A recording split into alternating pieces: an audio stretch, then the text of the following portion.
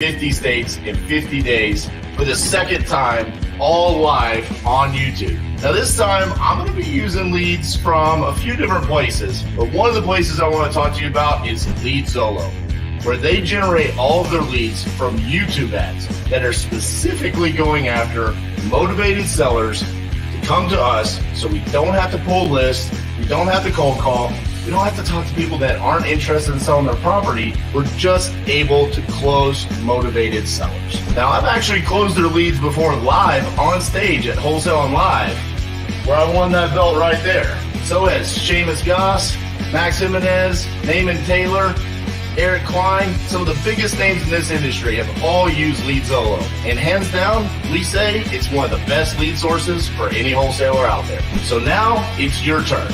The LeadZolo guys have reached out to me and said, hey, we want to give your audience a chance to try out a lead on us. For a limited time only, you can go to leadzolo.com/titanium and you could get 10 leads for only $1,000. Usually their leads cost about $300 a lead. So this is a hell of a deal that they're giving to anyone that comes out and watches the 50 deals in 50 states in 50 days challenge. If you want to check out the quality of these leads, come watch me close them live Monday through Thursday, 10 a.m. to 6 p.m. Central, where I'm closing LeadZolo leads all day, every day.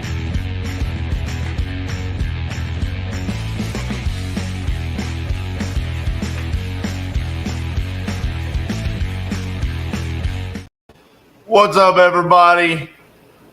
Welcome to day 30 of the 50 deals in 50 states, 50 days. I can't believe we're already in the 30s. That is insane. We're like almost done. I mean, are we?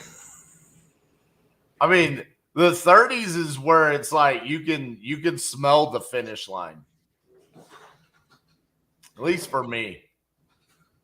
The 40s is the finish line. I mean, when you're in the 40s, it's like you can actually count down the days. It's like, no, I just got like 8 more days, you know? You know, you can count the days from 30 too. I can count to 20. Well, that's enough of Cassie today. Good morning, everyone. Yeah, That's enough of Cassie. Like, at least I finally got to pick on you. Like, you always pick on me. Man, I'll tell you what, I am struggling with my lighting today. It is rough. Like, it is cloudy and overcast. I look like a Maine lobster over here. You definitely look like you're sitting in a dungeon, and I'm gonna have to do something about it. Not gonna lie.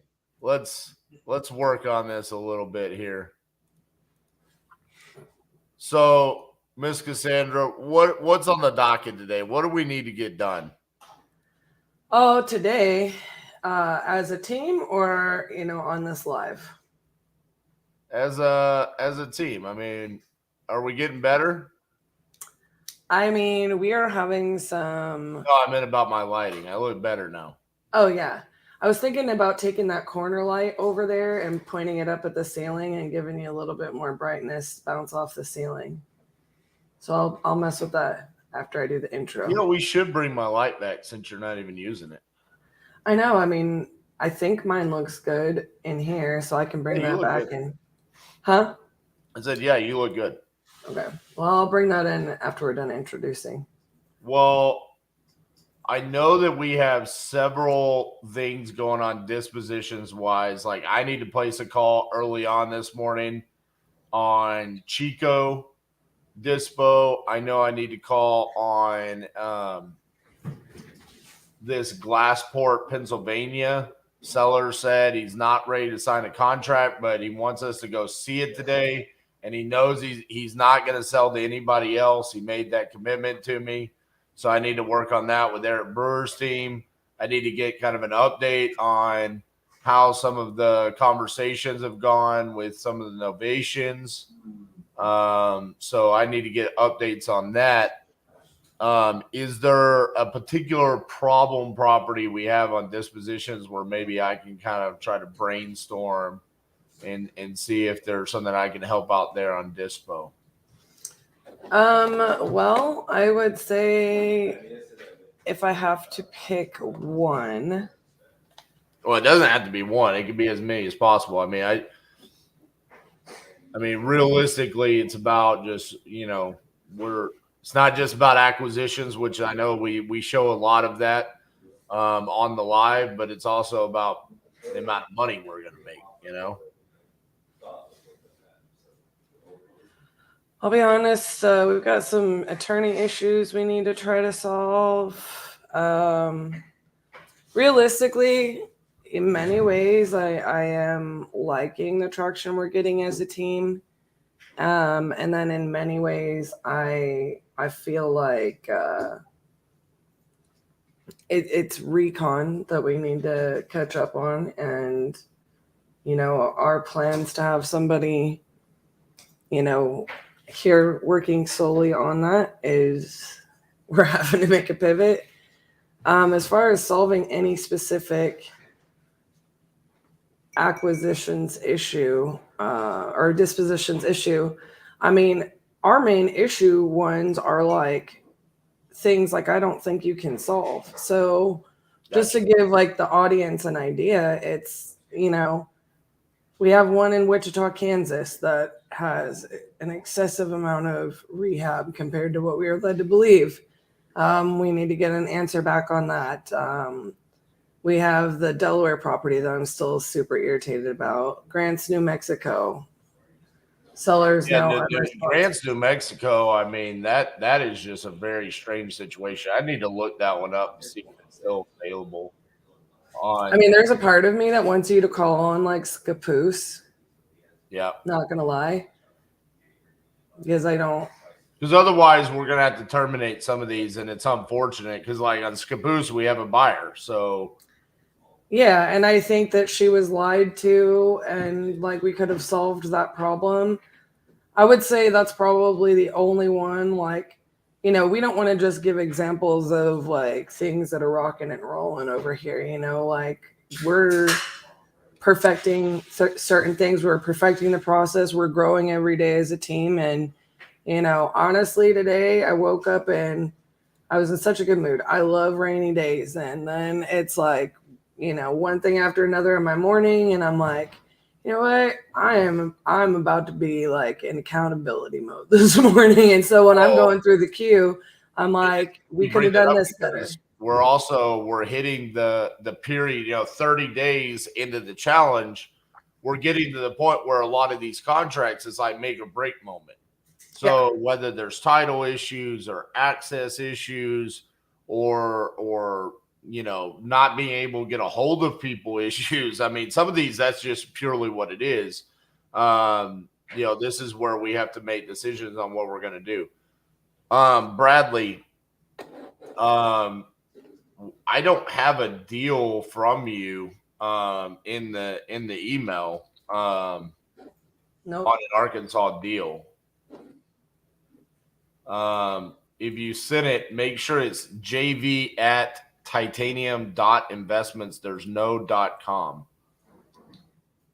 I'm assuming that's the reason why we didn't hear, or you didn't hear back from us. I don't see anything.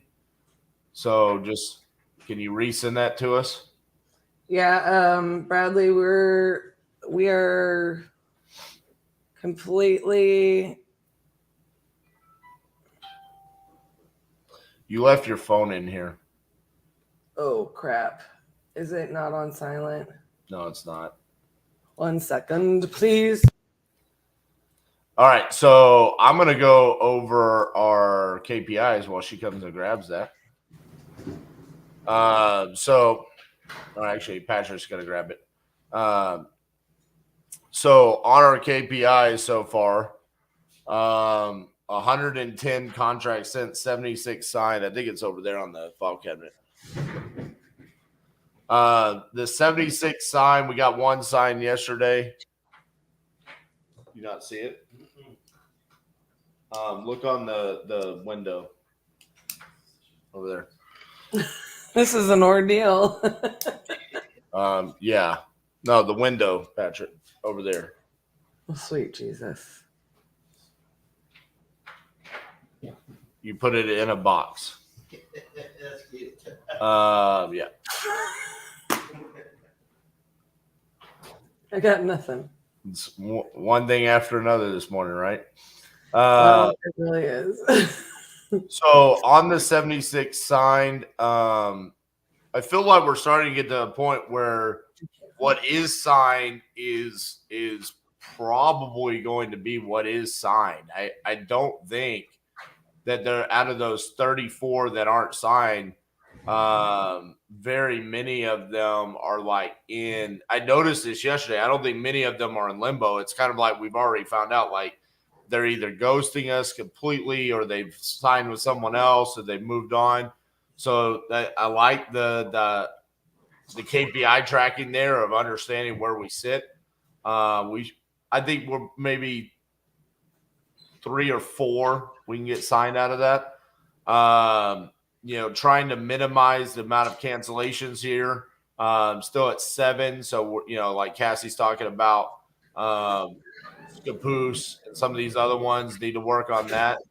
And then 40 in dispositions. That's why I was asking, like, hey, on dispo, is there something that I can help out with, kind of slow the process down a little bit here? Because, we were chilling in the third, like 30 there for a couple of weeks. And then we had a rush of signed contracts that got us up into the 40s now. So, and we're at 29 sold. Dollar amount's good, 415,000, but I don't want to miss out on the opportunity with those 40. No, I completely agree. I would say like certain ones, like I'll reach out to Bob on Pennsylvania. I think getting Gadsden over, like make that your dispo one, so we don't lose the opportunity and not become a canceled contract. Those would be the ones I'd have you focus on today, just because I think we're about to see an outflux or influx or whatever you want to call it. Like we're going to see that number drop. We don't want to keep it cyclical. I'm comfortable in this number. I mean, there were years that we, had easily this was our normal numbers for quite some time. You know what I mean? Yeah. So I mean, right now, if you're looking at it, what does that put us at? 62 properties under contract right now. Yeah. That is where we were prior to November of 2022. This is the norm where we want to be. The one thing I don't want to end up happening there is inflating the dispo number to 60 without inflating the sold number to a lot higher of a number. Like there needs to be a balance there. And I just want to make sure we're maintaining that. So that's kind of one of my focuses moving forward. And I know that there's quite a few properties that we've talked about that were right on the verge of being able to sell. Yesterday's deal in Michigan being sold within a half hour was great.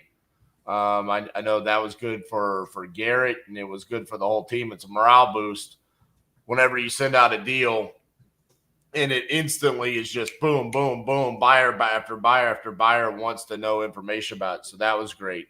Another thing to look at here is how many states we have. I haven't counted this in a minute. So we got what? 3, 6, 8, 10, 12, 14, 16, 17, 18, 20, 22, 24, 26, 20, 29. 29 states through 29 days. How fitting. How absolutely fitting. So looking at that, Alaska, I don't have anything there. I sent a contract in Alaska, but he said no, he's not going to sell. I have multiple deals working in California. Nothing in Colorado, nothing in Connecticut, nothing in DC. Hawaii, no. Idaho, no. Indiana, we do have a contract out in Indiana. We do have a potential that we could pick up in Maine. Mass, nothing. Minnesota, nothing. Nevada, and we have a lead. New Hampshire, we have something we can pick up. New Jersey, we have a contract out. North Dakota, no, nothing. Rhode Island, nothing. South Dakota, nothing. Utah, contract sent out. Vermont, not really.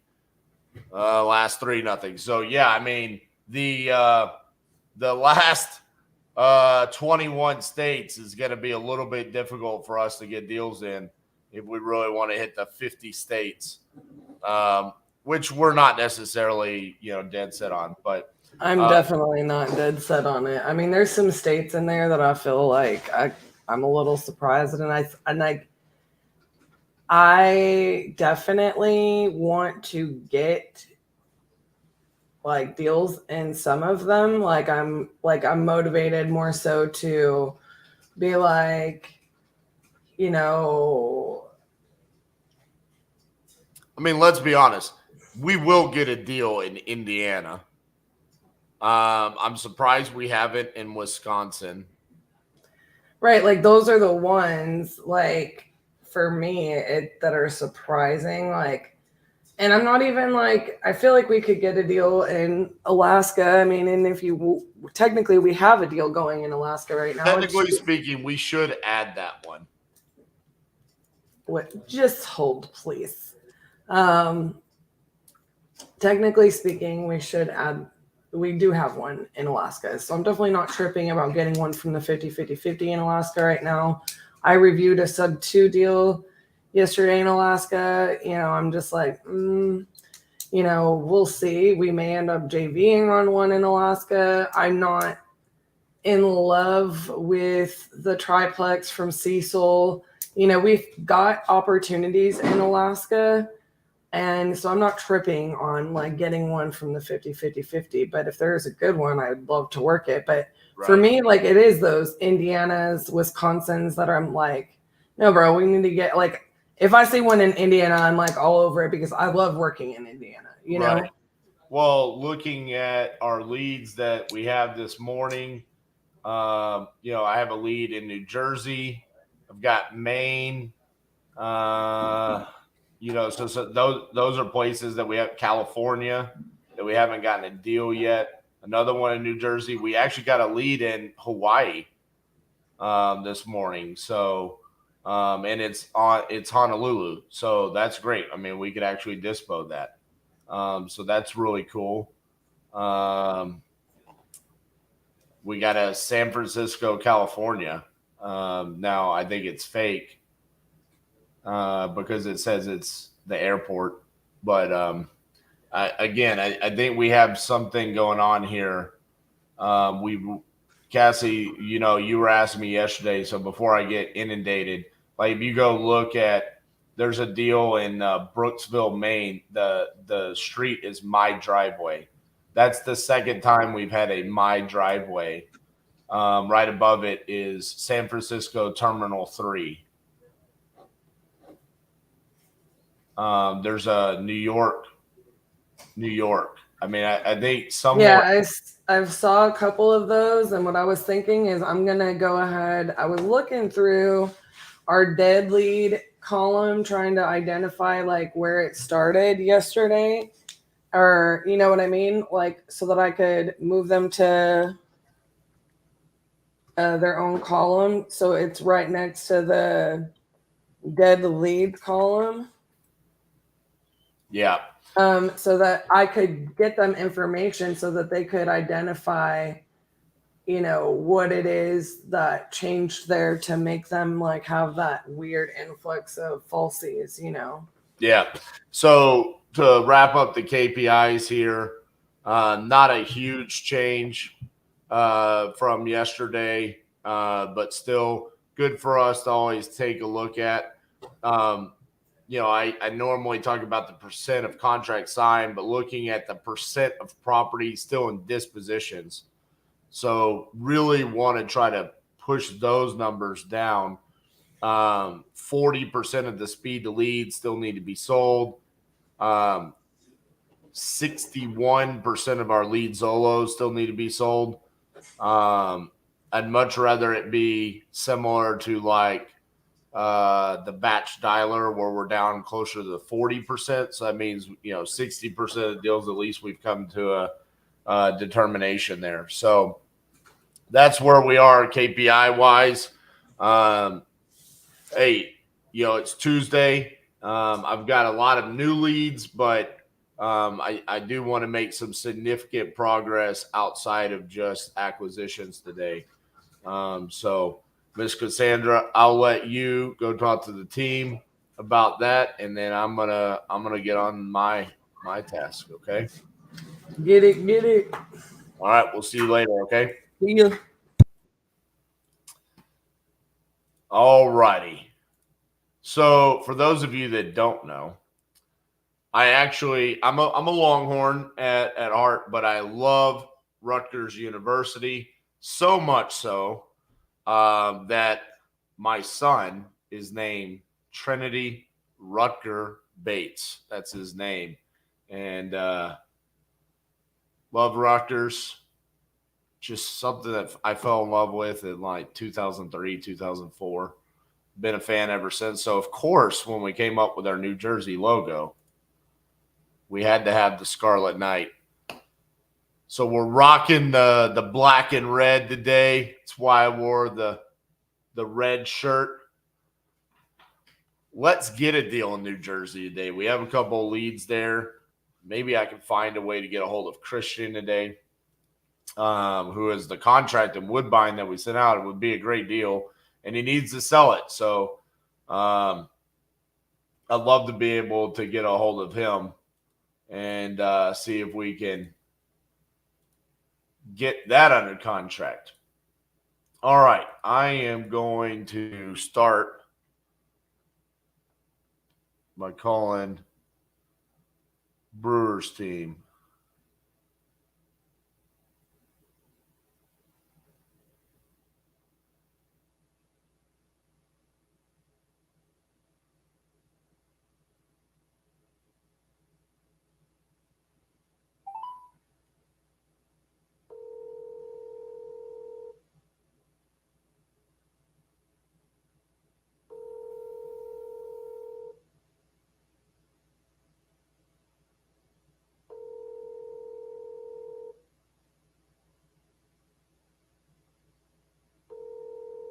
Your call has been forwarded to an automatic voice message system. 7. Man.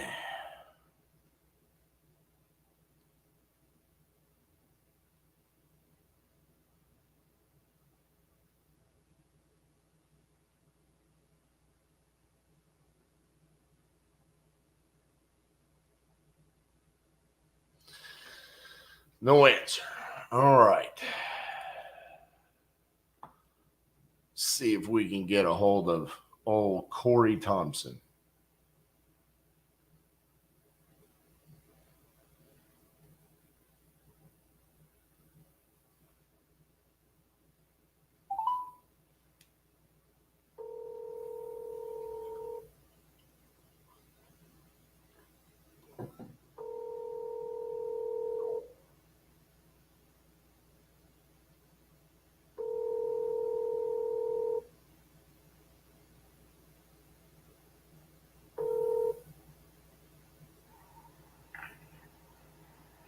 Yo, you know what to do.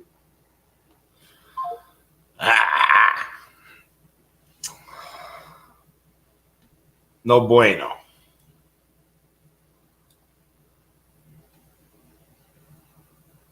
There he is. What's up, dude? I didn't make it there this weekend. I had some baby mama drama. Nice. The drive up, but we're up here in Argyle today. Braxton might be able to break off and go look at it. Or Spoonie. Or you could just buy it sight unseen. Nah, I can't do that. Braxton pointed out all the cracks in the pictures I didn't look at. I don't know if you know this or not, but this is Texas.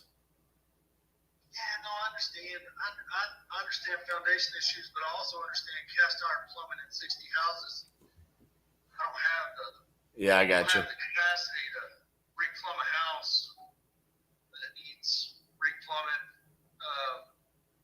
I mean, it just ain't in my backyard. It ain't where my guy can do it. Right. I got you. So you're just worried about if it has foundation problems, right? If it has foundation problems that would lead to plumbing problems. Right. Foundations don't really bother me. Plumbing in foundations bother me. I just did this in fucking San Antonio. That's how I know. And the house in San Antonio was built fucked up. Do you want me to send somebody out there to check the foundation? Yeah, you can. Do you know Foundation issue, no plumbing problems. there is foundation problems though? Yeah, but it's not a major. How many piers? I don't know. We don't know. I don't Who told us that it has foundation problems? Josh. Josh? Okay, I mean, he hasn't checked. It's just kind of evident with that crack. I got you. You know. So Like when I looked at the pictures, I thought it was pier B. Which, if it's pier B and it's got foundation issues, it's whatever. Who cares? They're like anybody that can glue PVC can crawl underneath there and fix all that. see, I thought it looked like it was slab. What made you think it was pier and beam? Well, just the year built of the house, and you know how it's a little bit higher up off the ground. But I didn't look at it that much. I looked at the pictures. I didn't look at the outside. I didn't dive that deep into it. Right. I looked at it on Investor Lift a couple of days before me and you talked. I got you. I looked at it and I thought it was slab. Looking at the pictures. Yes. And I think you're probably right. Right. But I was just going off of inside pics and, you know, based on the year built. If I send a foundation company out there to look at it and you end up buying it, would you hire them if their price was reasonable? Yes. Okay. Because I just don't want to waste somebody's time. I'll just tell them up front, like, hey, you know, we just need a bid. But if it's somebody, I'm thinking I've probably got like 2 or 3 different people I can call and just send out there. I just don't know if they're willing to go to Chico. You know what I'm saying? Yeah. What else you got coming up? You got to have something better than Chico that you ain't put on the internet yet. I got the Abernathy. You didn't like that one. I don't know why. I don't like Abernathy, Texas. Have you been to Abernathy? No, I don't think I've ever been to I Abernathy. passed on a duplex at $15,000 in Abernathy. That's how little I like that town. That says a lot because you normally like shithole towns. I normally love shithole towns, but I did not like that one. So that we bought a fourplex at Post, which is, anyways, we got a fourplex at Post. We got shit all out there, but I just don't like Abernathy. I'm getting a deal in Orange, Texas. You like Orange? I love Orange. I got 3 units down there right now. I'm getting that one. It's a little 900 square foot single family house. Okay. ARV's probably like 115 and needs, you know, dad died, you know, lived in it for 30, 40 years. So cosmetic, everything. Probably sell that one for like 50. Is it livable right now? Probably. Yeah. He lived there until he died. Well, Yes, yeah. it's livable. Yes, it's just outdated. Okay. Well, I just need a print ready ish. Right. I don't think it would take much to get to that. Okay. Yeah, send me that. What else you got? Anywhere else? Got anything else? You only Texas, right? Yes. I think. Shit. How many damn deals do we have in Texas? We have 12. CC me in a text or email, however you want to send, I'll send it. If we could send them the links. We got rid of Chandler, Texas, because it was a fucking shit show. What? Did you get it sold or no? No, bro. It was missing exterior walls. Yeah, but if I put a mobile home there, I'll haul that motherfucker off and drop Oh, no. The price point was not. The seller was a contractor. The price point was not conducive to that. I can promise you. We got Edinburgh, Texas. Do you like that? Been a while since I've been down there, but I mean, if it's a price low, It's pretty low. I can send you that one. We have a buyer. Edinburgh, I can send you. Orange. So Edinburgh, orange. What else?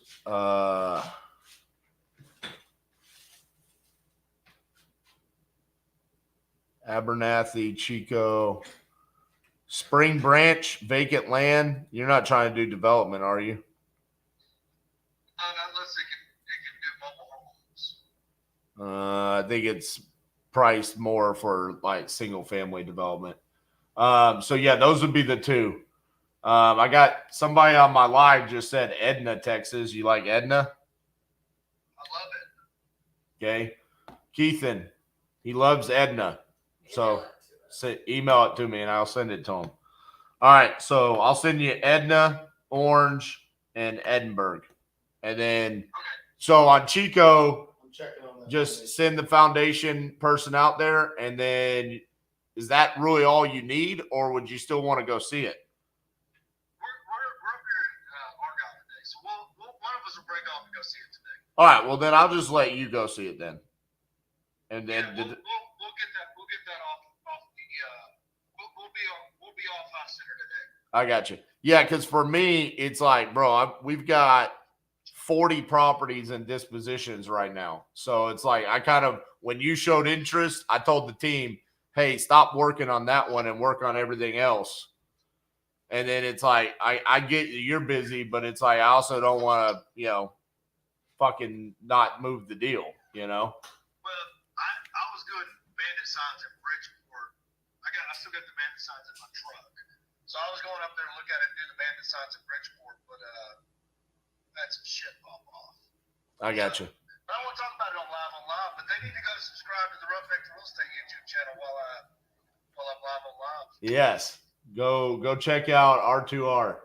So, all right, bud. Well, yeah, just let me know. And like I said, I'll make sure that what email do you want me to send them to? The Dead 8 email? Yes, that's fine. All right. We'll send them over there. All right, bye.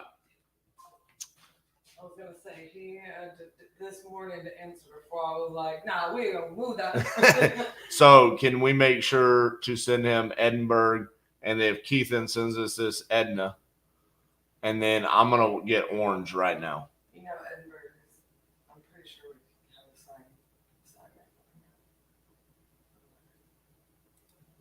it. Well, it's fine. But yeah, you need to send me his email. It's in hello sign for Chico. Gotcha. We sent him an assignment. 10-4.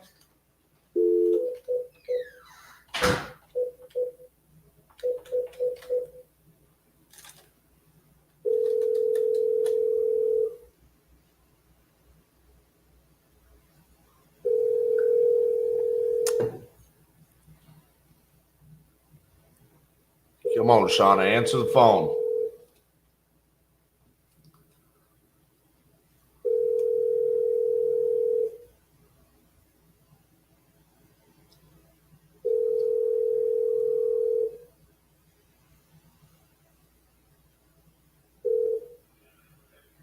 Sorry, I missed your call. Please leave a detailed message, and I'll return your call at my earliest convenience. Thank you.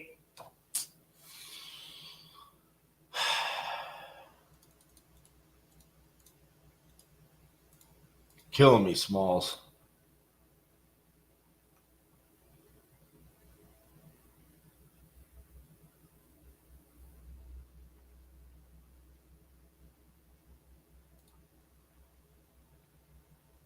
There we go. Hello. Hey, RJ. What's up, dude? How you doing? Just trying to buy the world. Are you live right now? Yeah, Are you? I'm always live. This camera follows me around wherever I go. I talked to Eric about this deal last week before Pardon the Disruption. It is 12 units in Glassport. Yeah, he was telling me about that. That's is that out in Western PA, right? Yeah, it's right by Pittsburgh. Yeah, he was telling me about that one. So the seller currently has a listing agreement with a broker that expires this week. And so he's like, I can't sign your contract until that listing agreement expires. And he's like, it's going to expire this week. He's like, I'm not going to accept anything from this guy. So he's like, just let that play itself out, and then I'll sign the contract with you. But he's like, there's going to be people out at the property tomorrow, and he wanted to know if we could go ahead and go out and kind of walk it, lay eyes on it, make sure we're good to move forward. So I asked Eric who to talk to, and he said you. So I didn't know if you were just strictly my Novation guy or if you're my guy for everything. So well, I mean, I work for Eric, so whatever he says is what I'm gonna be doing. Right. So I just asked, I said, who do I need to talk to about Glassport? And he said Garrison. So do you have boots on the, he said y'all have boots on the ground in Glassport. So is it possible to call them and see if they're available tomorrow to go see that? Yes, I mean, I'm gonna give it a shot. Now, the one thing I'm gonna tell you right now that I'm gonna run into now, like I said, I work for Eric, so whatever he says trumps anything. But the one thing I can say is that we have a few guys on vacation this week, so we're booked up. Right. So I'm gonna find a certain guy to get out there, and if because I'm not an on the road guy, I gotta man the phones like you all day. Right. If I can't find one, it might just have to be me. But that's just up front. That's gonna be something I'm gonna have to do before anything is figure out who it will be. So, gotcha. I mean, I don't know if you're familiar who he was talking about, but he made it seem like there's a specific person that you guys use for that in that location in Glassport. So I don't know if you want to like hit him up and ask him like who he was thinking about, but it's probably Brandon is who he's talking about. But yes, I need to figure out exactly who it is because, like I said, the person might just be on vacation. Right. So I have to figure out who it will be. But I can get that. I mean, that's all something I'll figure out for sure. Gotcha. So yeah, I just sent you the address on it. Did he give you the details of that deal? A little bit. He gave me a few bit of details. I don't know what numbers he's thinking or anything like that. Okay, so I will tell you. Let me give you some numbers real quick so you can kind of make notes of this. Let's start from the top with an address. It's in I texted it to you because I have no idea how to say the street name. Okay. Montalia. Yeah. All right.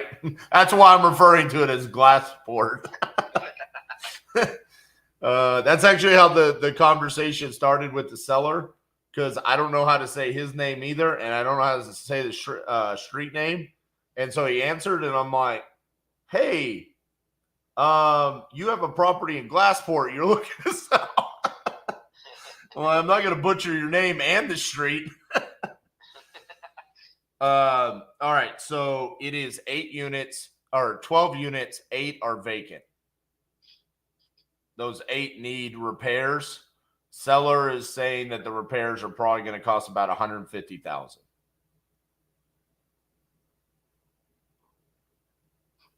Eric's mindset on it was we probably will just rehab them one at a time when we want to, but it's not necessary for it to be purchased because 3 units are occupied, and we're getting $650, $750, and $1,000. 3 occupied. 650, 750, and 1,000. And then a 4th is being rented, and there's a potential tenant in place to pay $700. So the seller's kind of in limbo because he doesn't necessarily want to rent it, and then the new buyer not be happy with who the tenant is or the rent rate or anything like that. So that's why he hasn't like signed a lease yet. Okay. We're looking at, depending upon, I don't want to say a price yet until I have a signed contract, but it's going to be somewhere in the range of like 175, 180, somewhere in that range. 175K? Yeah. Oh my gosh. All right, let's go. Yeah, I mean, this is a freaking smoking deal. Yeah. Like, but that's what I'm saying. Like, I got to get it under contract with the guy, and it's kind of a tricky situation because I was talking to him yesterday. I'm like, dude, just sign the agreement. And he's like, I can't. I got a broker, and I'm like, oh man, I hate stuff in limbo, especially when the cash flow is this good, Yeah. So now our strategy is to get in there sometime this week. Do we have a certain? I guess that's my part, Clement, to figure out a certain date. Yeah. So he sent me. Let me send this to you. I guess he felt like this is what we needed.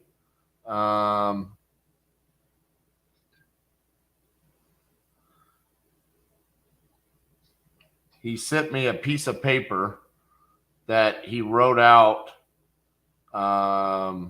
giving us permission, or giving Titanium Investments permission to enter the property whenever we want.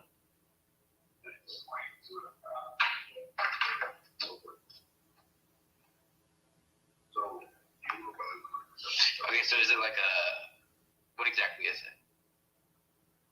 Hold on. Where is it? There it is. I have no idea. I didn't ask for this. And who do we give it to, like when we get there? I guess the tenants. So give the permission slip, I guess. That's literally what it is. A permission Right. slip. To the tenants.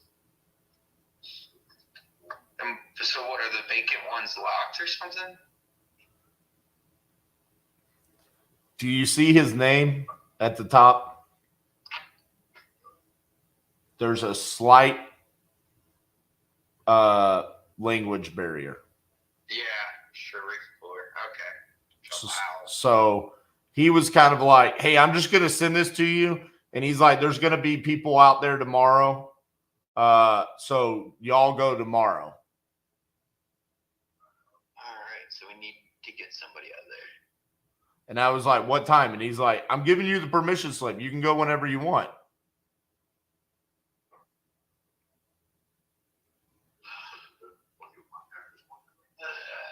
All right, so we could go whenever. Sorry about that. Yeah, so that's that deal. So I guess if you get somebody out there, just let me know and I can give them a call and say, hey, this is what time we're going to be there. All right, and that's everything on that deal? Yeah, I mean, that's pretty much the update. I mean, it's freaking smoking cash flow. He's going to sign the contract as soon as that expires, and we have permission to go do whatever we want, apparently. So then, outside of that, on my end, that deal in Virginia, I got a call on Monday I called him yesterday, we went over the agreement. We have another call on Monday to do all the paperwork that we needed to be done. The other two, I don't know if you had one and anything to do with this one in Worthington, West Virginia. I have it today. Worthington, West Virginia is not me. Okay. Oh, yeah, that was from our TV. How did we get that? Okay. And then I guess there was two before that didn't answer. The one, was it Andrew Lopez or something? So what I've got is so you're talking about Petersburg, Virginia, right? Yeah, I talked to him. So you talked to him. What about the one in Colorado? Yeah, that's the guy that hasn't answered me yet. So if you want to see if Yep. you could call him and get a time again. I don't know if they're doing that or not. That would be great. I mean, I'm still going to try my best too. Yeah, I mean, that one he had said, call me at this time, so he probably just ghosted. Right. What about Burnell in Stroudsburg? So, do you know the name of that lady? Burnell. It's a man. Oh, sorry. Burnell, last name? Ming? Ming. Harnum? Yep. Yeah. All right, let me pull that up. That one we were going out there Friday.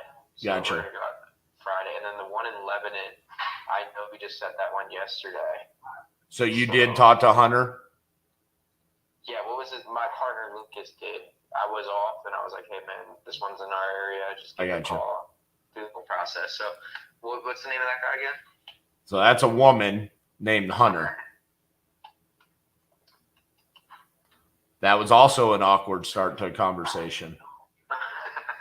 So I was like, "What's your name?" I didn't want to call you Hunter because, you know, and she goes, "Yeah, that's my name." And I'm like, "Fuck me. Jesus." That's hilarious. Leo and Archibald still hasn't hit y'all back. Oh man, Leo. That's the hardcore New Yorker. Yeah, no, we haven't heard anything from him yet. I don't think I worked that one. I think that was the one from our guy before. I think Eric was working that one. And no, then Adam was. I gotcha. And then what about the one that y'all went to on Monday or yesterday in Maryland, Potomac? The one we went to yesterday in Maryland. Stella? Yeah, Stella. That one I heard, I got a little insight on it in our morning meeting today. That one wasn't really that good. I mean, it was tough, I heard from our they just asked him 1.2 million, and I think it was like 1.8 actually, and then she's just in a tough spot. So that one's kind of a tough spot for our partner Adam to get that. That's weird because yeah, I thought she wanted less than that. She has 1.2 million on the mortgage and is 2 to 3 months behind on payments. Her payments are roughly $9,000 a month. She is also getting sued by 3 different landlords and owes roughly $500,000 to them. She was hoping to get enough to pay off the mortgage and also her other landlords. She is wanting retail number. We don't have anything here. She already also has a realtor, so that one was pretty tough for us to get out there. Okay, well, yeah, the 500,000 is not anything that she ever mentioned. Yeah, I mean. Right. She literally told me she wanted 1.2 million, and I was looking at comps where it's like just on Privy in a half mile, it's 1.8, 2.5, 1.5, 1.8. So that's where I was like, okay, 1.2 we can do. Right. Yeah. Well, that sucks. Yeah, it stinks, but it is what it is. You know what I mean? Yeah. I'm trying not to like waste y'all's time on stuff like that, but you know, it happens. Okay, so Colorado, I need to get a hold of. Yep. Leo, I need to get a hold of. Well, Leo, we're still working. I mean, I could get a hold of this one and just see how it went. He was thinking about listing at the realtor, but doesn't like that if he found a buyer in the meantime that he would owe commission. I gave him a cash number that wouldn't work for him. He said he wouldn't take less than 270, which is the novation. He seemed like that might be an option, but then he said he needed to speak with his wife. We sent him the packet, and we'll touch base. So I'll call my partner Adam, because this is before I was helping him. Right. And I'll see where we're at with this. Before you call that one. Okay, cool. So I guess I'll start with the one in Glassport and see who I could get out there. If not, it might have to be me, and then I'll call Adam and let you know about that one.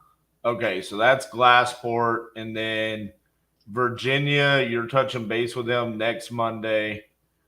Yeah, and that's solely, and this is just to let you know, he asked me to call him Thursday, but I'll be in Myrtle Beach. I mean, I still was down to call him, but he was like, nah, I don't want to waste, like, I don't want to I got you. Your vacation. Yeah, so we're hopping on together Monday to go through. He just wants to hear what Open Door has to say, honestly. But I mean, I feel like we're way deeper into rapport than Open Door could ever be. So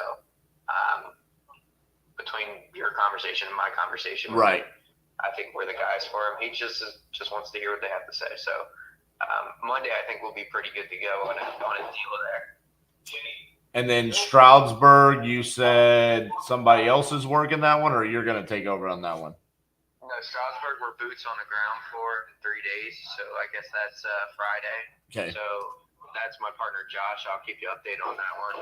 You know, if we have phone calls and you ask me about it, I can just pull it up in our system. I got you. And then Lebanon, what day is that? Lucas, when you set that Lebanon appointment for me? Yeah, Hunter the girl. That one is set for the 15th, so Thursday. Gotcha. That one's right down our alley. So, like on that one right there, when you go walking on Thursday, is it to close the deal, or is it like to just get like an initial consultation on what a novation is? No, our initial consultation on what a novation is us, like our conversations, like set up the on boots appointment. We're going to be taking a packet over there, and we're going to try to lock it up on Thursday. Gotcha. While we're sitting there.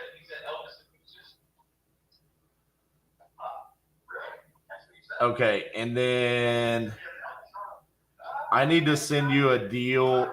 So it's Gadsden, Alabama. We're under contract to wholesale it, but I locked it up too high. But the house is in really good shape, so it's perfect for a novation. I think the seller might be open to it. And we have a realtor already that we've worked with for years out of Birmingham that could be our listing agent down there, which I know that's one of the hurdles that you were telling me, like, hey, we need to have a realtor, right? Yeah. So I just don't want to have to go through that whole I've got 40 properties to dispo right now. And so it's like, I don't want to have to take my team's attention away from it. So is that something that I can send over to you? You review the numbers and then say, yeah, let me talk to the seller and do all the paperwork, and then we can get it going. So you already have the paperwork done for it? All I have is a purchase and sell agreement. I don't have anything from a novation standpoint. Oh, signed though? It's signed? Yeah, it's a signed contract. Okay, so I would have to call them and get them, review the numbers. Well, I would review the numbers on our end, call them, and then get them back on a novation agreement.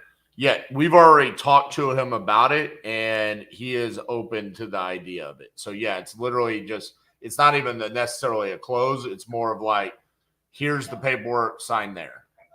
Okay, and that's only if we're willing to take it on at the dispo standpoint. Correct. Okay, what is the...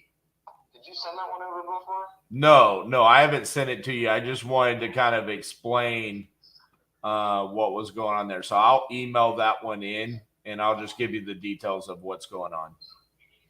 All right, on an email? Yeah, to the lead email.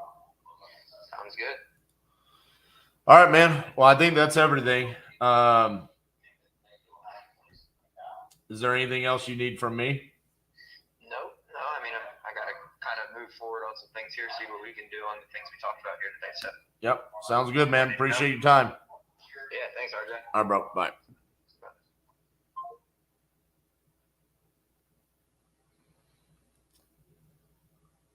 Yeah. Will I retire early? Dude, I'm in my 30s. Like, I am not thinking about retirement. I love what I do every single day. I don't think so. It's just not who I am. Like, there might be times where, I don't want to do the grind that I'm doing right now, but I'm fully immersed in enjoying what I do right now.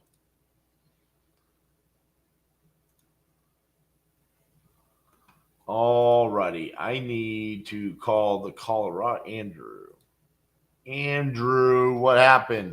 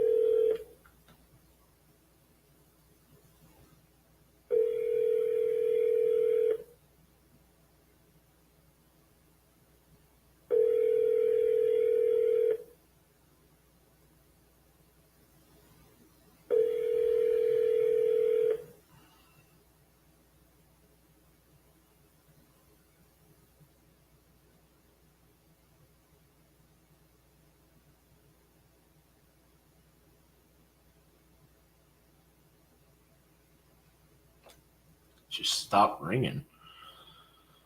I guess let me text him.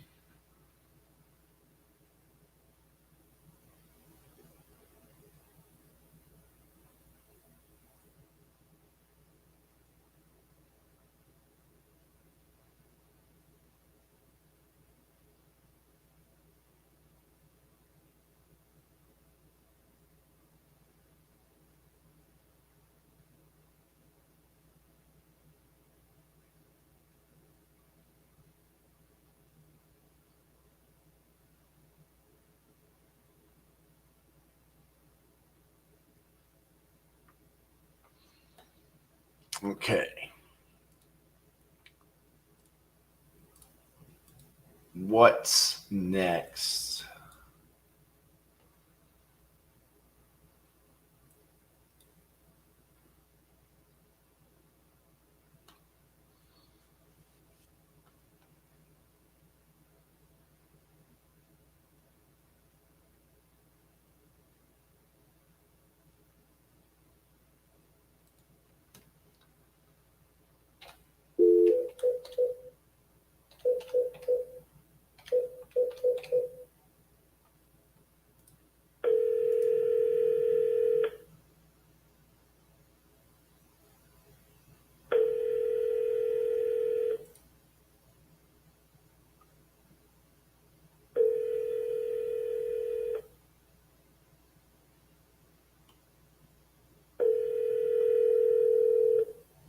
Your call has been forwarded to an automatic voice message system. 2488.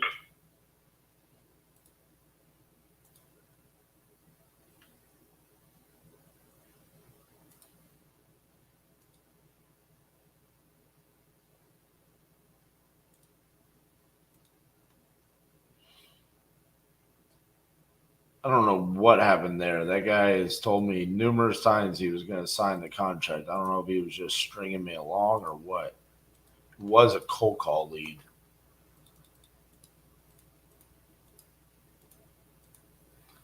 But he's just ghosting me now.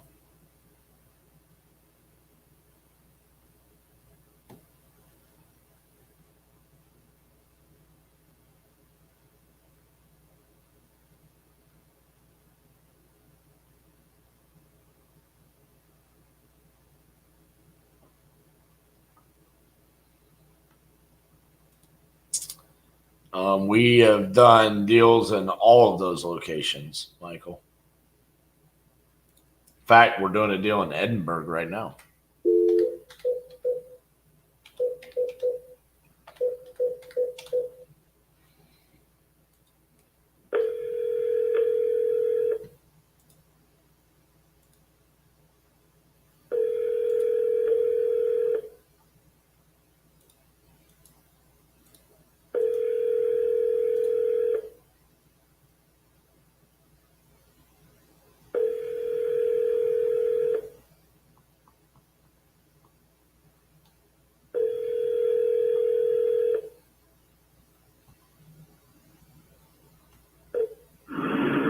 Hi, you've reached Chris Pittman.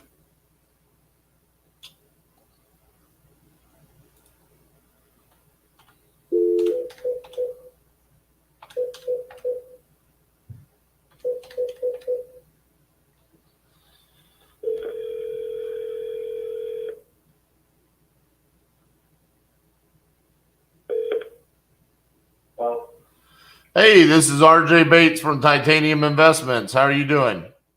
Hey, RJ. Just wanted to follow up with you and see where we were with the property there on Snelling Mill. I know you had asked for me to send over the agreement so you could take a look at it, and just wanted to see what we were thinking. Yeah, well, honestly, you know, without any, because you're putting $10 earnest money deposit, basically. I feel like it's just, you know, I mean, I'm not gonna take the, tie up the house for a month or two. You know, I figure, you know, I'll probably just go ahead and finish it up and probably put it on the market. I mean, it even in a standard contract, most people put down at least 1 to 3% earnest money, you know what I'm saying? So I just feel like it's not worth my time to have it tied up for that amount of time for, with really no skin in the game for you know what I'm saying? So. Yeah, I mean, I hear what you're saying, but I mean, even if that was the case, I mean, earnest money isn't necessarily skin in the game. I mean, if I I understand, yeah. If you don't, but it's just, like I said, that without something, it's basically a option contract for you know what I'm saying? And like I said, I'm tied up in a contract for a month or two, and if I decide to sell it or if I get somebody else that wants it or whatever, it's kind of locked out of it because, I do get calls. In fact, I just got one, yesterday from investors that, are hitting me up on it. So, well, I mean, all of that can be negotiated. I mean, that's not like a deal killer. You know what I'm saying? I mean, that's just the standard contract that we use. I mean, because I'm under contract right now on 62 properties, so if I was putting down 1% on all 62 of those properties, I mean, we're talking about I'd have half a $1,000,000 in earnest money, and the main reason why I don't do that is because I have three earnest money deposits that I am having to hire an attorney to get my money back because the seller could not perform because they could not give me clear title, but they will not sign a release of earnest money. And so the title company's perspective on that is well, we're an unbiased third party. So unless both parties agree to the release, we're not going to release it. sure. So, I mean, for me, it's just about, I mean, hey, if you feel like somebody else is a better fit for you, that's fine. I mean, I get it. This is a high price point in comparison to the majority of the properties that we do. So I get where you're coming from, but I mean, my skin in the game is my time. I mean, that's more valuable than, me putting earnest money down because I would never put my earnest money at risk. So if we have an inspection period and we're not going to be able to perform or we're not 100% positive, then that's where I would terminate, I mean, so to me, it's like we can talk about having a shorter inspection period and then putting a larger deposit down when the inspection period is over and make it hard at that point.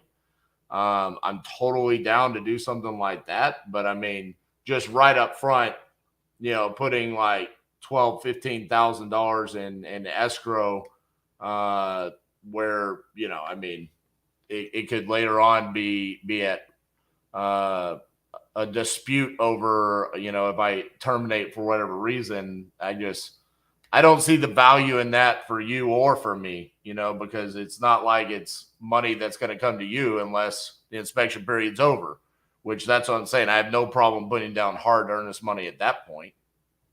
Right.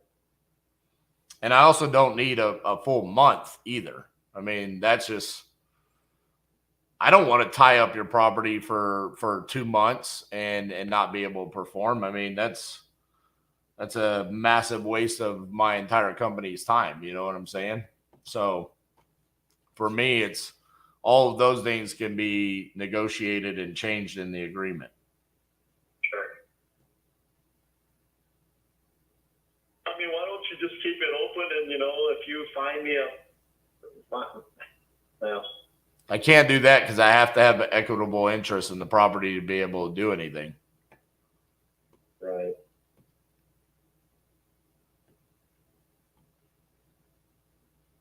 I mean, realistically, what are you concerned about? You're concerned about someone else coming along and giving you more money, or is it someone coming along and you're under contract with me and so you miss out on a buyer if I don't perform? Or, I mean, what are the concerns there? Sure. That is the concern, is that, if I do get a buyer that's ready to, jump on the, on the deal or the house, I'm, in a contract with you, of course, saying it, I have to either wait it out or until you decide you don't want it or whatever the case may be. So. I mean, that's not necessarily the case. I mean, you and I can have a gentleman's agreement about that as well. I mean, we have to tread carefully there because I can't act as a broker, but for example, say we sign a contract today and then tomorrow a guy calls you and he says, hey, I got a briefcase full of cash, or say it's a week from now. So my team has actually gone out and we've done work on it and we start trucking down the process and a guy shows up with a briefcase full of cash and you're like, hey, RJ, like, this is the guy right here. We could work something out where maybe I get compensated for my time, but still let him buy it. You know what I'm saying? Like, I don't think you necessarily need to turn people away from that.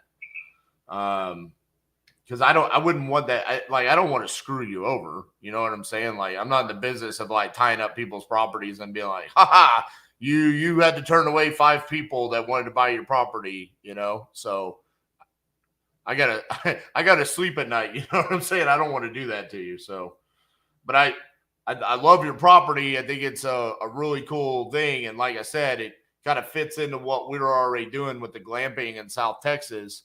And there's an opportunity for us to do the tiny homes there. So, I mean, I don't want to miss out over some small details over contracts or making you feel comfortable about the situation, Sure. I mean, you told me, what was the price? 1.2 million is what I sent you the contract for. That is correct. I mean, what would stop you moving forward from telling buyers that call you out of the blue, hey, the price is 1.25 million. It's an extra 50,000, right? Nothing. If that buyer comes along and says, okay, I'm ready to do this and I've got cash and I'm ready to move forward. And they're not like me where they're saying, hey, I need some time to do my due diligence and figure out the tiny home situation. They're just like, no, I want to live in this house and I'm ready to move forward. You make an extra $50,000 on it. For my time, you say, hey, RJ, here's 10. So you walk away with 40 extra K and I walk away with 10 from that. That could be a way where, hey, I'm not feeling like I'm wasting my time, where you could just go cut me out of it or sell it to somebody else and I could still unleash my team to go due diligence and you could potentially make a little bit more money on it. And it gives me my time to where I could see if this is a deal that I could take down myself.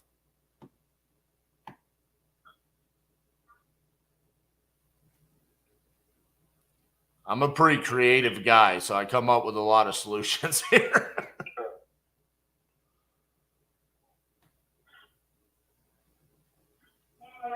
Yeah, and I'm still researching about all the tiny homes and such too. I mean,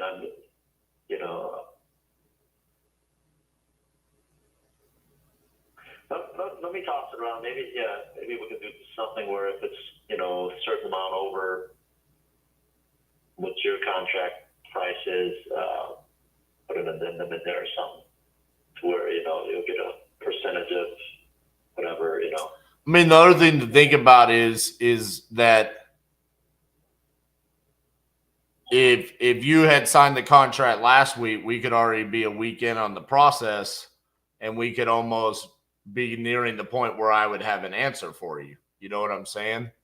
So there's also that thought where it's like, yeah, I get it. You had a call yesterday. You still could have fielded that call and had the same exact conversation you had with that potential buyer, and not much would have changed there. And so, I mean, that's kind of my mindset on it, is like, I get where you're coming from, but it's not going to change too much. Especially considering I'm not trying to, beat you up on price or anything like that. I mean, it's like, this is the number that you gave me, Well, I mean, yeah, of course, everything's up to renegotiation once you, actually, assess the property, come look at it, whatever I don't know if you're going to look at it or if you got some agent here locally that you work with or whoever, but, I mean, everything's obviously up to, negotiation, so. Yeah, I mean, I'll be honest with you. More often than not, I do my negotiations up front. I mean, yeah, every now and then do we have, like I said, 62 properties under contract right now. Out of those, probably 10 to 15 of those will be renegotiated, but the vast majority of them won't, because this is what I do. I mean, I'm able to sit here and look at the numbers and say, yeah, I can understand, especially considering the fact of what amount of work that you've been able to do to the property, and then also with the extra land and with the opportunity for the cash flow there. I don't foresee us like coming back and beating you up for, like a 50 grand price reduction. It's more about, hey, does this work? Does the exit strategy work? Yes. Okay, let's move forward. Or no, I don't think so. Or no, it's going to be too capital intensive for us to do it. And so it's, hey, this just isn't a good plan for us. That's what I foresee happening.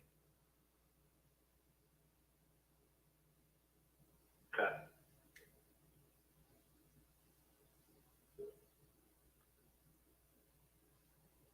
Yeah, let me toss her around with wife and see what she says. I think your contract date was today anyway, so. Oh, was it? I think it was the 13th, I think, something like that. There you go. I guess I saw into the future a little bit there. Yeah. All right, man. Well, yeah, talk to your wife. Let me know. You can shoot me a text or if you have any questions or if you want me to make any changes to the contract, okay? Okay. All right. All right, man. Thank you. Bye-bye. Yeah, bye.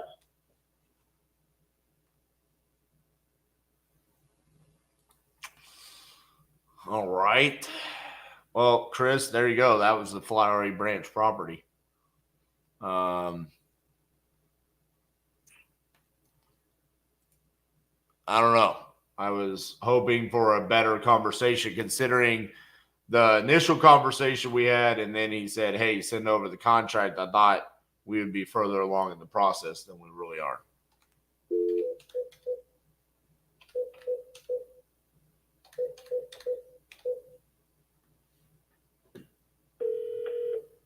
Your call has been forwarded to an automatic voice message.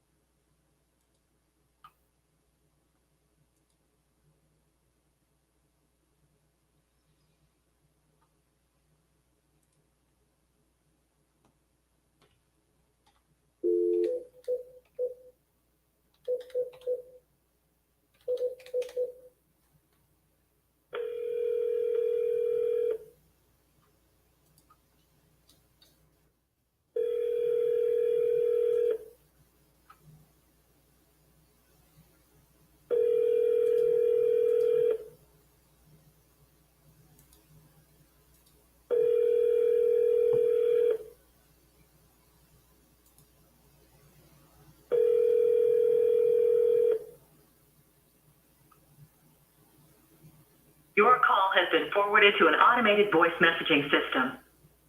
2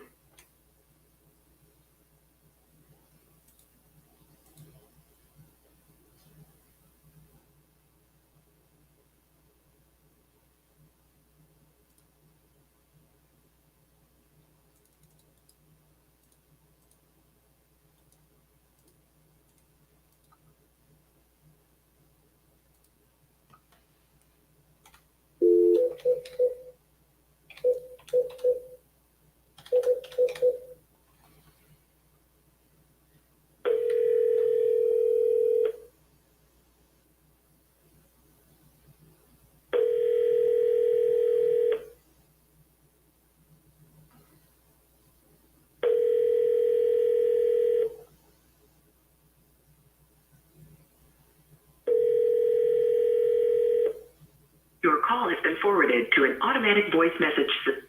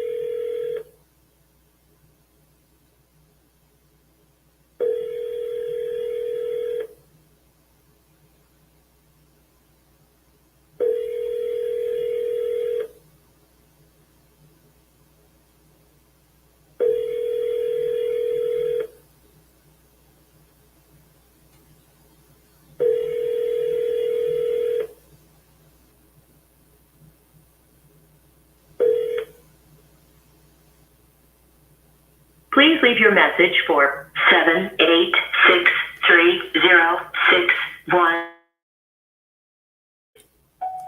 Hey, Kelly, this is RJ Bates calling about your property in Orange Park that you entered on my website saying that you're looking to sell.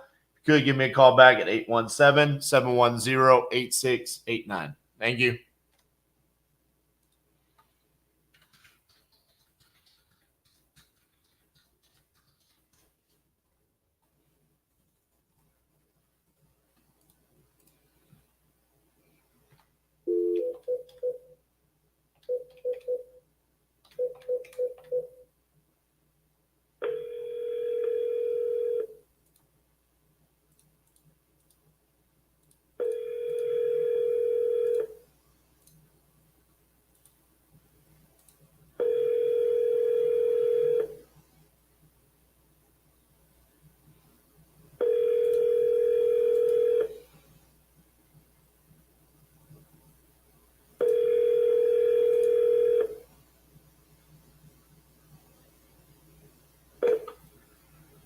Hello, this is Christina. Please leave me your voicemail and I will call you back as soon as I can.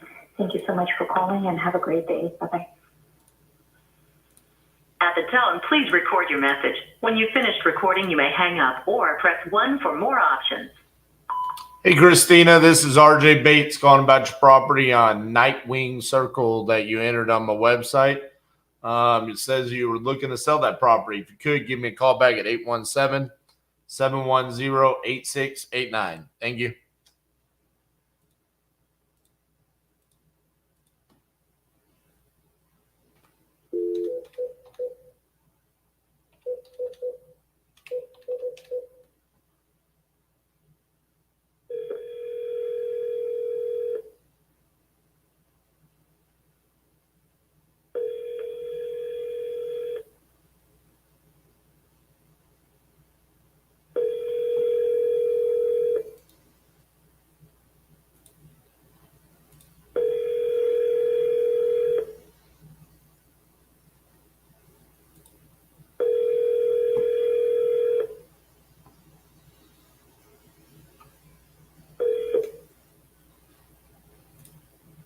Please leave your message for...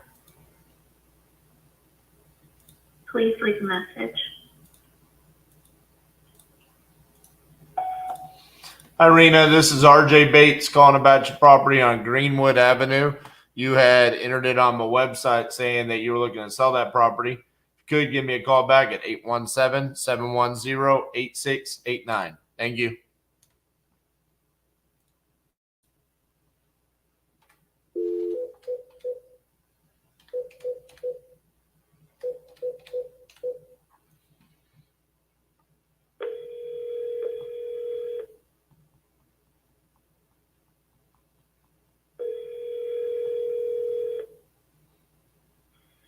Hello, Hi, is Roxanne there?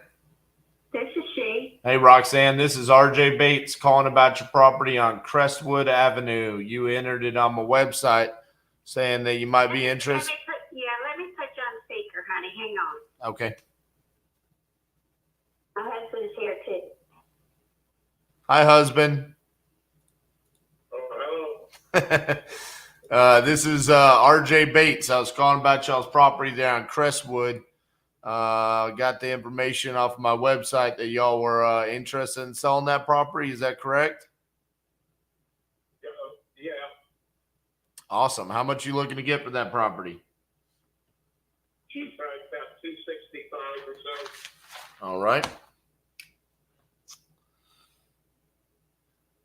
What's tell me a little bit about the property. What you got going on with it? It's a brand new build from 2022. 3-bedroom, 2-bath, 2-car garage, 0.31 acres. I think that's about it, right? Okay. Third of it. So y'all have owned it just a little bit over a year? Yeah. We just want a different location. I gotcha. So I'm assuming the property doesn't need any work, right? No, we got it. We put up a fence in the backyard and done some landscaping. We got a 10 by 20 porch, screened in porch, gutters. Gotcha. Give me just a few seconds here. I'm looking at the neighborhood. Now, what company are you with again? My company is Titanium Investments. Oh, Y'all saw my ad on YouTube. is that where I got it? I couldn't remember where I found you. Yeah. So it's kind of funny because your neighborhood is so brand new. You don't have a whole lot of houses that have resold yet, you know. There was one up the street that's the same layout as ours, sold for $270, I think. Yeah. Does yours have a pool? No, Okay. So yeah, I think there is that one that sold for $270. There was another one that a little bit bigger, sold for a little bit more, but so I'm an investor. So normally what I'm looking for is not a house built in 2022. Normally I want something that's old and it needs work or something like that. I mean, realistically, do you guys have a mortgage on this? no, we've got it paid off. Yeah, I mean, I don't really see much that I could do with this property, just to be honest with you, because it's so new, and you know, you guys deserve to get 260, 270 for it. So probably the best way to do that would be just to list it with a realtor on the MLS, because there's not much that I can do with the property right now. Oh, okay. All right. Sorry about that, guys. Are you with Open Door at all? No, ma'am. Oh, okay. All right. Thank you. All right, thank you. Bye-bye. Garrison, are you with Open Door? No, we're not. Yeah. No, we're not. All right. What you got, man? So I got to talking to my chief sales officer. His name's Joseph Bellini. I guess Eric was on it. Was pretty excited about this property at Glassport last week and went right to the chief sales officer. So he got some feedback last week, and he's right here. So we'd like to share it with you. Okay. What's going on, RJ? How are you, man? Pretty good. What's going on, man? Hey, I've heard of you, spoken of you, and have yet to, I think, directly connect. So it's good to meet you, man. Yeah, absolutely. I apologize. I just took it direct from Eric. He sent the address to me. I have a couple of agents in Pittsburgh that were able to connect right away and get me some feedback on the property, just for perspective. So they shared that this particular property sold for $72,000 last year, and that we're coming in at a pretty substantial difference in terms of pricing from what we're looking at with you. So I don't want to put a kink in the work or take away any enthusiasm, but even from an income approach to valuation, we're probably a pretty good bit off. So I just didn't know what kind of flexibility there'd be before we go to to getting boots on the ground, which I probably can do out in Pittsburgh. But before I get to that point, I just wanted to see kind of how far away we truly are. Yeah, so let me give you some background on that. And I apologize. I just kind of skimmed over that because I didn't think it was a valuable information. So the gentleman that's selling me the property is the one that sold the property for $72,000. He sold it seller finance to the guy that he just foreclosed on. The guy that foreclosed on came in and rehabbed 4 units, tenant occupied, and then ran out of money and then just walked away from the property. Got it. So that's why there's an increase in price. And, you know, because he sold it as a, you know, vacant 12 units for 72 grand. And the guy just literally just ran out of money and just kind of just said, hey, man, I'm out. So. Yeah. Okay. That's helpful. And do you have a rent roll on it? No, because the guy that is selling it to me foreclosed. And so he's like, I'm now trying to explain to the new owners that I'm the owner, or the tenants that I'm now the new owner. So like, I'm talking to him like this is all very fresh. Got it. So he's like, yeah, this is how much they're paying, but he's like, they haven't paid me this. He's like, I'm just now getting around to where they're now paying me. Okay. Do you have those rent amounts? And Yes. If they cross, I apologize. Just Yeah, so 3 are occupied. Okay. We're getting 3 of the 12 are occupied. 650, 750, and 1,000. okay. And then a 4th is ready to be rented, and they have a tenant prepared to rent it for 700. So yeah, that's the reason why Eric got excited, because of that. Got it. Because he's like, dude, I don't even need to rehab the 8 units. You know, I mean, it kind of works just as it sits. And, you know, later on down the road, we can rehab these one at a time, you know? Right. Okay, that's cool. That's super helpful. So the cash rate, that helps, because I was worried about there's been several multifamilies in that town that are selling for just like extremely cheap. There's a couple of pocket communities around Pittsburgh that like they just look great on paper, and then you got to be super careful that you don't end up. Yeah, I totally get it. And so does this guy. I mean, so this guy, he lives in Atlanta, Georgia. So that's his problem, is he's like, I sold this to be done with it because I'm now in Atlanta.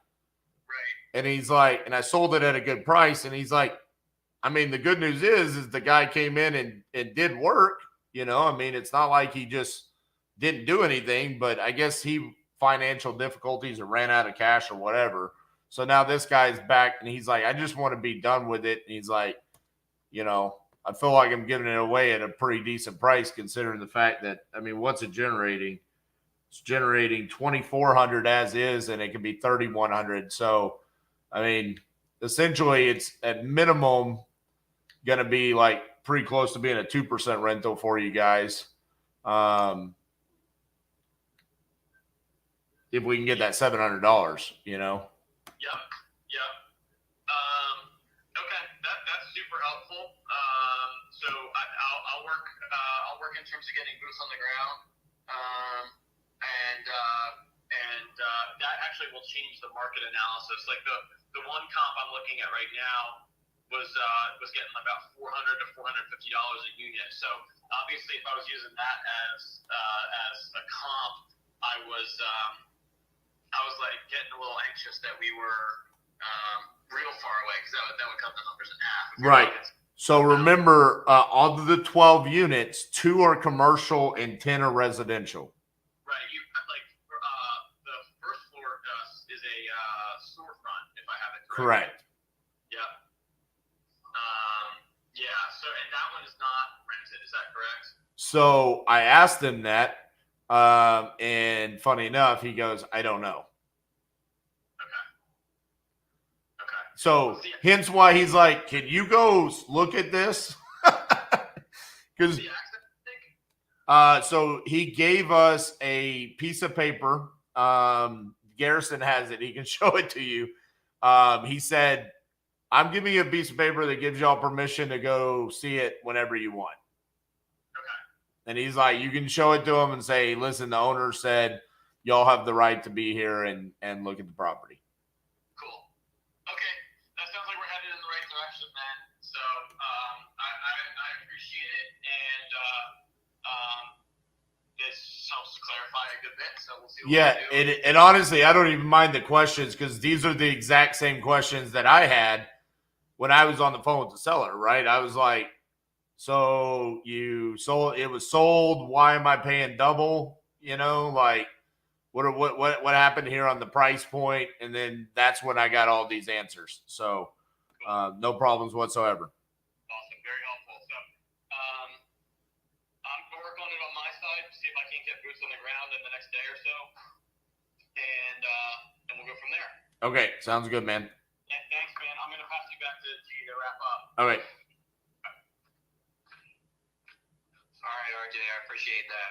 All right, bro. All right, have a good day. All right,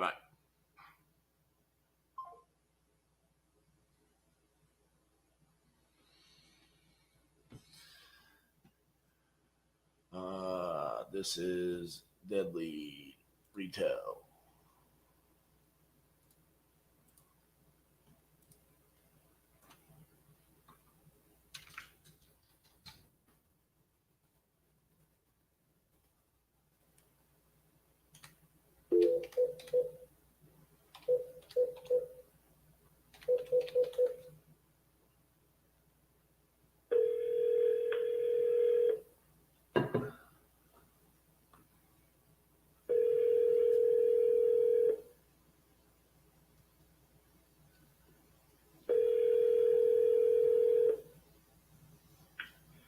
Hello. Hi, is Guillermo there? Yeah, speaking. Hi, Guillermo. This is RJ Bates calling about your property on Adams Street. How are you doing? All right, how about yourself? Pretty good.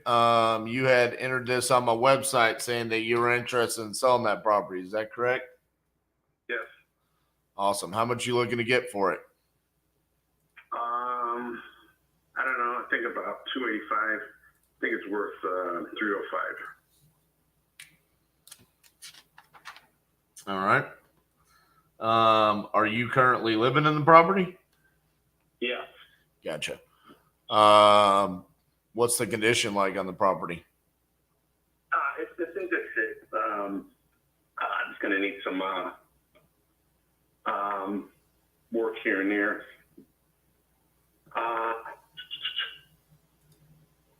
When we first moved in, there was,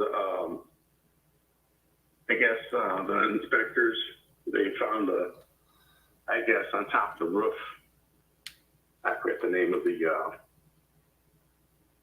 where the vent that circulates through the house. Yeah. I guess it wasn't patched correctly, so they had that. I guess they found the leak, and they had to whatever.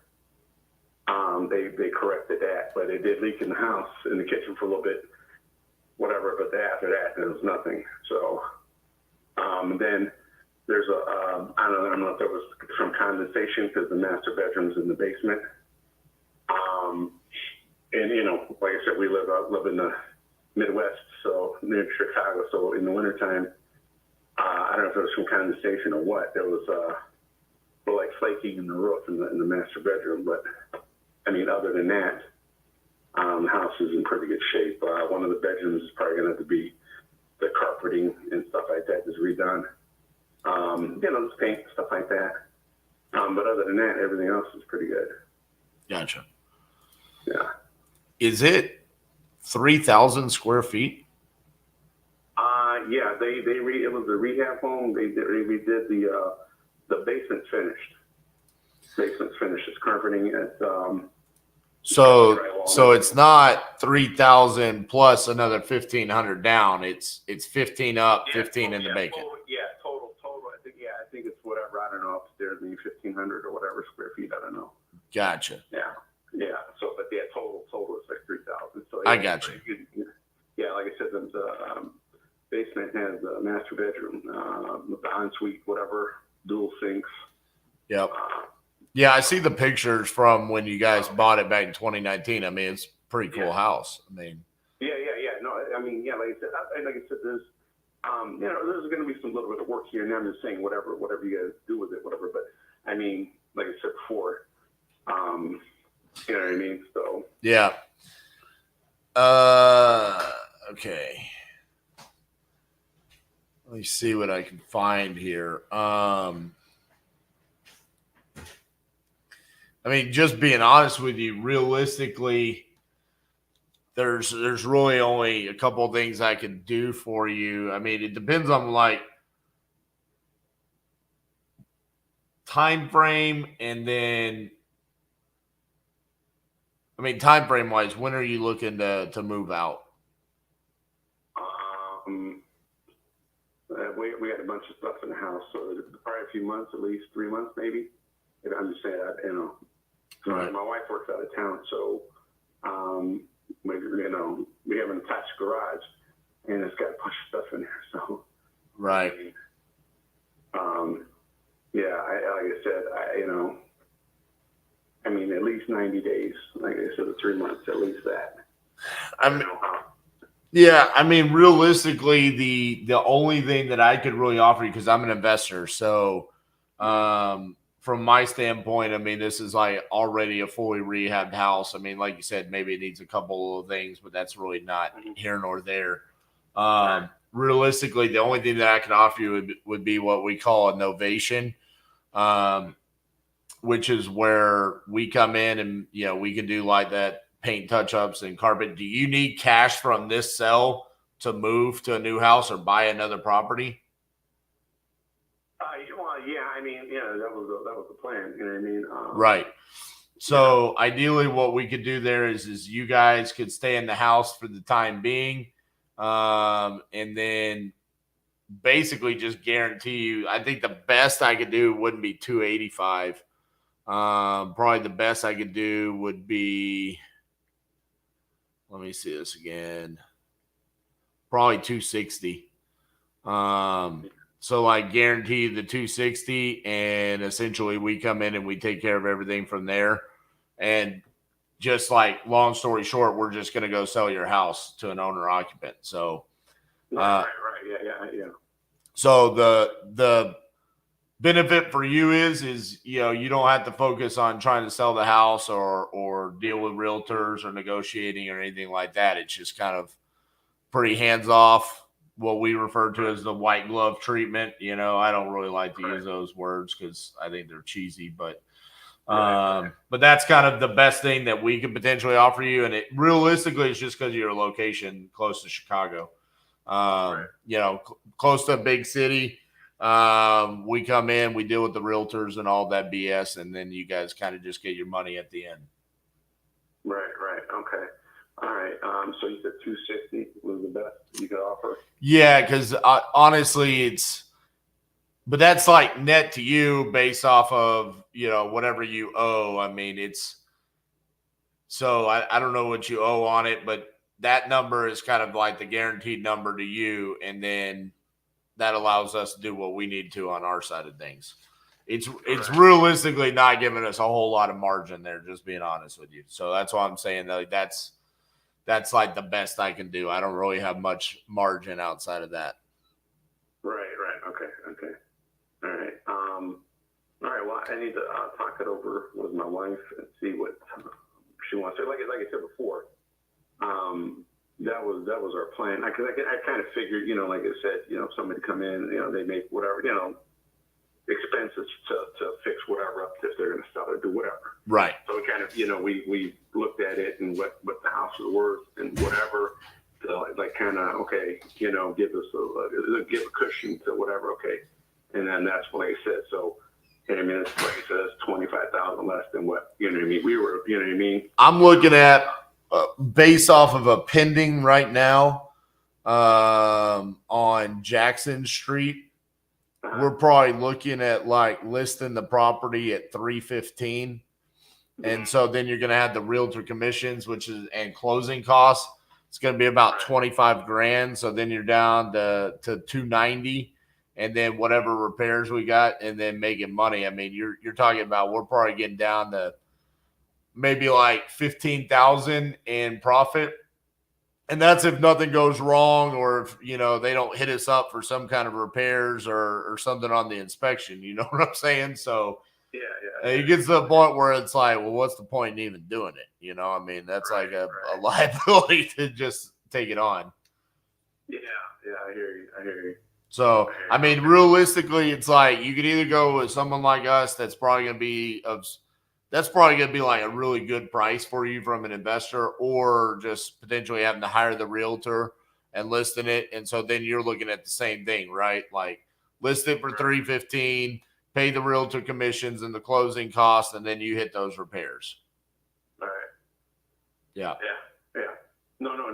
Like I said before, that was the thing. Yeah, I already know. Like I said, it's not. I've owned houses before, so like I said, I know how it works. Right. Like I said, I wanted to try to get the middleman out, and it's whatever. But okay. Well, like I said, let me talk to my wife and see what she thinks, and then we'll go from there. And I'm sorry, what was your name again? My name is RJ Bates. RJ Bates. Okay. All right. Let's see. Yeah, if you maybe probably I don't know. Tuesday, maybe give a couple days, and then whatever, maybe reach back out to me, and then I'll let you know. Like I said, she was out of town, so I have to give her a call, and then last time she's busy, so that way we can talk about it, and then whatever, we'll go from there. Okay, sounds good. We'll talk to you then. All right, thanks, Doctor. Bye-bye. Jared, yes, I did. So I got some fake leads yesterday. So what you need to do is report those to Lead Zolo, and then they'll replace them for you. I do think it's either one of two things. It's either someone watched my live video and figure out how to do it, or a competitor of Lead Zolo or someone that's trying to mess with Lead Zolo is doing it intentionally. So yeah, I even think I have some today as well. I just haven't gotten to them yet. So yeah, we're communicating with Lead Zolo about it, on how they can kind of fix that situation. But yeah, they're aware of it, and they'll get it handled for you.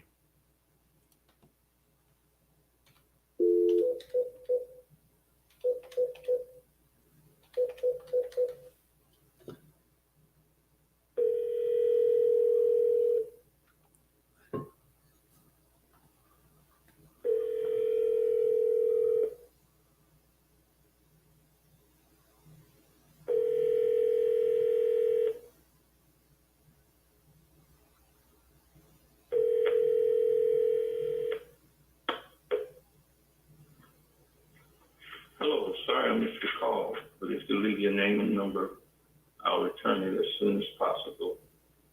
Great peace, perfect peace, and peace that passes understanding. I pray be yours. Have a blessed day. At the tone, please record your message. When you have finished recording, you may hang up or press 1 for more options. Hi, Willie. This is RJ Bates calling about your property on Emerald Avenue that you entered on my website, saying that you might be interested in selling. If you could, give me a call back at 817-710-8689. Thank you.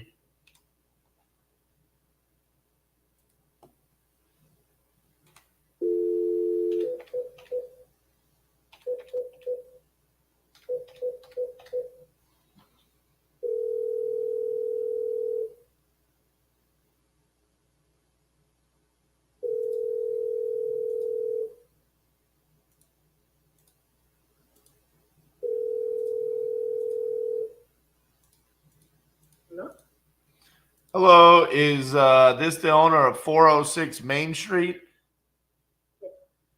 Hello, this is RJ Bates calling about that property. You had entered it on my website saying that you were interested in selling that property. Is that correct? Yes. Alrighty. If you don't mind me asking, what's your name? Nikki, N-I-K-E. Gotcha. Yeah, it popped up as Manifest Property, so I didn't know your name there. Yeah. All right, Mickey, what's how much are you looking to get for this property? 125, 125K. It was recently renovated. I have 2 tenants in 2 units, and there's 1 unit that used to be a post office space. That is also available for rent. How much are the tenants currently paying? One is paying 600, the other is 800, 1400. So 600 and 1400? No. 6 and 8, 1400. 6 and 8. Okay. The other space that's vacant was for 740, I believe 742. The post office with USPS was paying for that. It's like 740. Okay.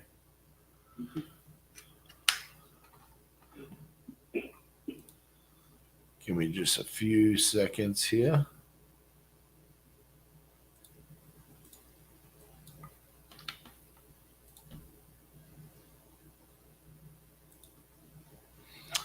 How long have you owned it? For about 7 years now. Gotcha. 6 years. This 2023 years, 6, 7 years. What's got you looking to sell? So the property is out of state, and I'm trying to consolidate all my investment in state because I have some changes in the family. I just had a baby, and my traveling has become very limited. So, Well, congratulations on the baby. thank you. Thank you. All right. Give me just a few minutes here to look this up. It's kind of a unique property because it's I mean, what is it zoned as? Is it mixed use? Or is it a duplex? It says duplex on one of these. It's non-residential, but it's non-residential, even though the post office had that space.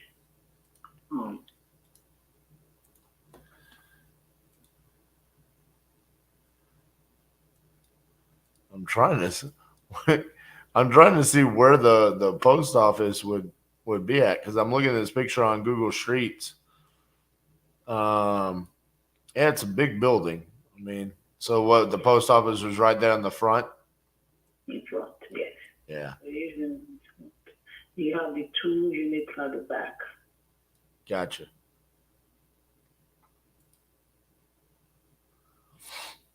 What state did you move to? Because I've got a ton of deals for sale. I might be able to show you some opportunities. Where are you looking to buy now?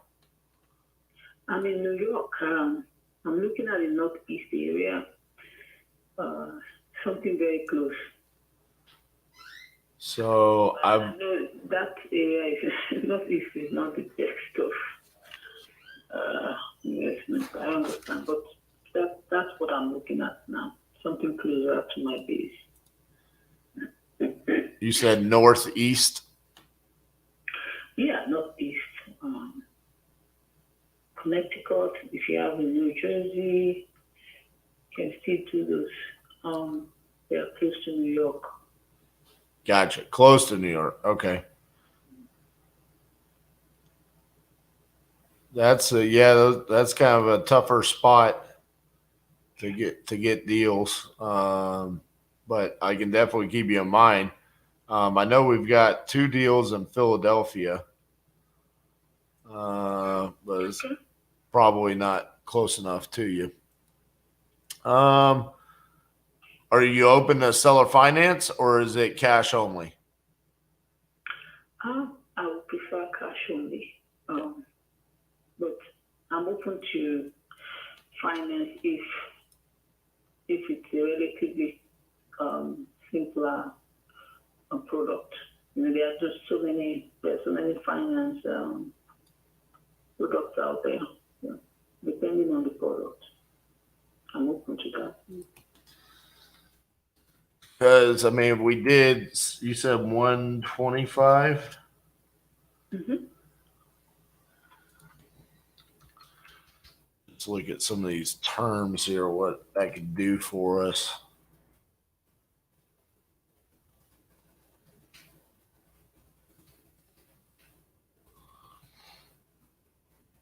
You're getting 1,400 right now with the potential to make it 21. Mm-hmm. Yeah. I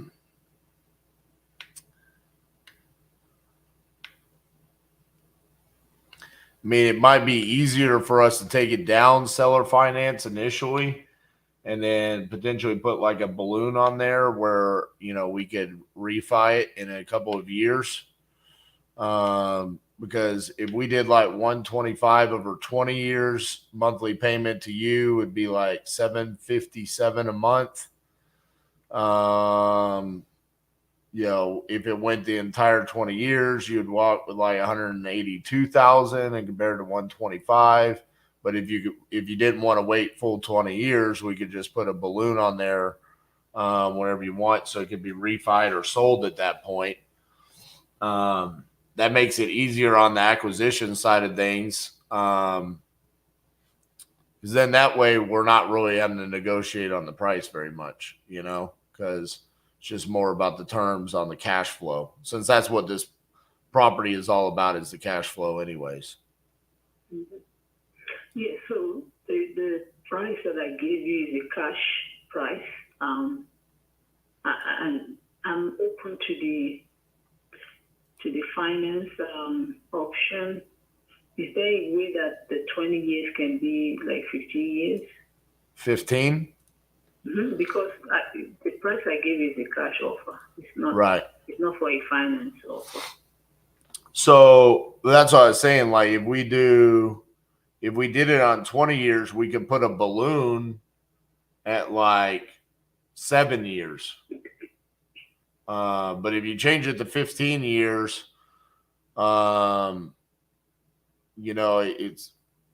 it raises the monthly payment to like $925.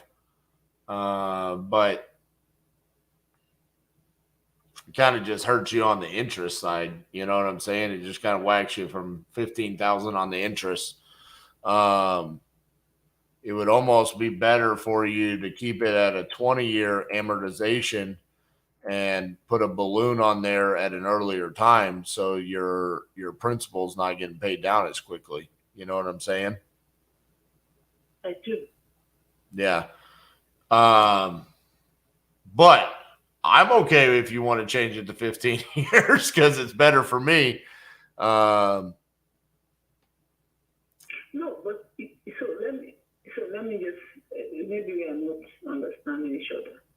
The house, the property does not have any outstanding loans. Right. So I'm just getting rid of it, getting my money and moving on. That's it. But I'm open also to finance option. Whoever wants to get it, they want to put it on finance, and I get the money in bits. I'm open up to that also.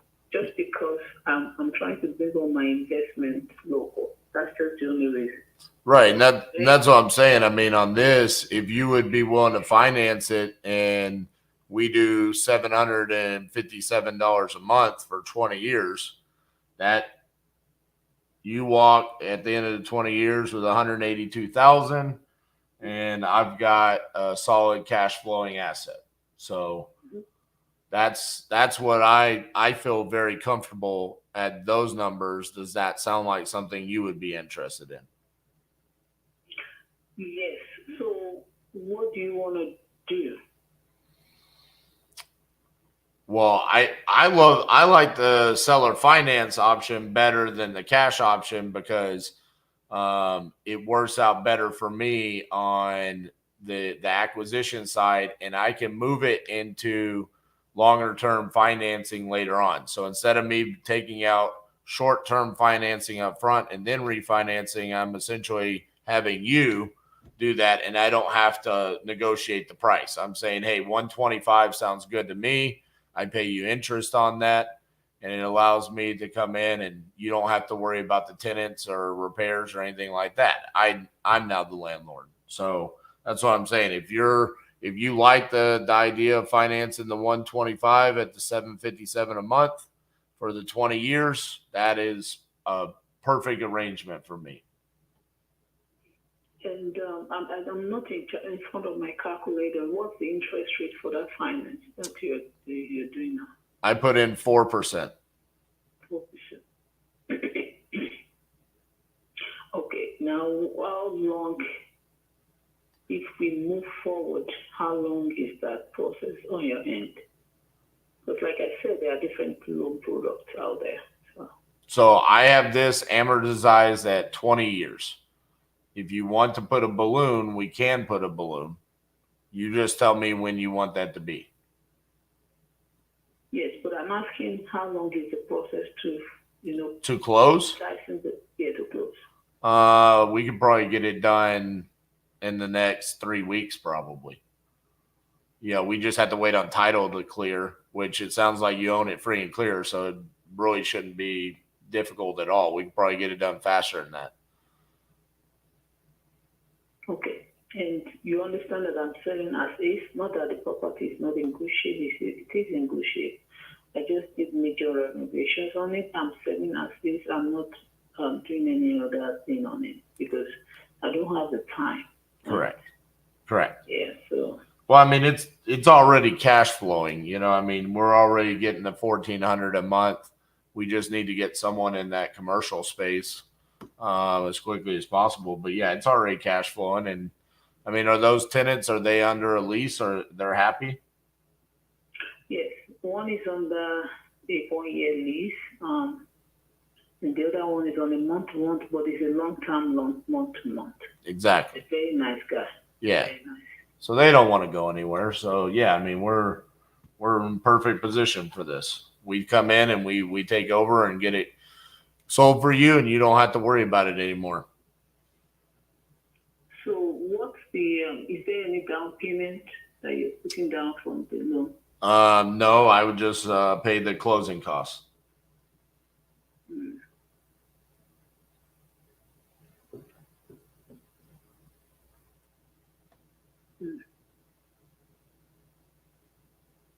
Okay. All right. Let me know, how do you want to proceed? Well, what I could do here is let me see what I got here. I've got your email as manifest. Mm-hmm.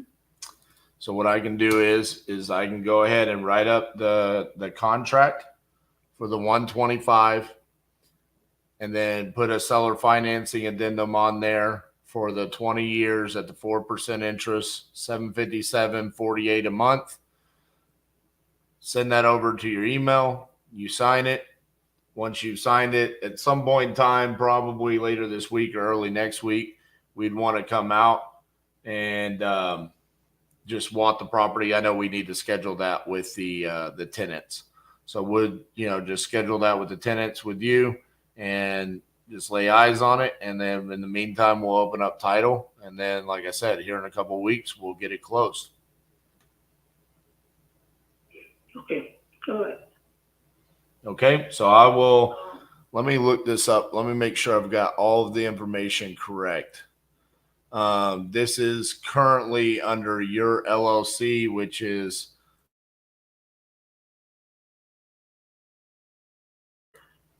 okay. So, and are you the sole signer of that LLC? Yes, with my husband. It's just the two of us. Okay, but you can sign for the LLC, correct? Yes. Oh yeah. Gotcha. Okay, so I will send that over to that email. It'll probably take me about I don't know, 45 minutes to write that up. And once you get it signed, we'll get the process started, okay? Okay. All right. All right. Thank you, Mickey. Yeah. Thank you for reaching out. Yeah. All right. Bye-bye. Yeah. Bro, that was a masterclass. Just saying. For all of you that just watched that, that is how you get a seller finance deal right there. No sales tactic BS. Just straight to the point. Straight up. We went through all the details right there. What's your interest rate? Are you giving me a down payment? And I say it all the time, dude. Awkward silence is not a bad thing. What is the down payment? There isn't one. I'm just paying the closing costs. And then sit there and let her think about it. This is the part where almost everybody at that point in time feels like they have to say something. You don't have to say anything. Let her think about what you just said. And I'll be honest with you, I think she respected the fact that I said, no, there is no down payment.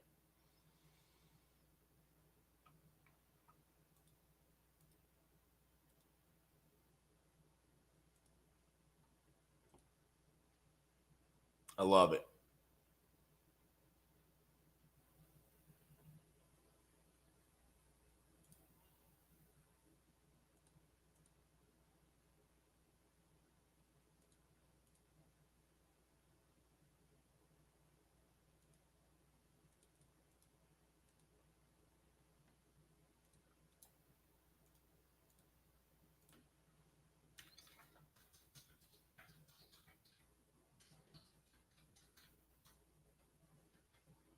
Justin.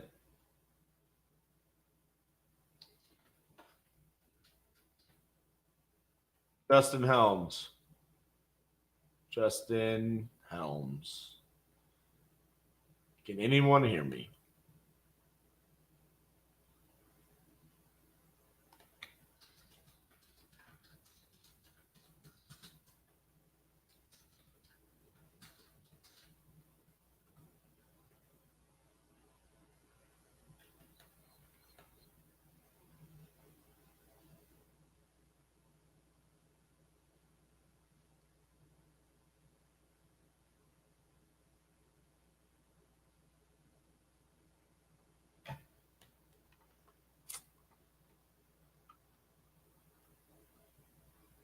And there's no balloon on that either.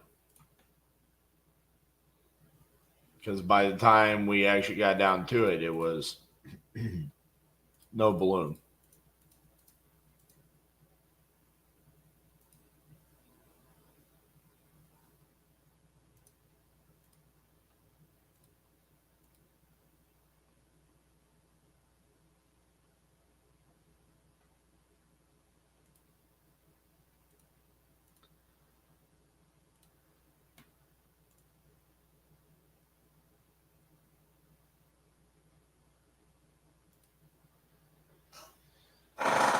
Oh, okay. Next. Jared, yeah, I've been calling Speed to Lead. I think we got 2 contracts from Speed to Lead. 2 or 3, no, maybe 3. Late last week.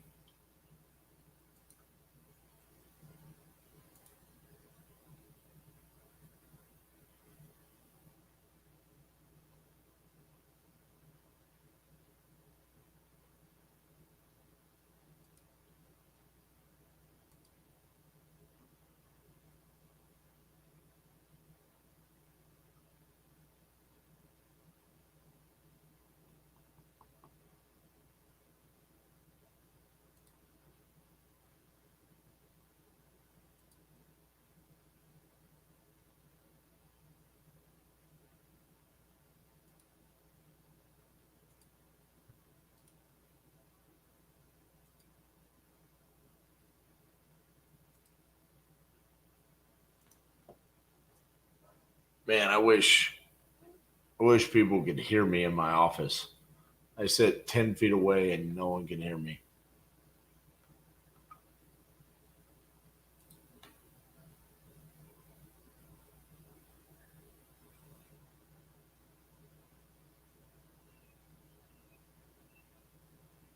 It's amazing. Now they hear me when I bitch enough. What's up? What's going on, man? Been sitting over for about 12 minutes waiting on you to come. I got the text 2 minutes ago, but no big deal. What we got? Oh, who's this? Shit. Hold on. Hello, this is RJ. Yeah, this is Shannon. I talked to somebody about a property that I'm wanting to sell. Alrighty. That sounds like something I could handle. What's what's the address? It's 11283 Oak Grove Road, Bristol, Virginia. This is Shannon. Yeah. Gotcha. So yeah, this was you wanted $85K, but you needed to finish transferring the deed in your name before you sold it? Yeah. Gotcha. Did you finish getting all that taken care of? Actually, no, we didn't. But Mama is on board, and we're good to go. I just had a lady come out, and she looked at the place, whatever. She's a real estate agent, didn't sign no papers or do nothing like that. But she's wanting to. She said I shouldn't have no problem getting 100 out of it. On the other hand, it would be a waiting game. We would have, it might take a month or so. And the whole family's decided to go ahead and, do the move. So the sooner the better. Okay. How many square feet is the mobile home again? Man, I think around 1,200. It's 16 wide by 70. Oh man, 72, I believe, or 76.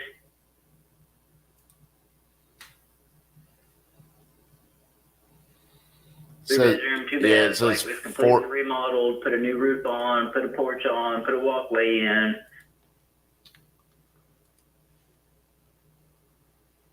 It's flat ground. There's a creek on the back. There's 1 acre.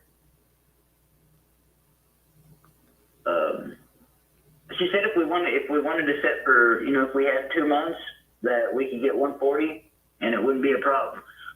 But time is our only problem. We're just, we don't want to wait. We've already looked at, places down at the beach, and the mother-in-law, father-in-law, they all but sold their place, and they're just waiting on us. Gotcha. So how much are you willing to sell it for to be done quickly? To be done quickly, if it's cash, no keys, no nothing, I would do the 85. I mean, that's not really giving me too much of a deal there, though. I mean, because if you list it with the realtor, I mean, you're probably going to be paying about $7 in fees and stuff. But I mean, I get where you're coming from. Let me do that. She said the way that they would do it was they would list it at a price, and whoever bought it would cover the cost with their loan. Yeah, but the place, so you can get 140 out of the place. That's not going to be a problem. So I mean, that leaves plenty of room for profit. Yeah, but when she's saying that, I mean, she's just saying that you're not like stroking a check for it. I mean, if they pay $100,000, the realtor commissions and closing costs is coming out of that $100,000. They're not giving you $100,000 and paying extra for the commissions and stuff. So, well, she was talking about listing, we told her I told her specifically that if we can't leave with 95, then I don't even want to proceed. Gotcha.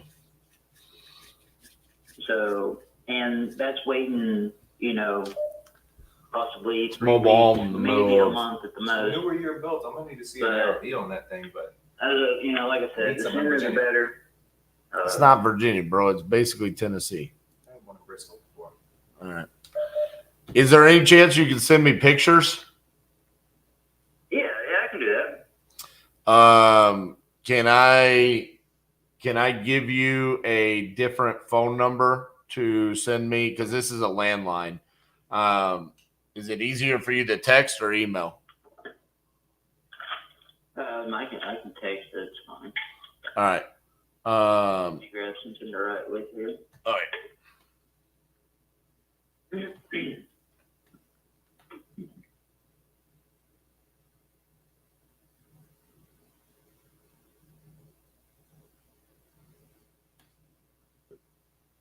I know trailers don't, you know, like the mobile home part doesn't exactly hold, you know, value as long as like a home would. Right.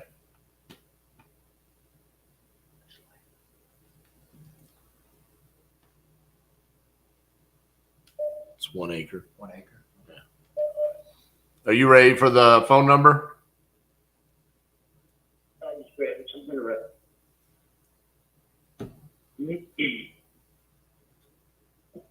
We're getting stuff packed up and ready to move. Stuff's out of sorts. Dude's assuming the Okay, sale. I'm ready. Oh yeah, he's getting out. It's 972 Okay. 322 Okay. 2160. Okay. Yeah, so send those pictures over and let me take a look at it. Let me see if we can do the 85 and we'll get right back to you, okay? All right. Sounds good. All right, thanks, Shannon. Bye-bye. Bye. Okay, on to more exciting news. All right. Besides the mobile home that you're excited about in the middle of nowhere, That's worth a shot, Virginia. man. Seller is texting Justin pictures. Just got a no down payment seller finance deal in Ohio. What's up with you and these no down payments? How you keep doing that? Well, they ask you how much do you want to put down, and I say nothing, and then I sit there and they say okay. So this is in, and I had everything pulled up. You took 38 minutes to come in here. I don't think that's accurate, but hey. Okay, so No. Never. this is our little property here. Okay. It is a duplex back here Okay. and a commercial right here. Store. So this used to be the post office. Yeah. It is rehabbed. 600 and 800 is rented. So we're getting 1,400. And she was getting 740 from the post office. That is vacant and ready. It's rehabbed and ready to be. Still retail? Yeah. Okay. So we got it 125 Okay. for 20 years at 4% interest, no money down. Okay. So we're getting 1,400. We pay her $757 a month. Easy. Are those tenants on leases? Yes. Well, one is month to month and been there forever. The other one's on a year lease. Okay. But she said the one that's been there forever will never leave. Sounds like a no-brainer. Right. So I need you to write up this contract. Neville, Ohio. Okay. So there's the contract, and then there's the mortgage calculator. Okay. And then that is her email, and it is under her LLC name, which you can look up anywhere. Okay, I'll find that. Yep. Hell yeah, dude.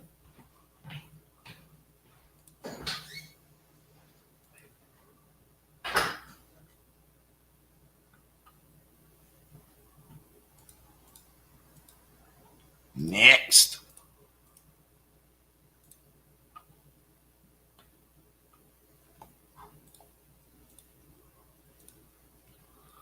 Let's call a Jersey lead on our New Jersey day.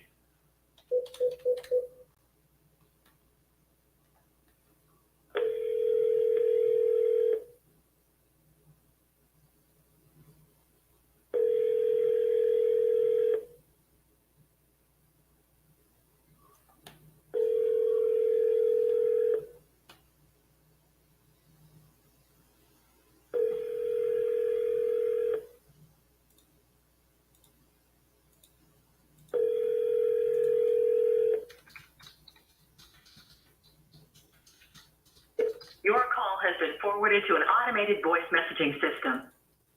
256694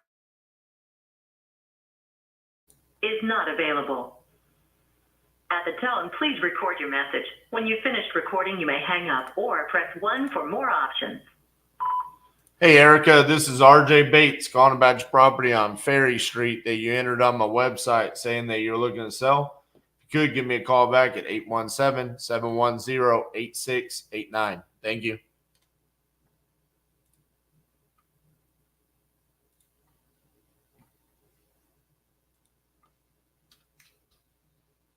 Oh, yeah. Ohio is coming in strong. Slow start, but all of a sudden now we're starting. I sent out an Ohio yesterday, another Ohio today. Oh, yeah. Ohio will end up being one of the higher states. I knew it was strange that for some reason we just weren't getting Ohio contracts there at the beginning.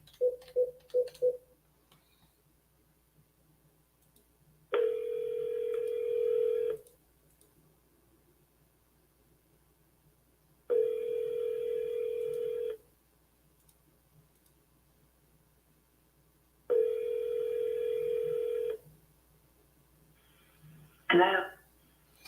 Hello, is this Bernadette? Yes, it is.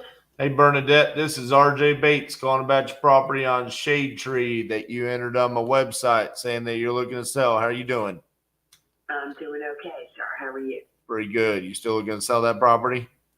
Yes, sir. Awesome. How much you want to get for it? I'd like to get about 65,000 for it. 60 would be fine. All right. Tell me a little bit about what's going on with it. There's nothing wrong with it. I'm going to be flat out open and honest with you. I got divorced 4 years ago. Walked away from the home because of drugs and alcohol and abuse. I'm still paying on the mortgage. The ex-husband is still living in it. Refuses to move because he says he deserves some money from the house. Make a long story short, I figured if I sold it, then get rid of the mortgage payment and I won't have to deal with him. So if you sell it, do I get him too, or do I get an empty house? You probably get him too for a while. Oh shit! I don't know. I don't know if I want him. Yeah, he's just being a real. He's not being a very nice person. That's all I can say. But the house is just in my name. The mortgage is just in my name. The insurance, everything. We were married for 22 years. He went to prison. I purchased the home in 2010, hoping that he would change his total life around. Oh, apparently that didn't happen. Wow, but yes, you would have to. You'd have to get rid of him. How much do you think it would cost for him to go away? Like if I said here's $5,000, go away, do you think he would go away? I have no clue. He probably would because he's he needs it for his next. He needs it for his next fix. Yes, you got that right. Okay. He went from 210 pounds to probably maybe 150 pounds. Okay, maybe it's not even $5,000. Maybe we don't want to do that. That might kill him. You know, give him like 500. Hey, look, hey, that would just be fine with me, too. You would not. I have prayed and prayed for the Lord to take his life. And I know that sounds ugly, but he put me through a living hell. I got you. I understand. Well, I'm sorry to hear about that. Unfortunately, in my line of work, I have to hear about a lot of these stories, and it's sad, you know, that people have to go through these different kind of things and what drugs and alcohol can do. Both my dad passed away, and he was an alcoholic, and it can ruin people's lives for sure. So,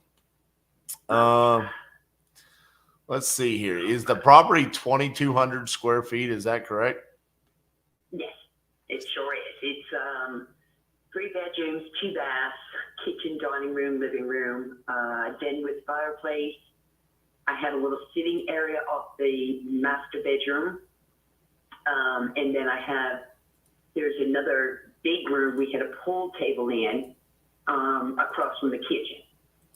And it's got its own laundry room.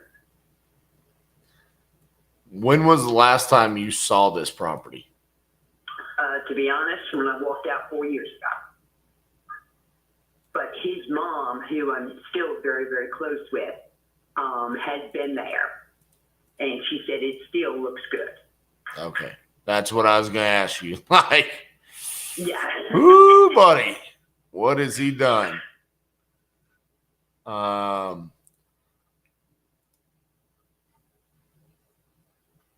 You don't owe much on this, do you? No, I only owe like 38.4. And I basically pay the mortgage payment. Why? I have no freaking clue. Well, I do know why. For my credit. Right. And I have thought about calling the mortgage company and giving it back to them and have them sell it. Well, I was going to ask you, would you just give me the mortgage? And how would I do that? It's called selling a property subject to the existing mortgage. It's actually a thing where we just legitimately just take over the mortgage. And we start making those payments. And what do I get out of it? Well, you stop paying the mortgage. Now, as far as dollars and cents, we would have to figure out a way to do that, because normally what happens with a sub 2, and the reason why somebody would do it is because, one, they don't have any equity. So that's a common reason why people would do it, is like, hey, I just bought this house, but I fell in hard times. So we just take over the mortgage because they can't afford to sell it, essentially. Yours is an opposite situation. It's kind of a very unique situation where right now you're paying on something that you really don't want to keep paying on, right? You're kind of just wasting money. I know you said realistically the reason why you keep doing it is to save your credit. So one thing is you stop paying and it continues to save your credit. The second thing is that you do have equity in the property. So you wouldn't want to just call the bank and just give it back to them, because you would just be handing them all of the equity that you've been paying for all these years. So the way that we can get you your equity can come in a couple of different ways. It might be best for us to just buy it cash and pay you out. Or the other way that we could do it is we could pay you your equity over the course of time, where we just start making payments to you and the mortgage company on a monthly basis. How much is your monthly payment to the mortgage? My monthly payment is less than $400, and that includes taxes and insurance. See, that's amazing. Mm-hmm. That's another benefit to us as to why we would want to do this, because it gives us options on what we can do. Now, I don't know much about Stewart, Virginia. I don't know what kind of rental market we have there. You have any? Not too many rentals. Right. But that could also be a good thing, right? That there's not that many. But are there people living out there? I mean, I guess people from like Patrick Springs, right? Oh yeah, I mean Stewart has grown in the last 20 some odd years compared to what it was when I first moved there. Right. And it's got its pluses. It's close to the high school, and it's on a dead end road. It's a little over 3 acres of land with a detached garage and above ground pool. I don't know what the pool would look like now, but it's well, it's above ground, so it can go away easy, you know. Right. It's a beautiful home, when I walked out of it 4 years ago. So, but I am 66 years old. I'm ready to retire. I'm in good health, and I want to enjoy the rest of my life instead of paying a mortgage payment for his ass to live there and then my rental payment on my townhouse. Right. So, I mean, what are your thoughts about getting paid over the course of time? That I'm not too sure of because, to be honest, I'm going to retire May of 2024, and I would like for me to purchase my retirement home close to the beach. What beach? Myrtle Beach, or in and around that area. Funny enough, I might be buying a house in Myrtle Beach. I just talked to the seller in Myrtle Beach. It's a newer house. I think it's on 3 acres. Or no, she wants 3 acres. Let me look this thing up. We can do a swapsy. It's 2,300.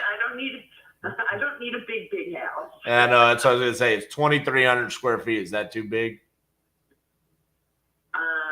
Yeah, because it's just me. Yeah. All right. Well, we'll forget that for the time being. All right. So maybe cash is the best route to go. Instead of doing the sub 2 and paying you over the course of time, because I get where you're coming from, and I want to be a solution for you. I don't want to be a pain in the butt. Yeah, I had one of those for 22 years. That's good. Is it really a manufactured home sitting on a foundation, or is it a single family? No. It is sitting on foundation, manufactured, double wide on foundation. It is considered real estate property. Gotcha. There's no title or no nothing. It's real estate. Gotcha.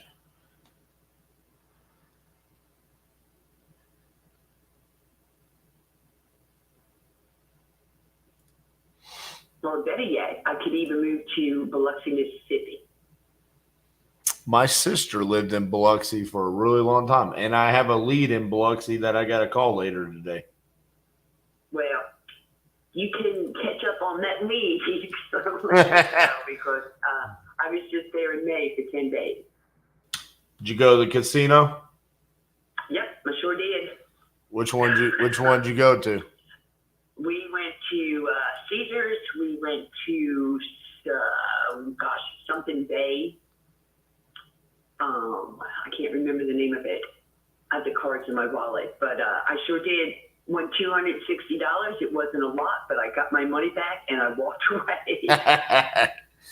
It's always a good trip to casino when you can do that. Absolutely, and enjoyed my whole time there.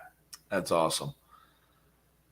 So what I'm trying to do is I'm trying to find something around you of similar lot size, similar building, and that is a double wide. That's what I'm currently doing. So okay. Just so you know what I'm doing over here on on my end of the computer. Here we go. Similar.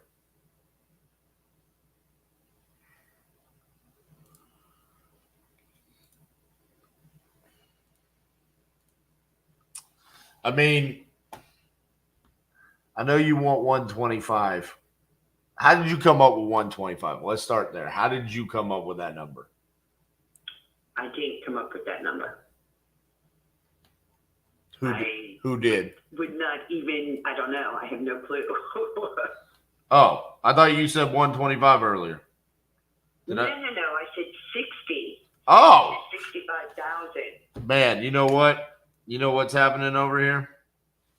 I need to walk away from my computer at some point. I've been going for 2.5 hours straight. That's what the problem is. I'm over here thinking of the previous person I talked to. 60K. Now that makes sense. Okay. So you're talking about you owe, what did you say you owe on it? 30. I owe about 38.5. So yeah, you're talking about 22K. Now that's a much different story. Let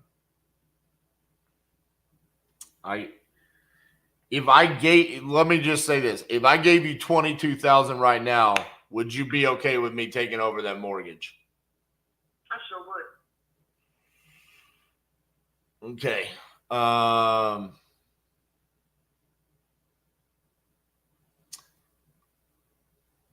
The problem with the 22K is a little bit on the fringe of what I'm okay with doing up front. What if it was,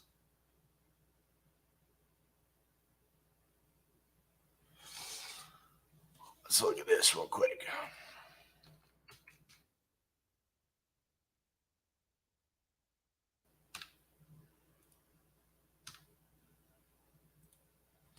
You said when are you retiring and wanting to move? May of 2024. So 11 months from now. Mm-hmm.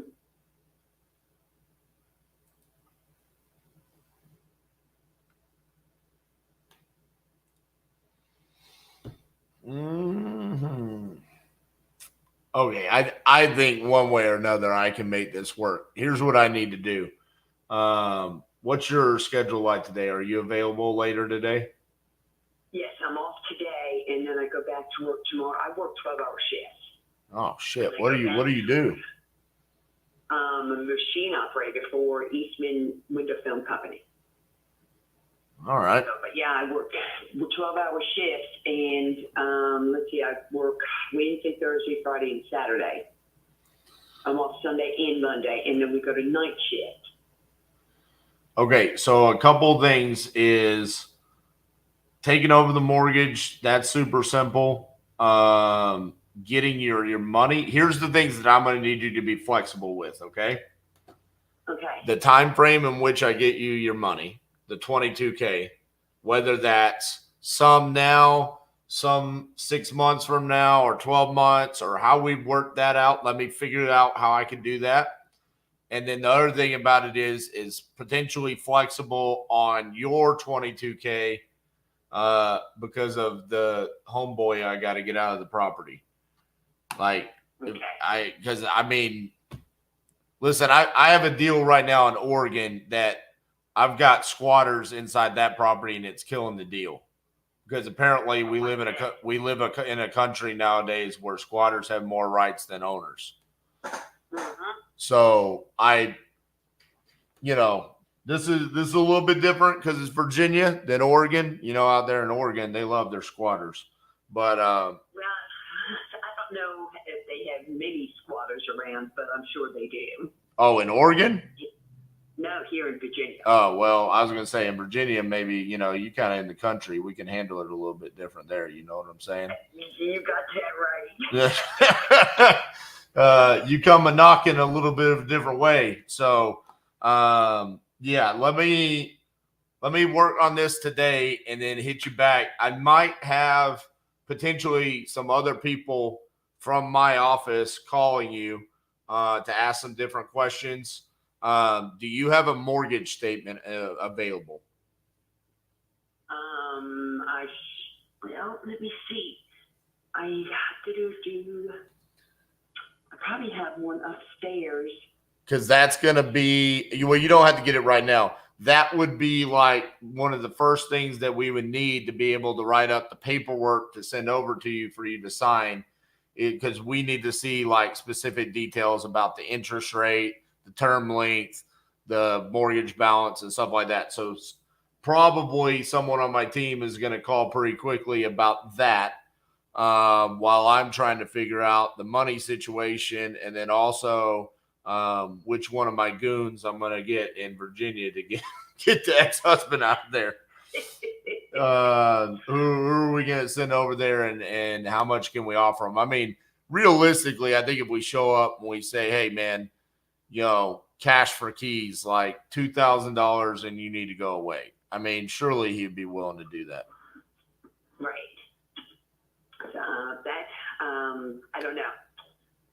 I don't know. But when you send one of your goons, make sure it's a big one to intimidate them. I got you. Which knee do you want us to break first, the left or the right? It doesn't matter. You can break both at the same time. Oh, Bernadette, I like you. All right. Let me work on this. And like I said, we'll probably be calling you. So if it comes from an 817 phone number or a Texas phone number, that's us. Okay. So, and if you don't answer, we'll shoot you a text message. Okay. You got it. All right. Thank you, Bernadette. Thank you very much, honey. You're welcome. Bye-bye. Bye-bye. Well, holy Creative Finance Day. We'll make some stuff go down. Our whole team is in a meeting right now.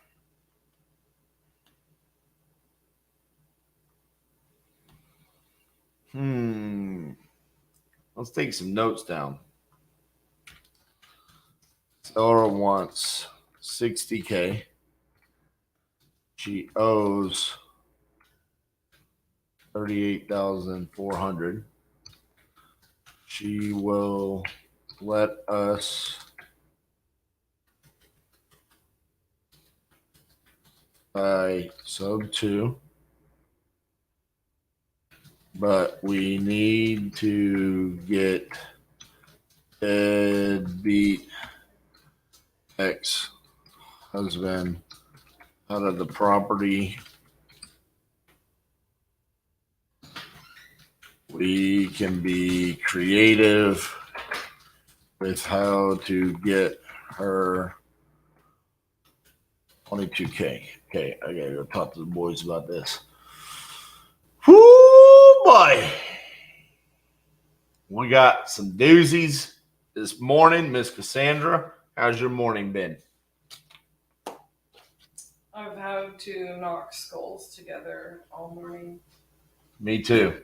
Fun. I've been knocking creative finance skulls, working on some novations, working on seller finance, no money down, boom.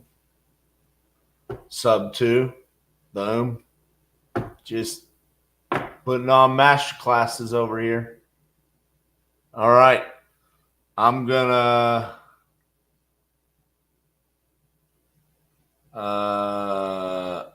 yeah, you should be sending that to JB at titanium.investments.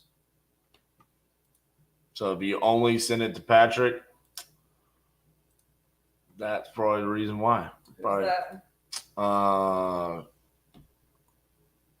Corey, I believe. Corio. Yeah. So yeah, send it to JB at titanium.investments. Otherwise, I don't know about it. And I can't knock skulls. But what I can do is throw this over to Miss Cassandra. She's going to take over for a little bit, have fun. Be careful. She looks like she's got the high eyebrows going on today. You don't be on the wrong side of the high eyebrows. This is why we've structured this way. This is why we're going to harp on you, and this is why we're going to hold you accountable. We'll hold your feet to the fire. We're going to say, hey, you need to work on this, because that's what you need to work on to go out there and be the difference. I applied the systems and the processes and I generated a lot of revenue in my business. I'm actually back here for the second time at the Titanium Crucible. These people pour so much into you. Nothing like it whatsoever. The amount that they pour into you, it's pricing's iron, truly sharpens iron. Can't underestimate that stuff. This literally right here, what we're doing here at the Crucible, was literally just a manifestation of words. We said we're going to do it. Operate in the destiny that God gave you. The wealth will come. Lean not to your own understanding, but in all your ways acknowledge Him, and He'll direct your path. This thing is so powerful, it will change your life. It's such a blessing, and I recommend it to anyone and everyone looking to change their life and get on track. Get off your ass and come do it, man. Take a chance, put your faith in Titanium, and get out here, man. Much love.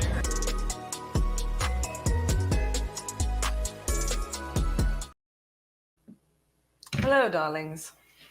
I hope you're all wonderful today. You know what I need? I need somebody from my team to bring me my energy drink that's in the fridge. That's what I need. We'll see if any of them heard me. We are out there just all day cracking away at this stuff. So we have an actual attorney who is the cousin of a seller who is legitimately, I don't even know how this attorney could possibly be representing this seller. But the property was walked through and has like a 3-inch foundation drop. So we price dropped her for the foundation work that was needed because it's excessive. And we send it over to her attorney, who only sent us 2 of the 3 pages on our contract and said, hey, we have a new contract because, frankly, we still have not gotten the 3rd page from you. And he is literally trying to, like, threaten us because you do not need to talk to my client. Like, it's absolutely insane. So that's one of the things I'm cracking skulls on. Yeah, Corey, it's jv@titanium.investments because, yeah, honest to goodness, you're gonna get a response there. That's where we do stuff. If you send stuff to individuals, you are likely to not get a response.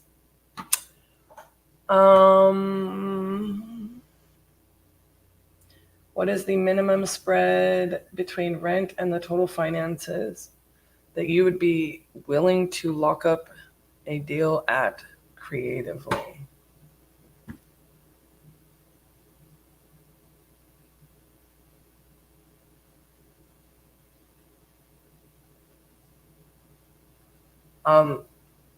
Well, Clinton, we don't have that number doesn't exist.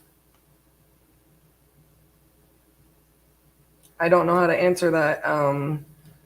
We account for expenses. So if you're asking what is the minimum cash flow that we would receive after PITI, vacancy, maintenance, CapEx, that number doesn't exist. Is it going to make sense as a deal as far as what it would cash flow?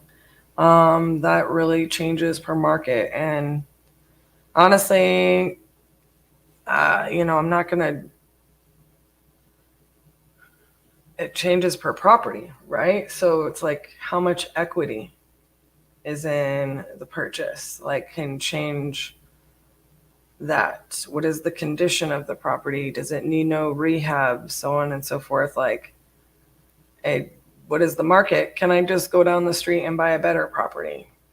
So there's just a lot of factors. So there's just not a way to really answer that question.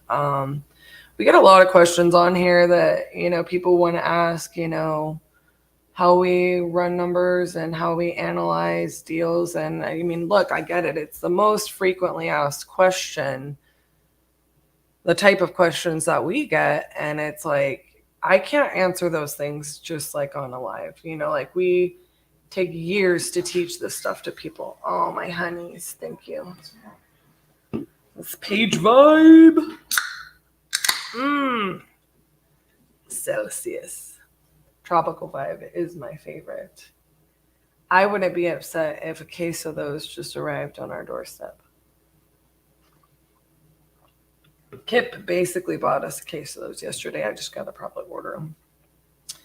Or send Trent to Costco if he's here. Trent, are you here? Actually, no, he's probably about to go into an appointment. So anyways, you know, I don't want anybody to ever feel like, and you can ask like any of the people, any of the Titans in here, you know, they can attest to one of the things, like, cause I tend to, not that RJ doesn't teach numbers, I just go more into depth, right? I feel like you need to understand the dynamics of what it is to be that landlord. I feel like you need to understand the dynamics of what it is to, you know, flip that house and list it on the market and so on and so forth. You know, we operate, we underwrite and comp the way that we do because of a decade of experience in doing, well, technically speaking, we have 11 years, 10 years. Let's just call it 10 years. Let's round it down. At least 10 years in one way, shape, or form of contracting, real estate investing. You know, we bought and hold pretty close out of the gate. We fixed and flipped out of the gate. And we started wholesaling not too far after that. So it's been, you know, we have, and then I became an agent, you know, just a couple years later after we went full time. So I say that, gosh, maybe not. I don't know. 8 years. Yeah. I've maybe been an agent for 7. I can't even remember. Maybe it's 8. Who knows? My point being is that, you know, we don't operate our business the same way that we did in 2015 or 2016 or 2017. We don't even operate our business the same way we did in 2022, right? But when it comes to, you know, certain things are just inherent truths, right? Like when we teach people, you know, how to run numbers, analyze, underwrite, whatever you want to call it, like it is 1,000%. I tell people all the time, don't come back and ask me, will people buy at 80% of ARV minus repairs in this market? That's not a question. Like, if you ask me that, that tells me you are not willing to put in the work to really analyze and underwrite the deal. It's kind of like the same thing. And or like you don't want to, you know, dig into a market and see, like, here's my thing. Like, maybe sometimes people will ask me that because they're like, well, I was thinking about going to this market because they just think that if somebody will buy it at 80%, then that makes it easy, right? And it's like, it's just not the way it works. It's just not the way it works. You know, people will buy your deal anywhere if it makes sense. If you can understand how much money somebody should be able to make off the deal if they don't screw it up, you will never have trouble selling a deal. If it doesn't move, or you will never have trouble closing on it and making money on the deal. So it's like I'm always telling people, comp like you think an appraiser is going to appraise this. You know, assess the deal like you think it's going to go into your portfolio or you're going to flip it, and you can't go wrong. And if you don't know how to do those things, then you need to practice. So anybody that even JVs with us, much less our students, I'm telling them, like, you need to give us the full scope of information. You need to give us the full scope of details, right? It's kind of like the comping thing. Like, I'm not, our team isn't going to just sit here and become a deal analyzer for you and a comper for you. And, like, we love JVing deals, but more often than not, I want y'all to build your skills, at the same time. So, in other words, Quentin, I don't know what market that's in. I don't know. It would be very deal specific based on a lot of factors. Some markets you can kind of use a general rule of thumb, like a 1%, 2% rule. But that just doesn't apply to every property. So when we do teach this stuff, we very much teach people how to analyze a deal, like as a landlord, as a house flipper, and figure out how, where the money is to be made. Hi, Crystal. Good to see you. Hope you are well.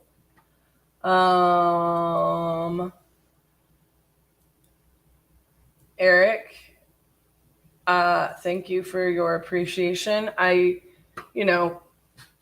of the things about RJ and I is, like, we're so driven to share everything that we can with you guys, be an example, change the industry for the better with, everything we've learned along the way. We haven't always been perfect. I just said it. Like, we ran we came out of the gates not knowing our head from a hole in the ground, and we had a $65,000 education to thank for that. We've had to learn a lot the hard way. I promise. The next Crucible will not be until October.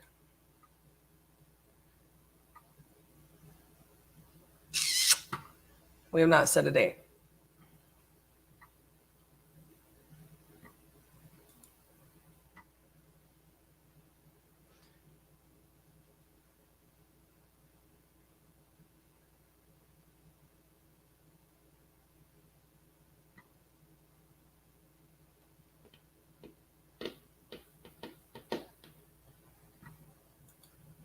Already.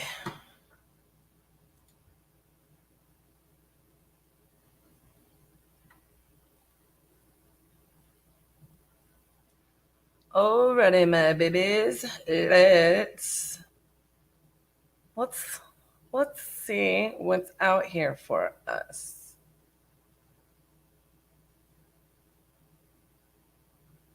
Yorkshire Drive.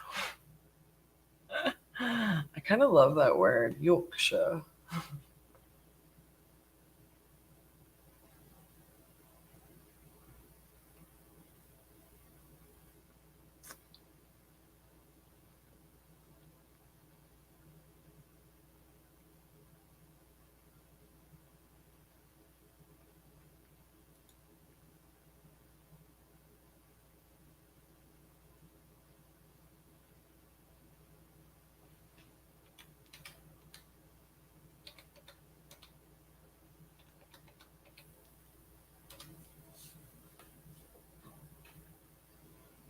The number you have reached is not in service. This is a recording. 2520.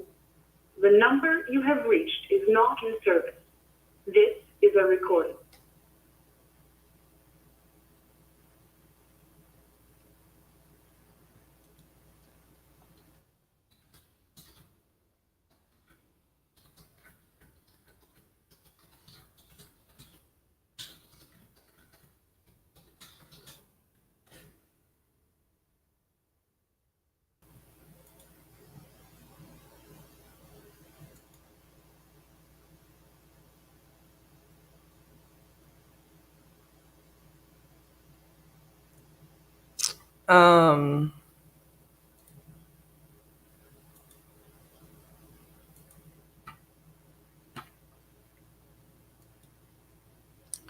We use a build out in Trello that I have a template that I do give all Crucible attendees.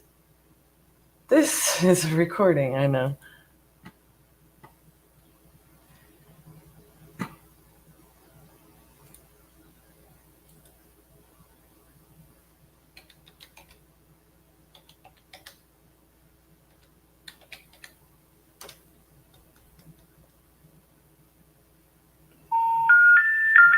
We're sorry. You have reached a number that has been disconnected.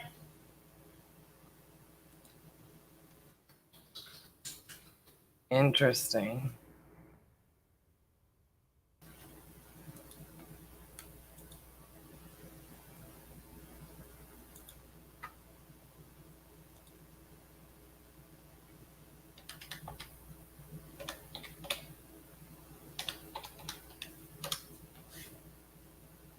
The number you have dialed is not in service. Please.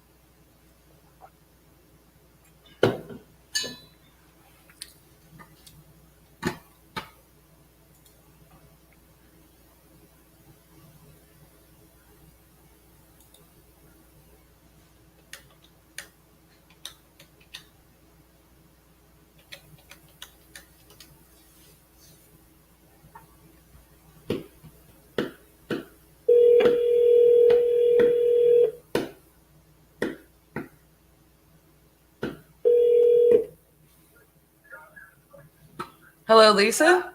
Is it?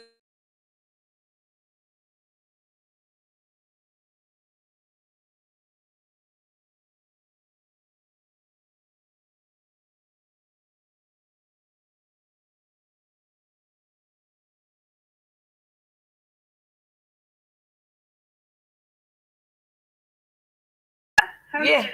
I'm good. How are you? I'm good.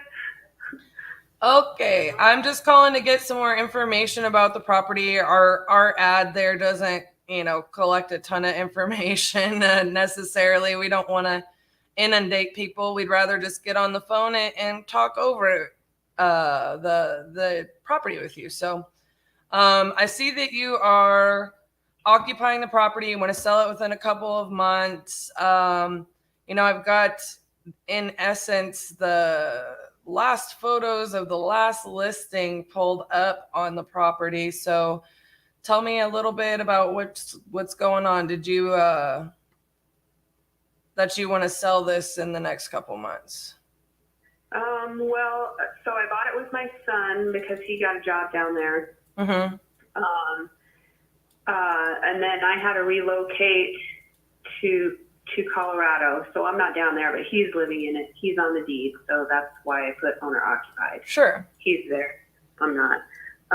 He got a new job offer and is moving out of state. And they're moving sometime in August. So that's why I wanted to close by the end of August. Okay.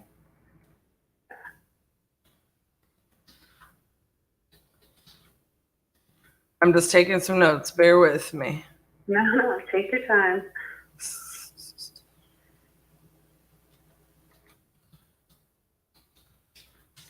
Okie dokie. So I just want to verify everything that I've got on here. I've got a 2984 square foot, 5-bedroom, 3-bathroom, correct? Well, it's 2 full bathrooms and then a half bath. Cool. Family. Gotcha. So 5, 2.5. Yeah. 5 bed. Sometimes, yeah, I'll start to pull it up on different records and they'll show different things. Like they don't want to include that 0.5 for some reason. I don't know. I know. Okay, You get so round up, right? yeah. So let me just pull a couple of other things. When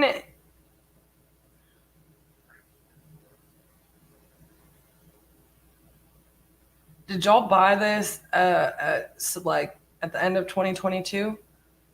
Yeah, it's been a crazy few months, let me tell you. Oh geez, yeah, that's a lot going on there. Lordy. So it without me digging into this, let me ask you, is the reason that you want to sell it without an agent is because you guys will in essence lose money because you haven't owned it long enough? I'm going to lose money no matter what. Right. So your goal is to lose as little as possible on this property, right? Yeah, Okay. And if I don't have to pay a real estate agent, that's awesome. And time, I'm not sure how I'm going to pay 2 payments here in Colorado and in New Mexico. So I've got you. Okay, give me just a shake because I'm going to be typing notes as I go, but I've got potentially several solutions I can offer. So they have owned for 6 months and are going to lose money on sale to sell. Loan has to.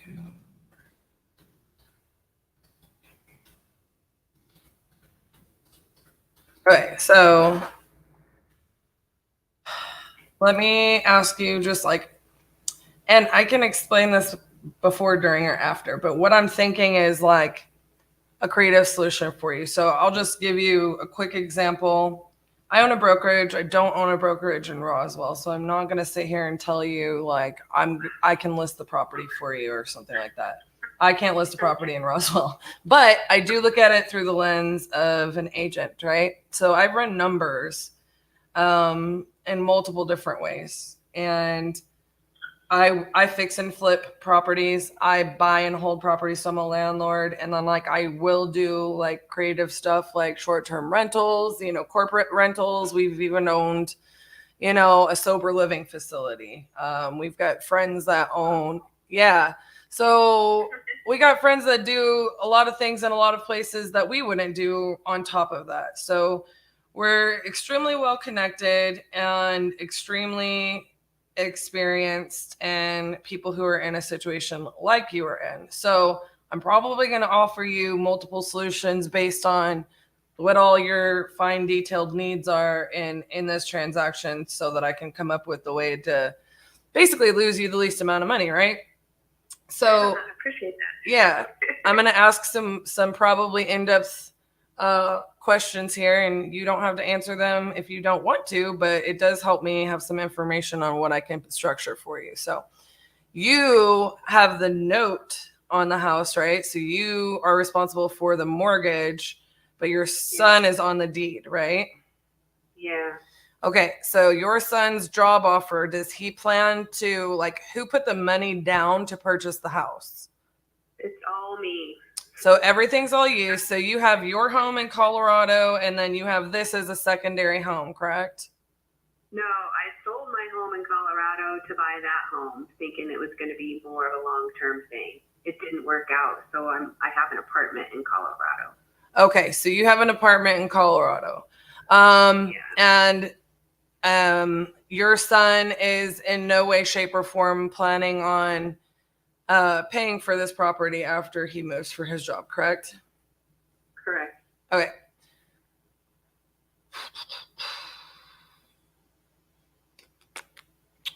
So for me, the way that I can go about this that probably is not going to lose you money is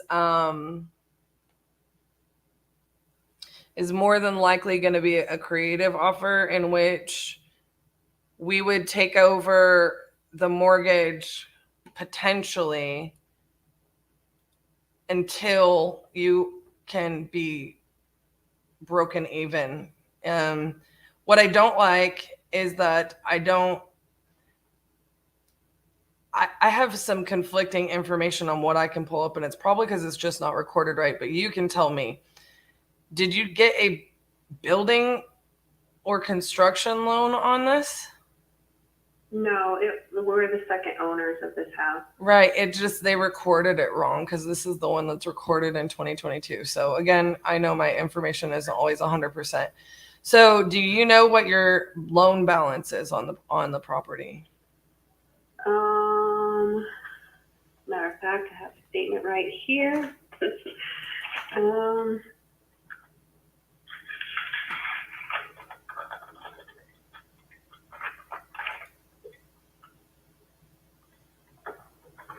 The outstanding principal is $338,165.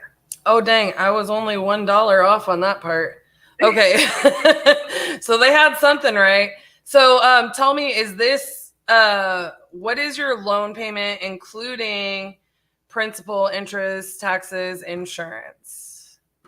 $2,331.35. 2,331.25. 35. Okay, and then how much did you put down on the house? Did you put the down payment? Yeah, $88,000. Okay. So payoff is this.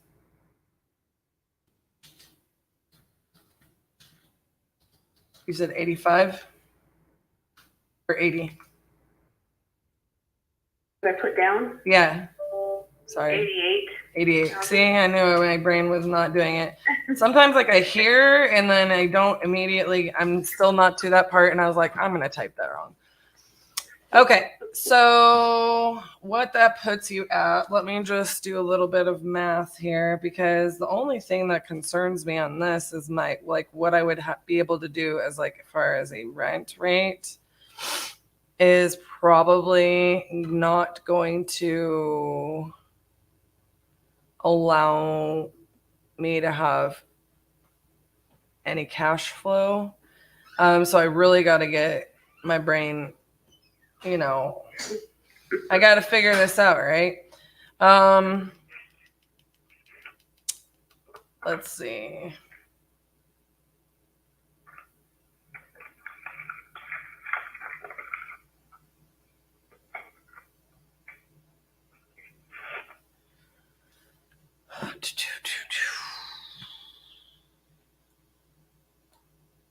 What I am hoping is that I will start pulling comps, because I will tell you the one good thing that I can say about this is that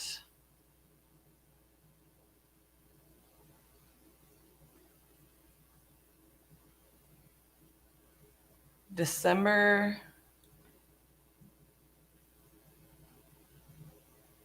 was one of the worst months in real estate I've experienced in over a decade. So I'm hoping that maybe there's just a little bit built up there in equity, because prices were kind of low in December. You know what I mean? I don't have my hopes up. I looked at the Zillow estimate on it, which I know that's not always perfect, but it went down, not up. Yeah, There's nothing good about this situation for me, I'll be honest. I know. Well, look, I understand, and I deal with people who are in your situation, and a lot, you know what I mean? Really? Yeah. Life happens, man. Life happens, and to go the other direction. Good stuff, not stressful stuff. Oh, no. Well, I'm in real estate because they don't teach this stuff, I guess. So, okay, let's see. What do I got over here pending?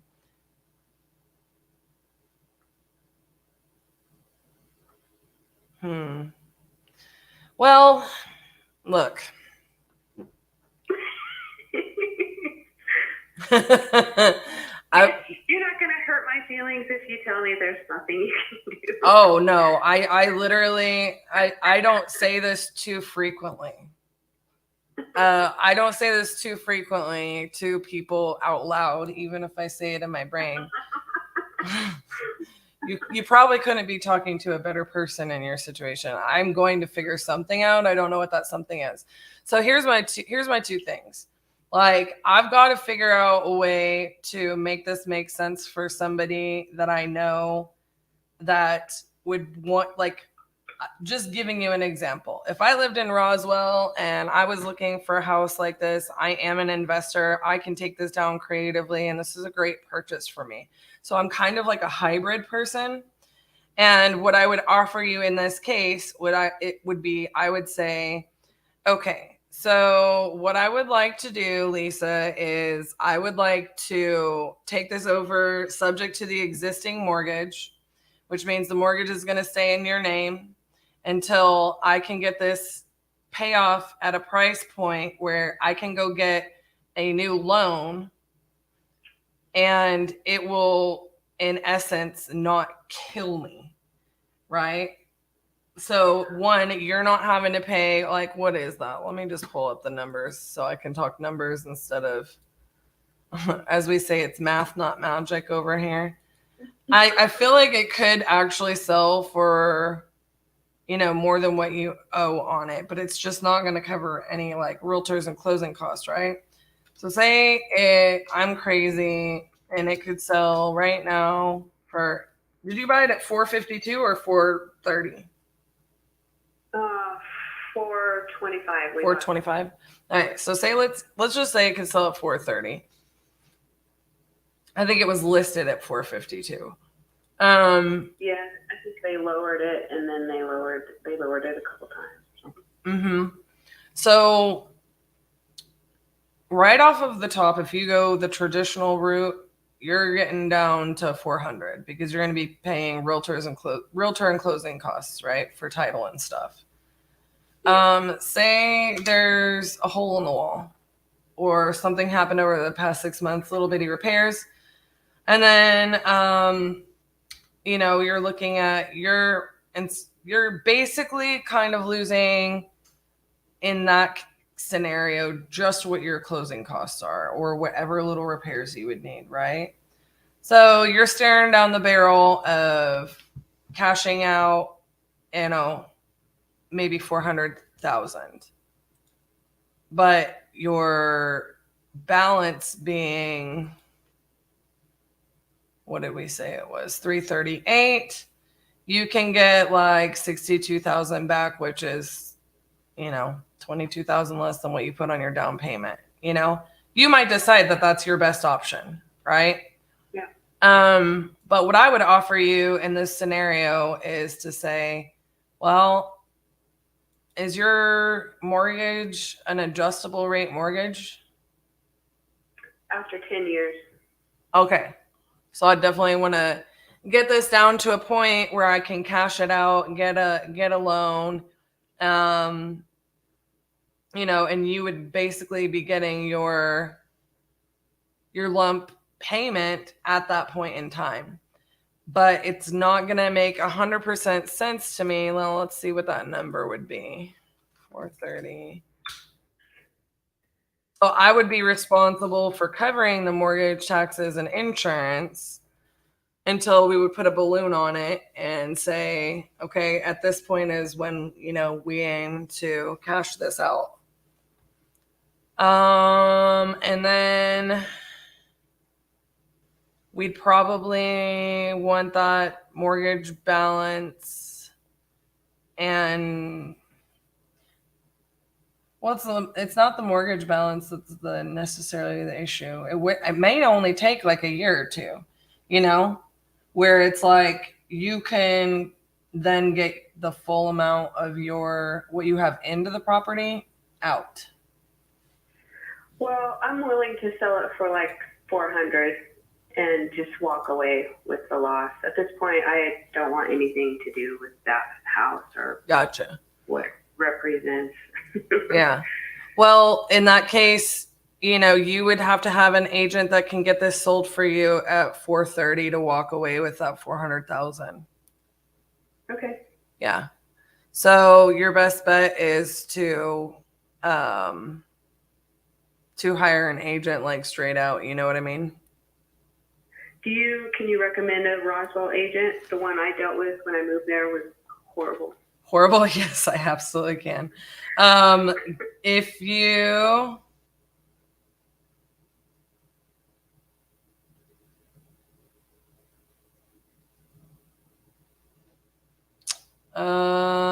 okay, I'm probably gonna text you from my cell phone here shortly. Okay. Let me move this and finish leaving my little notes. And for some reason, I'm gonna have to look.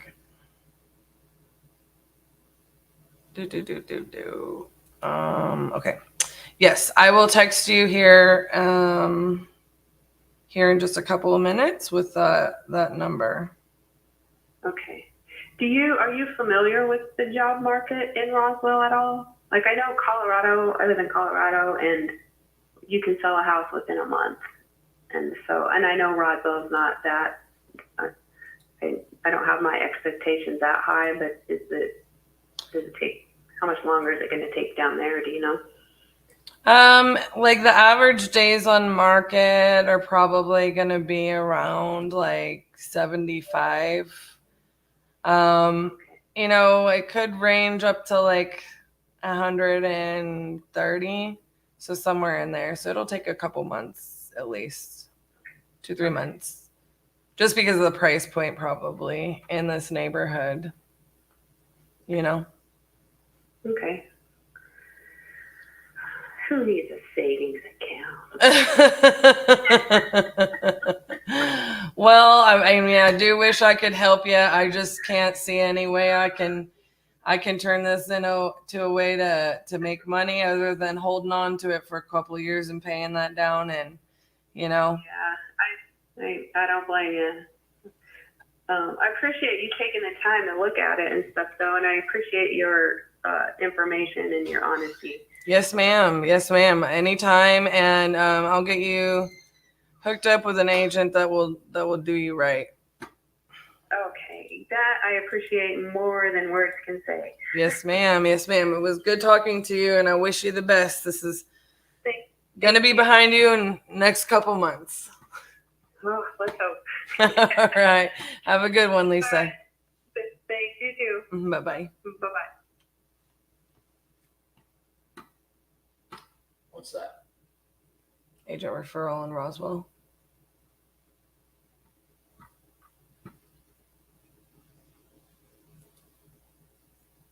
Who are you thinking?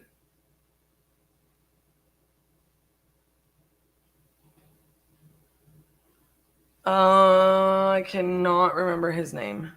Josh knows it though. Gotcha. But you know how in case you guys didn't know this, I'm terrible with names.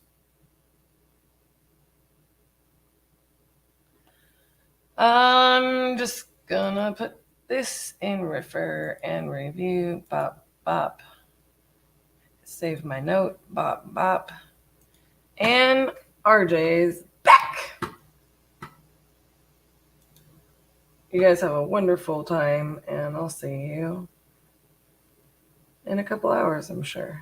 This is why we've structured this way. This is why we're going to harp on you, and this is why we're going to hold you accountable. We'll hold your feet to the fire. We're going to say, hey, you need to work on this, because that's what you need to work on to go out there and be the difference. I applied the systems and the processes, and I generated a lot of revenue in my business. I'm actually back here for the second time at the Titanium Crucible. These people pour so much into you. Nothing like it whatsoever. The amount that they pour into you is priceless. Iron truly sharpens iron. Can't underestimate that stuff. This literally right here, what we're doing here at the Crucible, was literally just a manifestation of words. We said we're going to do it.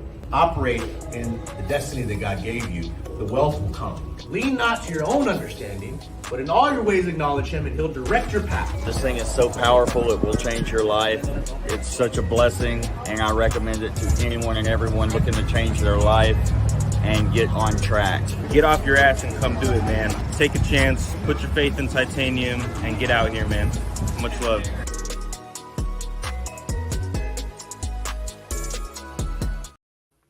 All righty. Let's get back on the phones. That was an eventful morning session that we had. See if we can have some good stuff happen here in this second little segment for me.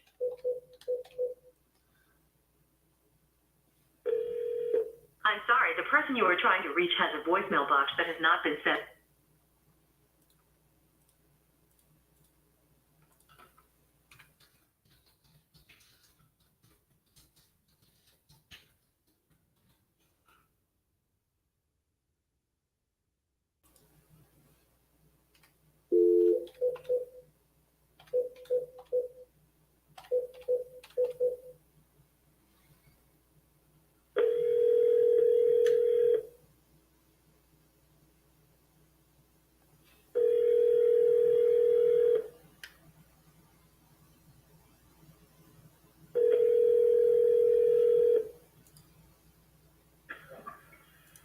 Can we eat lunch without being bothered?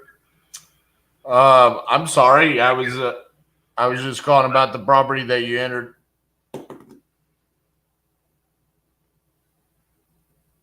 I'll give you one guess where that seller is located.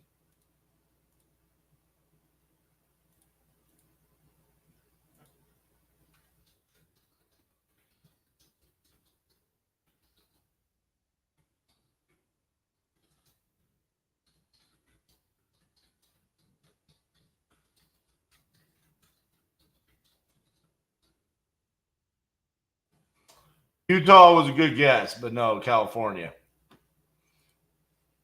My other favorite Western state.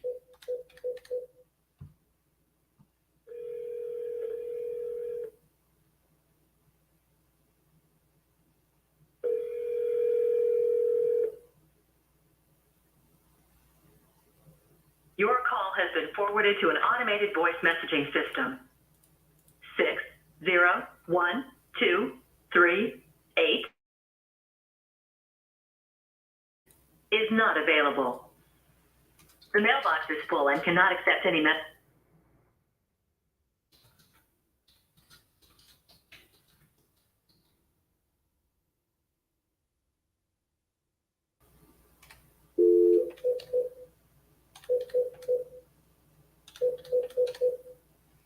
Welcome to Verizon Wireless. The number you dialed has been changed. Disconnect.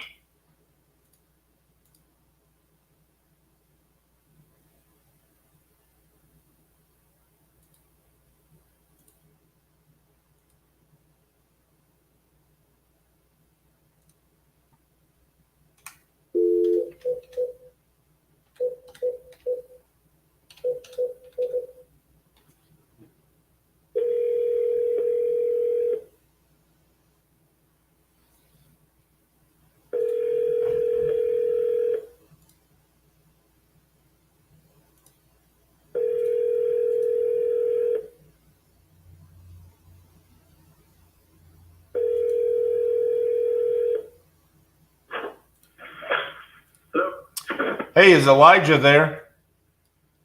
Yes, how can I help you? Hey, Elijah, this is RJ Bates calling about your property there on Lincoln Boulevard. You had entered it on my website saying that you might be interested in selling that property. Is that correct? Yeah. Awesome. How much are you looking to get for that property?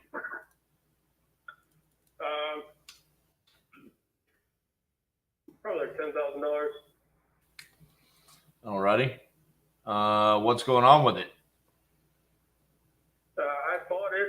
It was like a hoarder's house. I spent a lot of time and money cleaning it out, getting all the junk out of there. Started digging into the walls and stuff. It needs pretty much a full gut rehab. It's not something me and my wife can take on. Gotcha. Like, so what's going on in the walls? Is it like structural issues? Is it electrical, plumbing? What's going on with it? It's probably going to need all new electric, plumbing, HVAC, and the slab that it's sitting on is kind of sinking in the middle. Is it something that could be fixed with like a couple of piers, or is it like tear down? To be completely honest with you, I would personally tear it down and start fresh, because it'll be, you can work within the confines of what's there, but it would be a lot easier and a better overall outcome to tear it down. Gotcha. All right. But hey, I'm not a professional, Yeah, I got you. No, I appreciate you being transparent about it. Most times people, they don't want to tell you that kind of stuff, Well, there's no point in lying. You're gonna, if you send anybody out there, you'll see that. Facts. Exactly. Yeah. I mean, I had a guy last week in Shreveport. He told me I want $6,000 for my property. It's got a new roof and new windows. I'm like, new roof, new windows, $6,000. I'm like, the roof and the new windows cost more than $6,000. So I was like, yeah, it's a no-brainer. Send him a contract. We go out there, we look at it. Bro, this thing's got a roof from 1800s. Like, I don't know what he's talking about. I mean, it had plants growing in it, I'm like, dude, you told me new roof, new windows. He said, no, I told you it had a roof. I'm like, what are you talking about? Had a roof? Like, no, dude, we're on different planets. Like, I don't know what you're talking about. Had a roof. Like, you don't tell people, hey, my house has a roof. It's expected to have a roof, okay? Right. I'm not asking for much, but, to have a roof is kind of, just an expectation. Right. That is a question I've never asked someone before. Like, hey, does it have a roof? Like, that was crazy. All right, let me see here. I mean, 10,000 is not a lot. So let me just see let me see if I can see what like lot value is around there. Because I mean, obviously you bought it as an investment. I mean, so what, you guys were just gonna try to come in and flip it, right? Yeah, I was gonna try to fix it up and hope that it wasn't so fucked up on, behind all the junk. But yeah, it's pretty bad. Yeah, I mean, what did you think? The structure is in pretty good shape. Like the exterior walls are, true 2x4s. The exterior paneling is like 1x12 material, but it's pretty good shape. But yeah. I got you. The HVAC and plumbing and all that stuff. Do you have pictures of the property? No, not really. I got a short video I can send you. Oh, that works. Yeah, I'll send you a picture, and it's just a picture of me, a video of me inside there. My wife kind of took a little video showing what the walls look like. So. Right. All right. Send it to this number here. No. This is a landline, so I'd have to give you my cell phone number. I can give it to you real quick though if you're ready. Yep, I'm ready. It's 817. Okay. 915. All right. 6860. 6860. Yep. Give me just a few seconds here. I'm looking at a couple of different things, see if I can do the 10,000.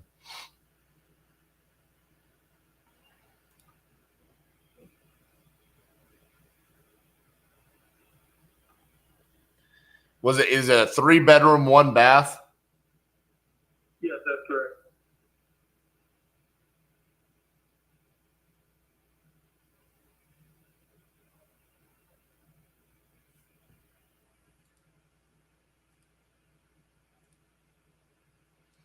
Is it really 780 square feet?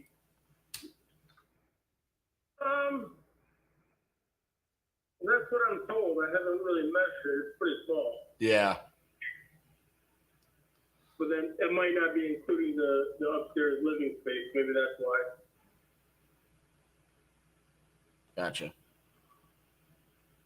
Was that originally attic and then they converted it? Yeah, maybe that's what it is. That's what it kind of looks like.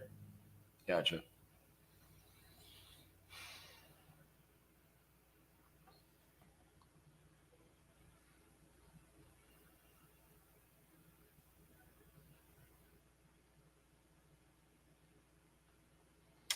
I mean,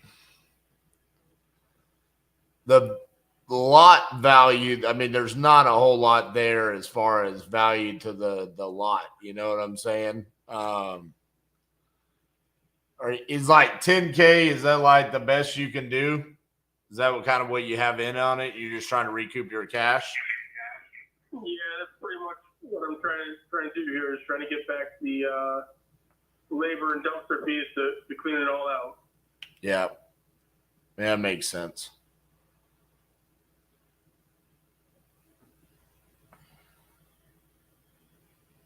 Okay, I just got the video. Let me look at it here.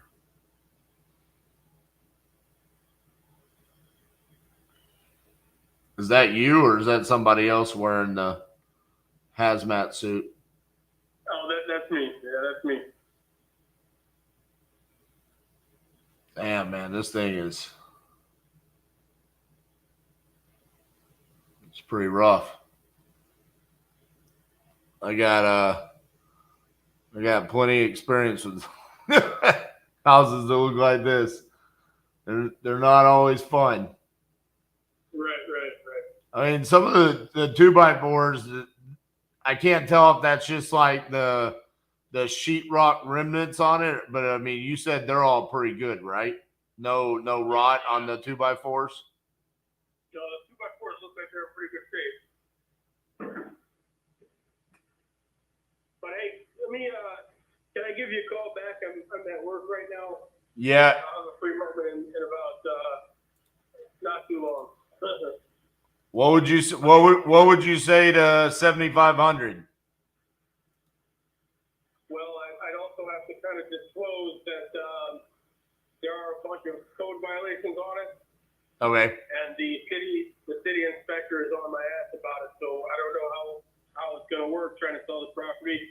They just served me with papers to show up in court because I didn't follow through my action that I submitted. I gotcha. Well, we can deal with that. I mean, that's not that big of a deal. But yeah, give me a call back when you have a second. We can talk about that in a little bit more detail, okay? Okay, on your cell phone there? Either one. You can call on this one or my cell phone. It doesn't matter. So what was your name? RJ Bates. RJ Bates. All right, 10-4. All right, man. Appreciate you. Yep, I'll give you a call back. All right, bye-bye.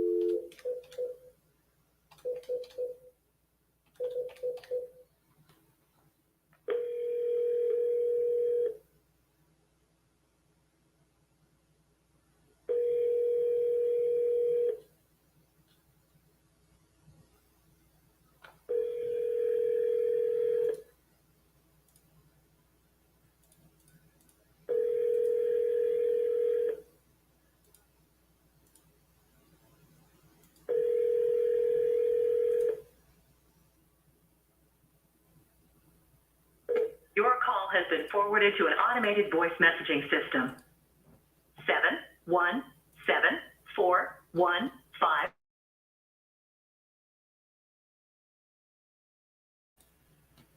At the tone, please record your message. When you've finished recording, you may hang up or press 1 for more options. To leave a callback number, press 5. Hey, Ronald, this is RJ Bates calling about your property on Pheasant Ridge Circle. You had entered it on my website saying that you were looking to sell. If you could give me a call back at 817-710-8689. Thank you.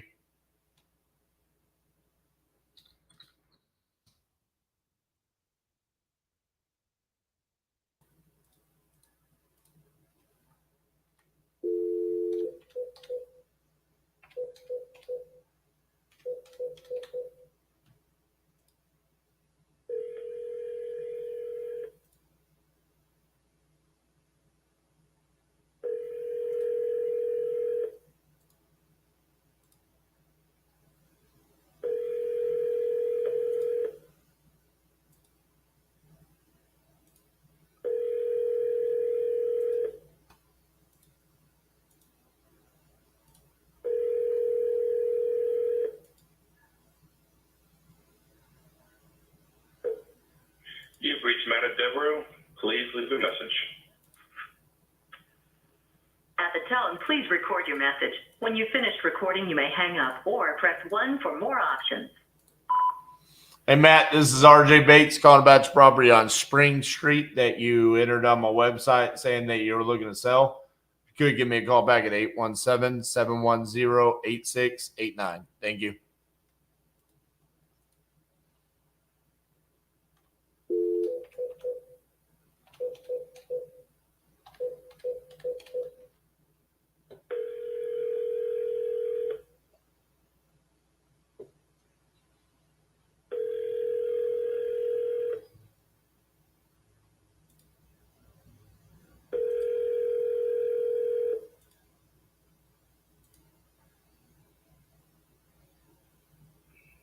Hi, you reached Irma Weetron with the Community Development Department. I'm unavailable right now, but please leave a message and I'll return your phone call as soon as possible. Thank you.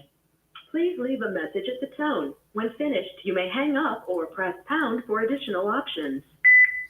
Hello, this is RJ Bates calling about your property there on Yorkshire Drive.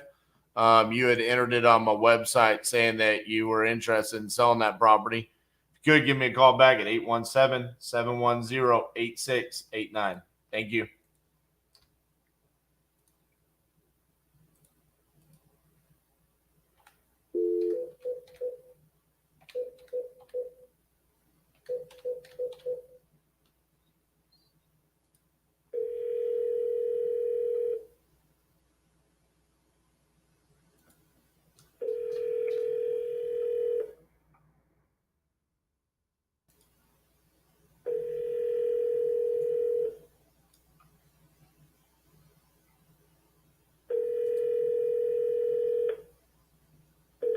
Your call has been forwarded to an automatic voice message system. 979203664.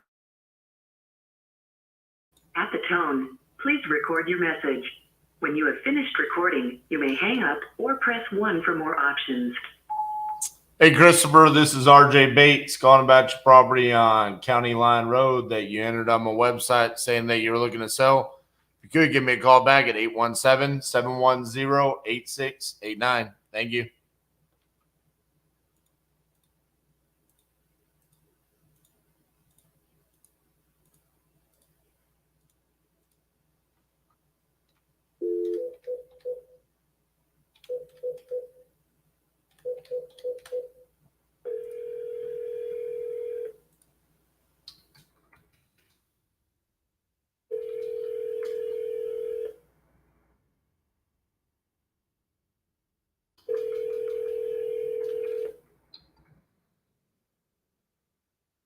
Voicemail box of Scott Craig, Associate Professor of EMS at Johnson County Community College. Please leave a message and I'll return your call as soon as possible. Record your message at the tone. When you are finished, hang up or press pound for more options. Hello, this is RJ Bates calling about your property there on Center Road that you entered on my website saying that you were looking to sell. If you could give me a call back at 817-710-8689. Thank you.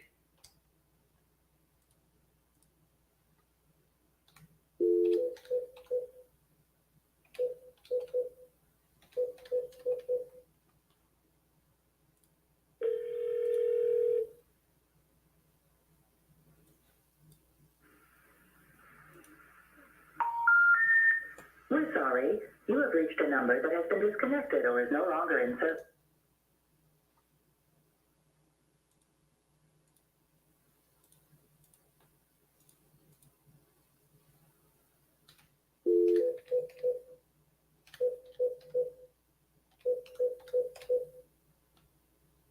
Sorry, the number you have reached is not in service. Please check the number and dial again. SPOK.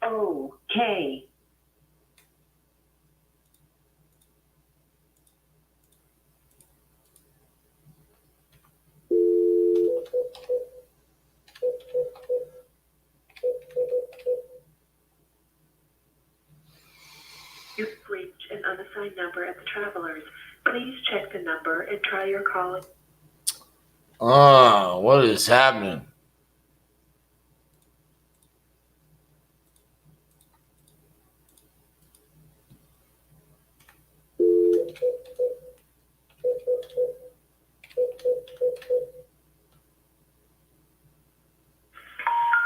The number.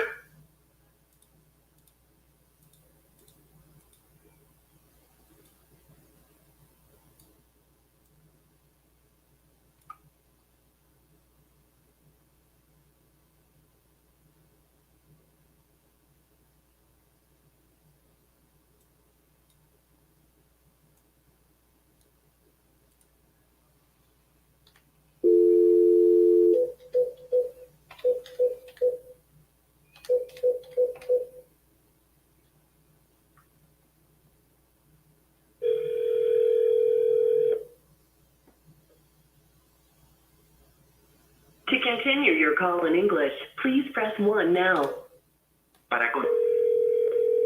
Press 1 now to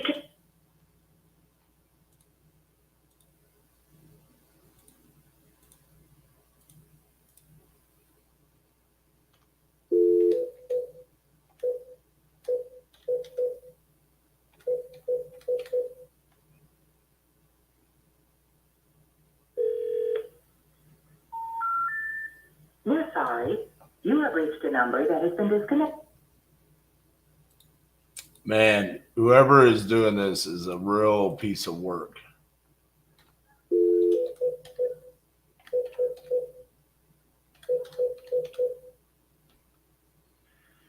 please record your.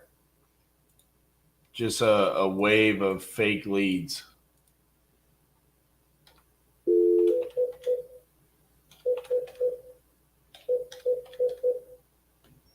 Welcome to Verizon Wireless. The number you.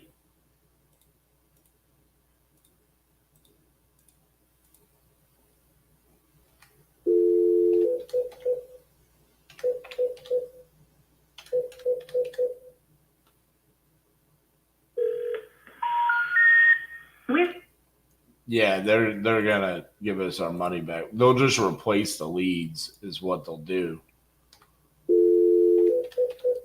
It's just a pain in the butt to keep up with it. The number you have dialed is.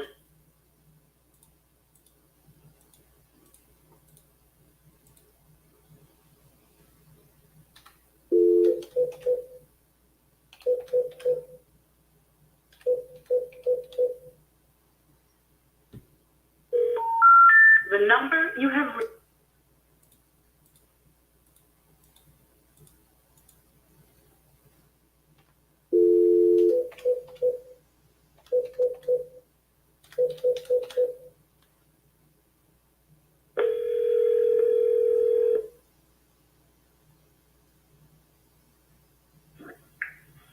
This is John. Hey, John, this is RJ Bates calling about your property there in Meeker. How you doing? Good. Who you with? Titanium Investments. You had entered it on my website saying that you might be interested in selling the property. Give me 1 second. Okay, who you with? My company is Titanium Investments. You entered it on my website last night saying that you're interested in selling the property. No, you must have the wrong number. Okay, so you're not looking to sell your property on South Highway 177? No. Okay, thank you.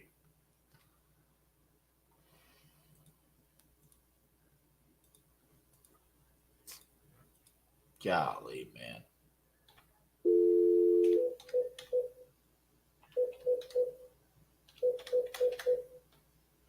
The number you have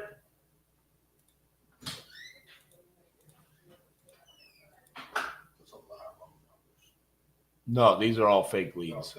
I'm moving them to a whole thing to tell which she already has. Yeah, so she made me a call and to put them in, and some of our people watching have been getting the same thing. So clearly, someone is intentionally going Could be on. something on their back end that maybe they switched something. No, I think someone is very intentionally doing this Yeah, I because was some of thinking them that too. they're giving the same numbers. Like I'm starting to recognize the numbers. Recognize the pattern. Mhm. I think. Somebody just went in there. I'm gonna mess with her. Yeah, it does happen. Yeah, I mean, A competitor. yeah. Well, I do think it's a competitor. Right. Very quite possible. Because even like to BICS test platform. Yeah. it's just, and they're all in a group. In a group. So like this one right here is same similar prefix. no, they're changing up, but this one right here is like New York, New York. Like right. This is fake.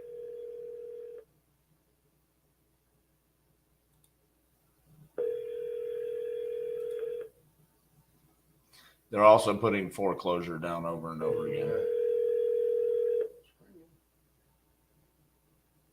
Yeah, but I just talked to a guy. Right. And he was like, no, you got the wrong number. Wrong guy. Competitors, when they do this, man, they're killing them, man. We gotta slow them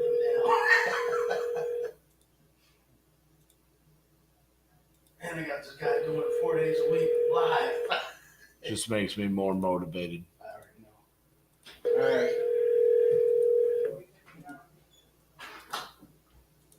We're sorry, your call cannot be complete.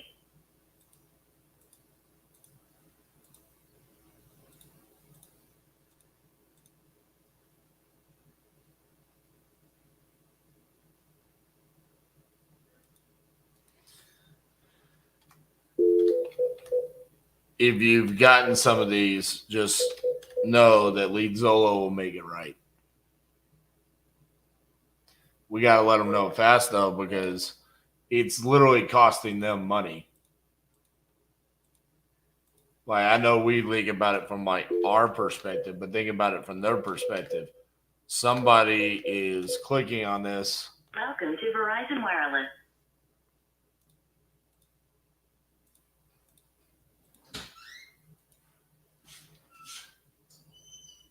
What?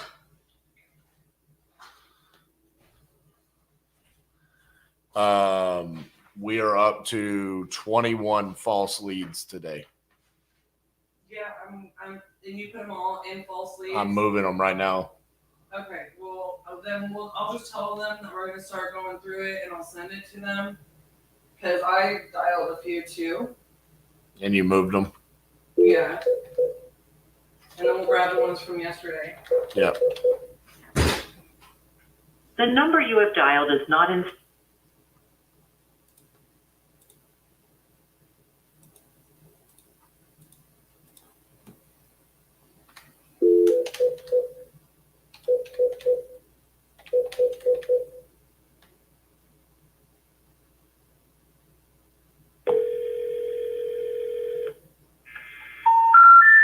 The number you.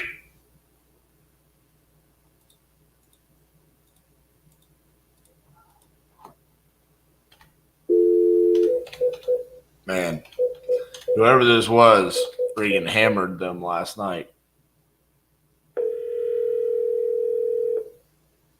This looks like a real lead. Your call has been forwarded to an automatic voice message system. 7245030. Available. At the tone, please record your message. When you have finished recording, you may hang up or press 1 for more options. Hello, Scott. This is RJ Bates calling about your property there on Amity Ridge Road. You had entered it on my website saying that you're looking to sell that property. Give me a call back at 817-710-8689. Thank you.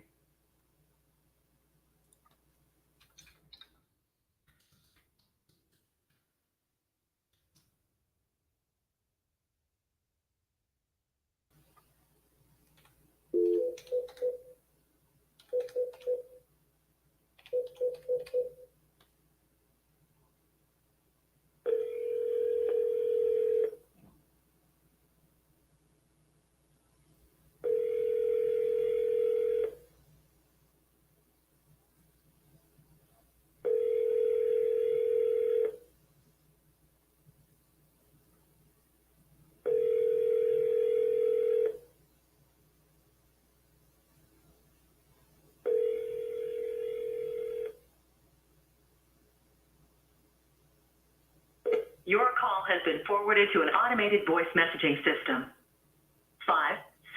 570999424 is not available. At the tone, please record your message. When you've finished recording, you may hang up or press 1 for more options. Hi, Lizette. This is RJ Bates calling about your property on Woodcock Road that you had entered on my website. You could give me a call back at 817-710-8689. Thank you.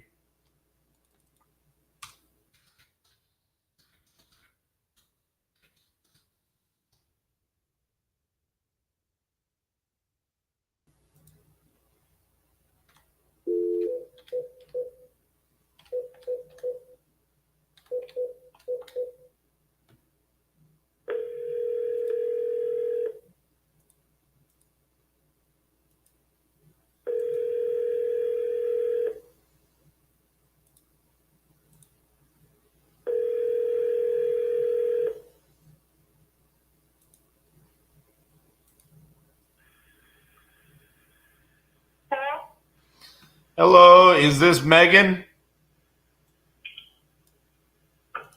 Who's this? What are you with? You filled out a form on my website saying that you're looking to sell your property on 76th Place. Are you looking to sell that property? I didn't fill out anything. It would have been on an ad on YouTube.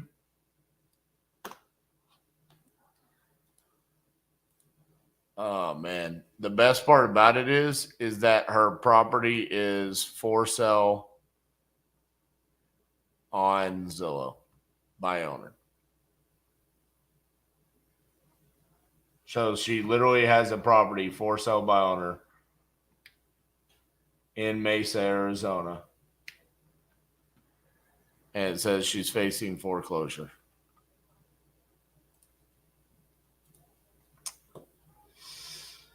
Well,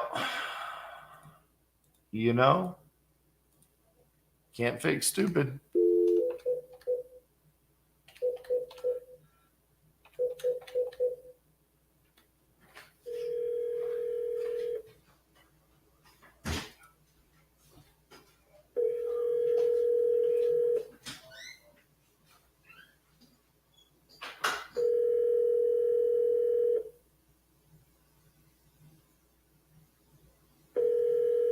After tone, record message. Hello, Teddy. This is RJ Bates calling about your property on Oak Mountain Drive. You had entered it on my website saying that you're looking to sell. If you could, give me a call back at 817-710-8689. Thank you.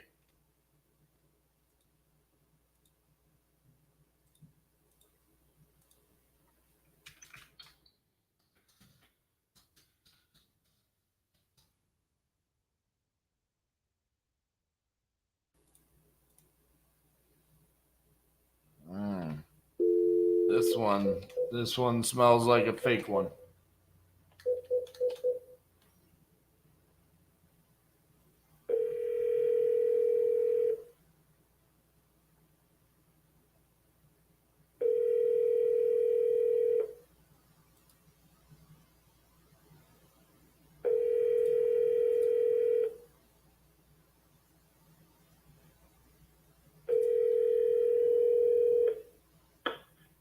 Your call has been forwarded to an automatic voice message system. 812369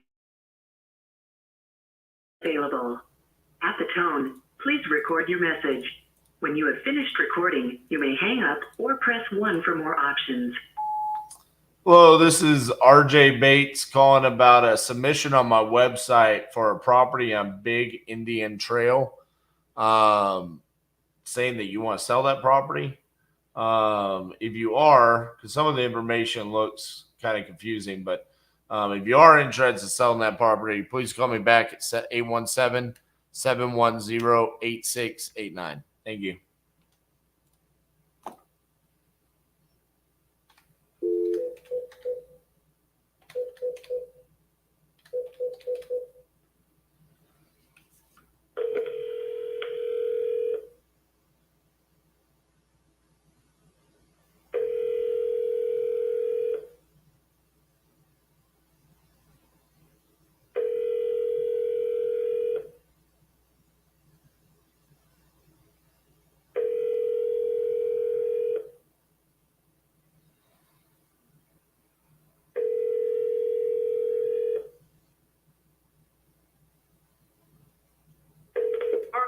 been forwarded to an automated voice messaging system. 910-262 is not available. At the tone, please record your message. When you've finished recording, you may hang up or press 1 for more options. To leave a callback number, press 5. Hey Petra, this is RJ Bates calling about your property on Sunnyvale Drive. You had entered it on the website saying that you were interested in selling that property. If you could give me a call back at 817-710-8689. Thank you.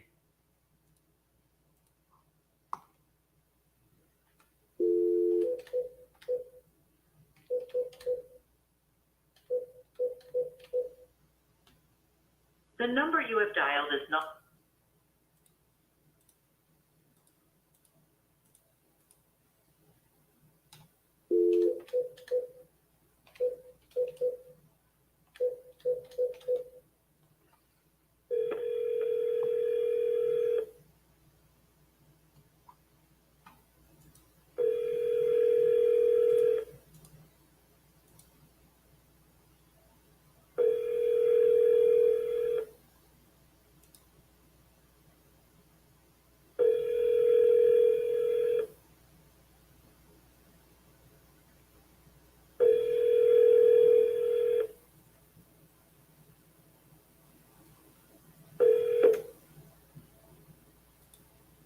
Please leave your message for.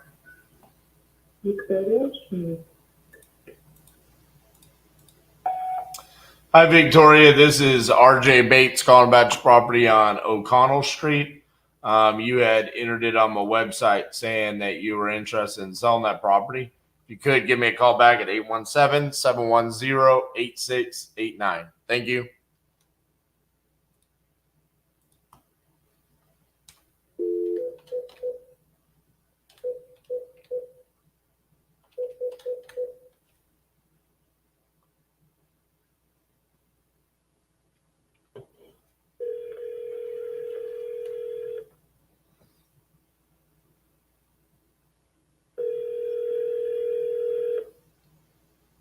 What's up, Zach?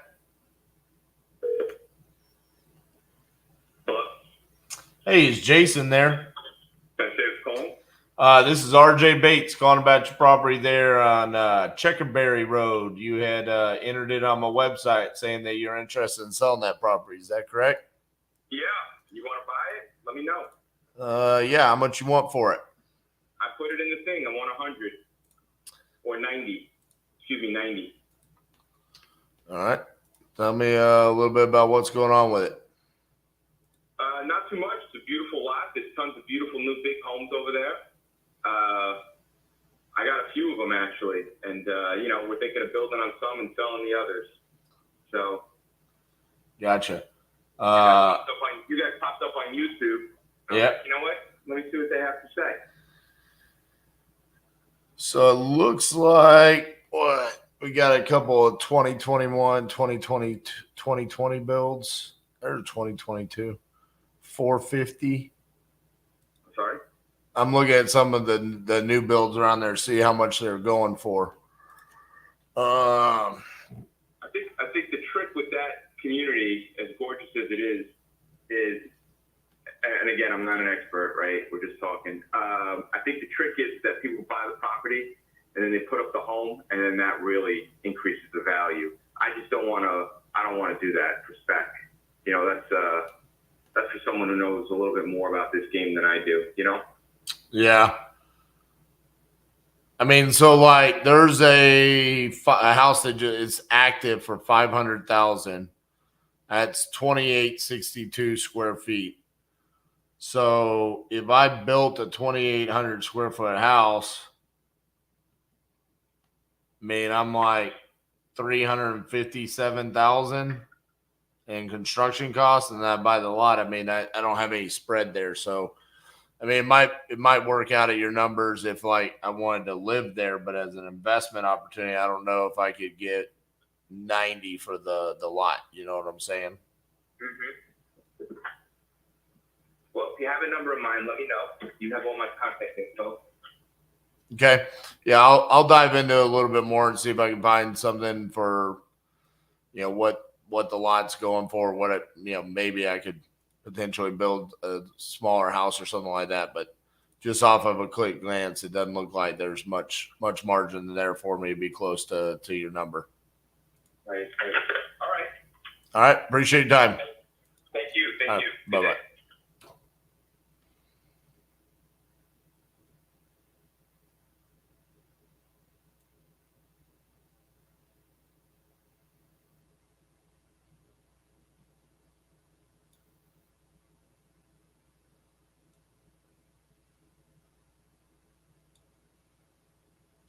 Yeah.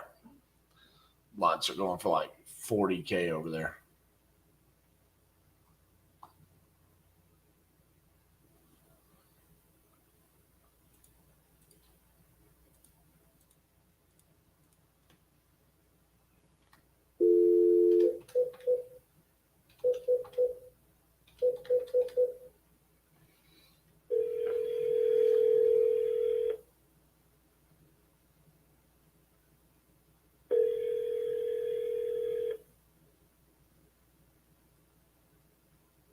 Please leave your message for 5704707.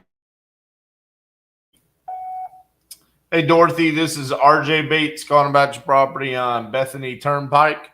You had entered it on my website saying that you're interested in selling that property. If you could give me a call back at 817-710-8689. Thank you.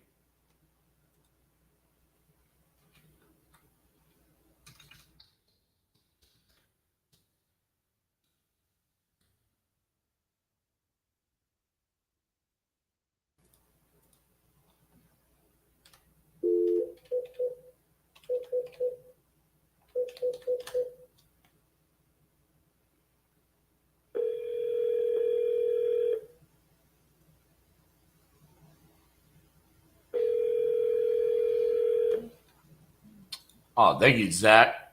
Appreciate that.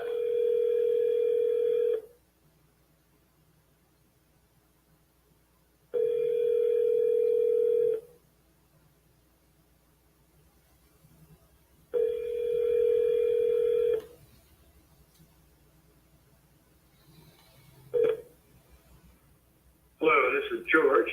Sorry I can't take your cost to move it, but if you leave me the right information, I'll be more than happy to get back to you. At the tone, please record your message. When you've finished recording, you may hang up or press 1 for more options. Hey, George, this is RJ Bates calling about your property on Penelope Drive that you entered on my website saying that you're looking to sell. If you could, give me a call back at 817-710-8689. Thank you. I don't know, Jared. We got to take a look at it. Probably not. We'll probably wholesale. Really just trying to stay laser focused on what we're doing right now. So probably don't want to get distracted with some creative deals.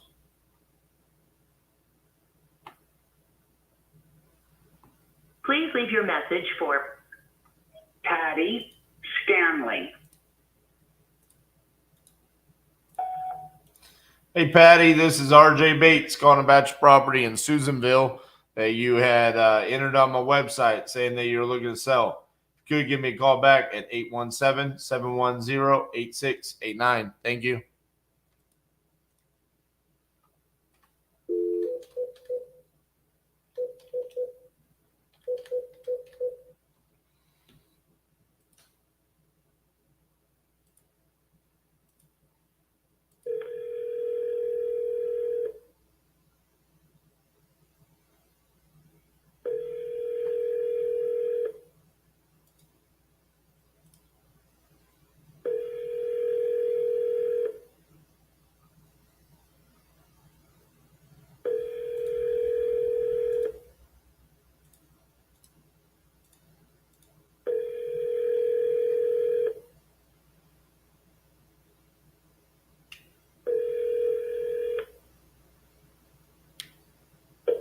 Yeah, this is Tom. Leave leave your name and number, a short message, and get back with you.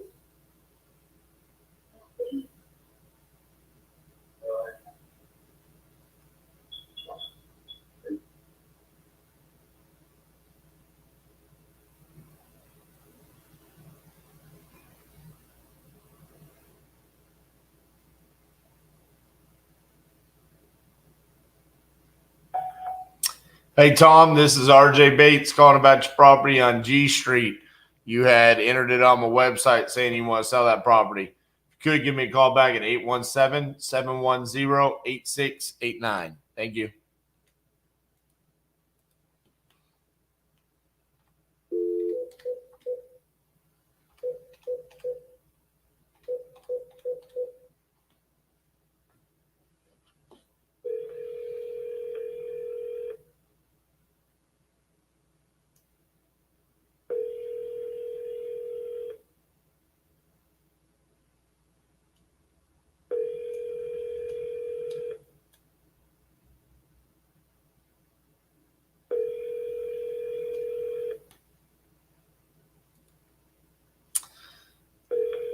I don't know what's for dinner.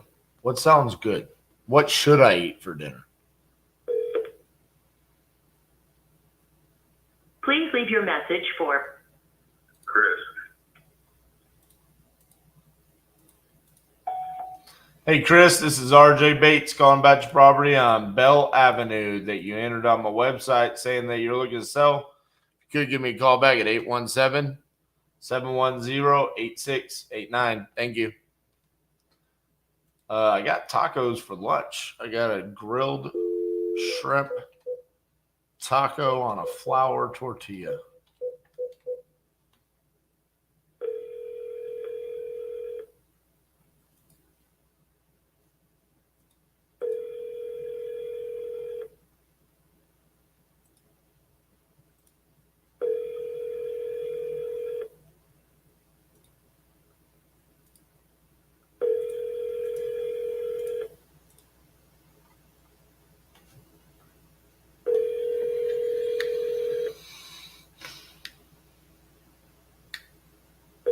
Your call has been forwarded to an automated voice messaging system.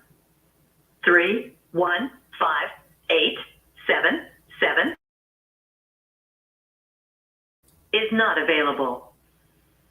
At the tone, please record your message. When you've finished recording, you may hang up or press 1 for more options.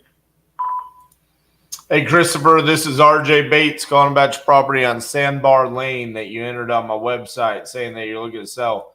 If you could, give me a call back at 817-710-8689. Thank you.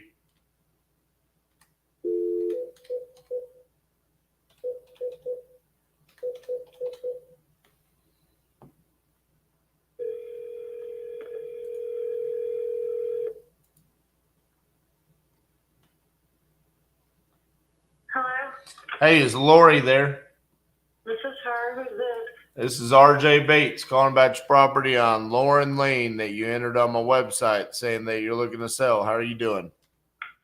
Oh, good. Hello. I wasn't expecting a call. I was waiting on an email to come. No. You get me instead. I hope you don't mind. No, that's okay. We're not 100%, convinced on selling it, but we sold our house before this way in Phoenix, and I was interested in, what your company would have to offer. Well, how much you want for it? Well, says it's worth $330. $330. Where'd you get that? Zillow? Yes, sir. Gotcha. And other research too in our area. All righty. And what's the condition like? It is in fairly good condition. I met a few minor things maybe, but everything works. Everything's great. Nothing's like holes in the walls or nothing. Right. I got new vinyl plank in the kitchen and the hallway, tile in the kitchen. The carpet could stand to be replaced. I've got one window with a crack in it. All air conditioner, appliances, all those things work the way they're supposed to.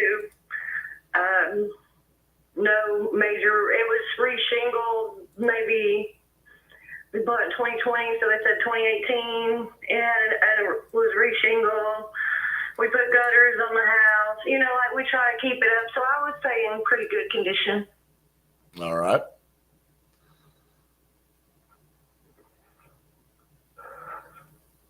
Let's see here.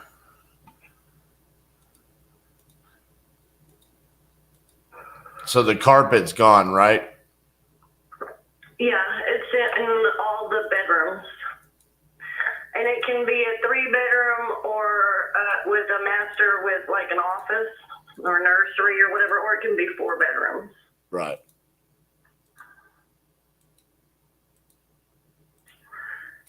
And living room, fireplace, formal living room, dining room combo thing, breakfast nook, garage.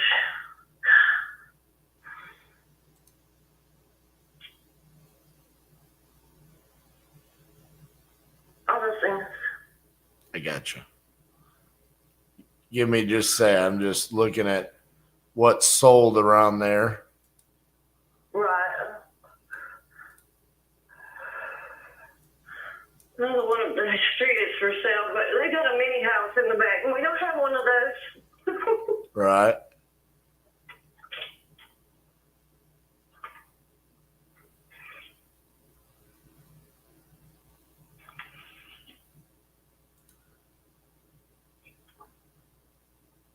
Yeah, it's kind of a unique neighborhood. I mean, you got property values all over the place. Yeah, and the other side is the neighborhood is city. So when you pull in the neighborhood, it's city. Everything towards Lindale is city. Everything on my side of the neighborhood is county. And we're not part of the city of Lindale, and we have larger lots and no curbs. So over there, it looks like a neighborhood with curbs and mailboxes. So none of that's going to be comparable to this side over here. This side of the neighborhood's all like half-acre to 3/4 of an acre lots with bigger houses and no curbs. It's different. Yeah, I mean,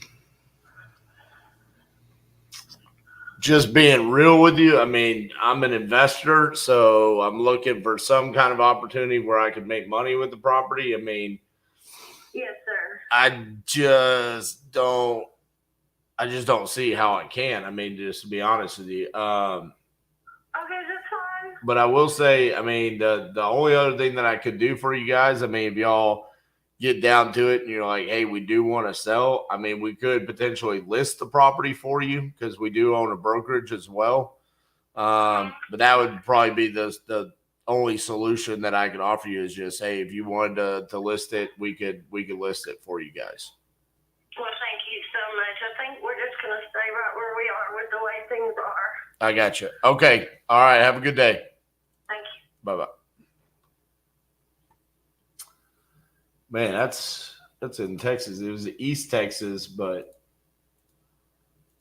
that was crazy. There is in her neighborhood 2 comps for $750,000, but they had houses in the back with like 3 to 5 acres, and then there was houses for $100,000 that were like a third of her size, built in the 60s, and then there was like 2 houses that were similar to hers. Very odd to see that drastic of a difference in a neighborhood.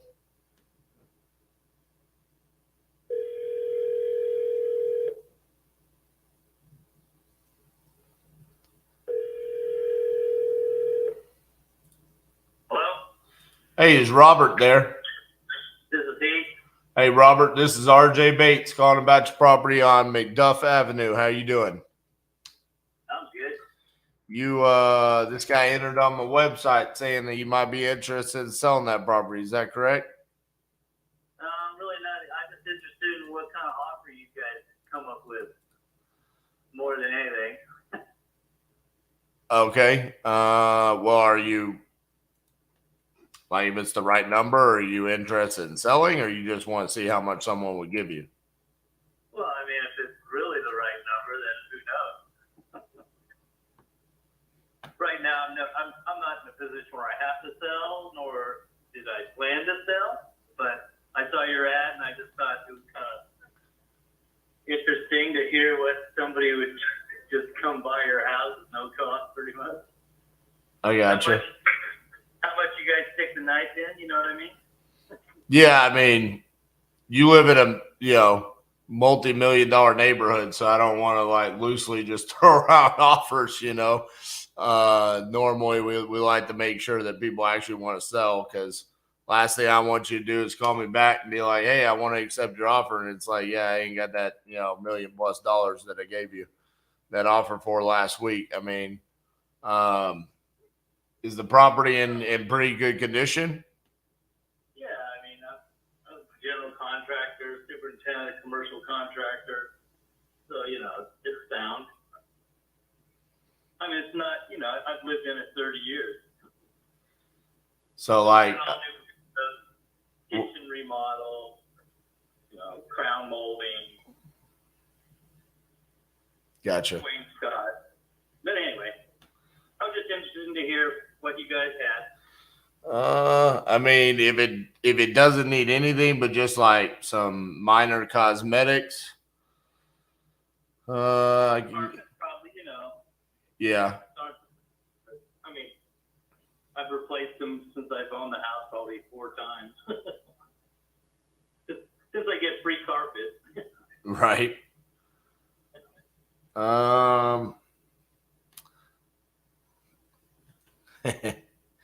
You said how far am I going to stick it in? It feels like it's a lot more on these price points. Well, I kind of know what the house is worth because I, seen my neighbors sell over the years and recently, and what kind of market that was. I know, it's kind of in a down, going back up trend. Yeah. I mean, your neighborhood is actually pretty good. I mean, most properties have sold in less than 45 days. Exactly. It's a really desirable area. The Indian culture loves it. They pretty much buy anything for whatever price they can get it for. I mean, realistically, there's the cash rate, and then like if you said, hey, I got a dollar amount in mind that I'd be willing to walk away with, that could work on what's called a novation, especially because you're in a fairly populated area and low days on market. So, like, to give you an idea, if I just wanted to like poke you in the eyeball for no good reason besides you just want cash and you want to go away, it'd be like 1.25 million. But you're leaving like just astronomical amount of money on the table. Probably worth upwards of, I don't know, after I get done with some few cosmetic things, say I put 60 G's out there, do that, which should cover it. So, 15 to 50. It's like a little over 1,500 square feet. I should be able to, with 60 grand, just fit shine this place. And it would be worth probably 1.7. Exactly. So what I was gonna say is like, because I'm assuming you have a mortgage on it, right? Yeah, I got a mortgage. I did a HELOC and then I refinanced to a lower rate when I refinanced the whole property at 2.5. So did you have like a dollar amount like that you wanted to just walk away with? Well, I figure if I bought the house for $200,000, dude. Right. So You're doing good. if I'm making $1 million on my investment over 30 years, I don't know. Is that a good investment? Probably. So I mean, that's what I'm saying. I think I could give you more money if we do the novation, which is essentially us just coming in. Some of those things that you're talking about, we take care of those, and then we sell it, and then you get more money at the closing. Or we just come in and if you say, hey, I'm okay with walking away with 1.25 million, then we can do that. Those are like the two options that I see on this type of property. Just from what I told you from my background, I mean, I don't need any help putting it back together like that. But, you know, it's good to know that just a walk away. Well, it's more about like you are walking away and you're not investing any money into it. You know what I'm saying? So it's like on the novation route, we're not going to come in and put 60K into it. We're more going to like clean it up and sell it. And then we're taking a little piece of the pie instead of protecting our ass by, you know, essentially buying it at like 70% of what it's worth. Right. Yeah, that's kind of what I was interested in. That what you just said, 70%. I mean, if that's the case, then it's 1.25 million. Right. Yeah. All right. Well, thank you very much. You satisfied my interest, and if I, you know, I really, like I told you in the beginning, I'm not really looking to sell or have to sell. Right. So does that mean don't call you back, or should I keep calling you? Well, dude, I'm not the kind of guy that likes to get called all the time. I'm the kind of guy that will call you if I'm going down that road. For sure. I got you. All right, man. Well, I'll make sure I won't bug you then. You have my number. Why don't you just text me your information so I have it, so in the future, like I said, if I'm interested in going that route, I would definitely like to, you know, make you my contact. I got you. All right, man. Sounds good. All right. Have a good day, sir. You too. Bye-bye.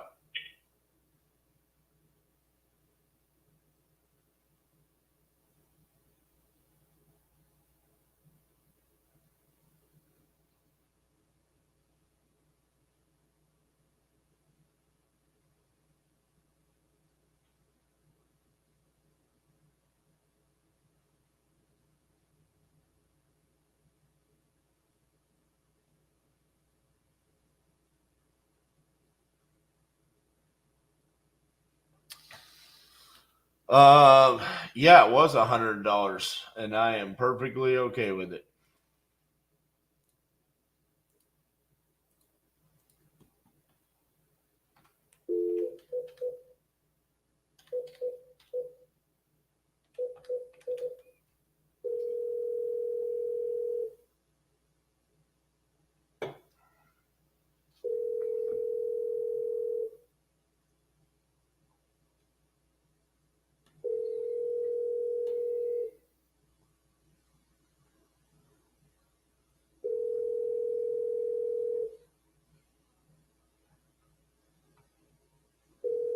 Phone number 269-3275.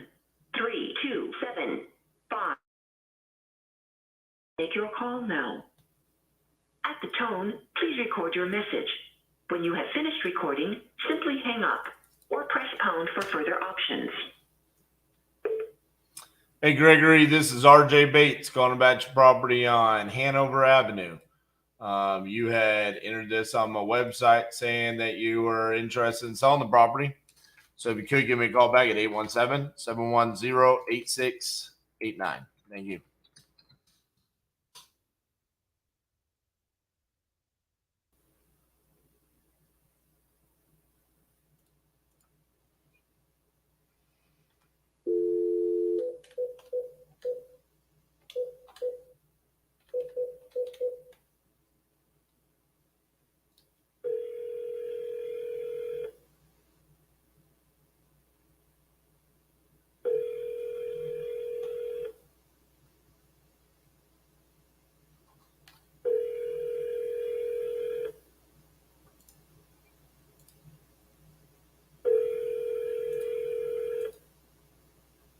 Your call has been forwarded to an automatic voice message system. 81761 is not available. At the tone, please record your message. When you have finished recording, you may hang up or press 1 for more options. Hey, Shannon, this is RJ Bates calling about your property there in Blum You had entered it on my website saying that you were looking to sell. So if you could give me a call back at 817-710-8689. Thank you.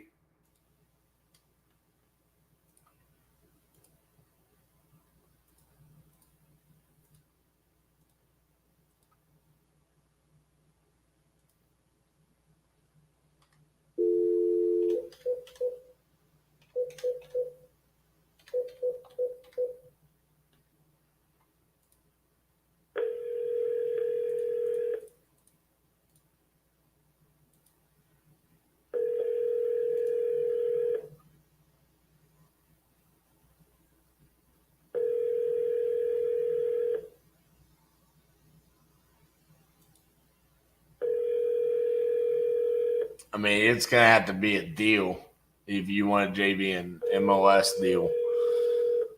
And it needs to be Your call has been forwarded to an automated sold voice for messaging less than system. what it's under contract or listed for. 555-156-130 is not available. The mailbox is full and cannot accept any message.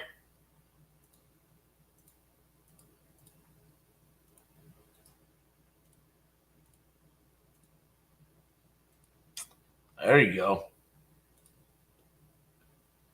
Wasn't in New Orleans, was it?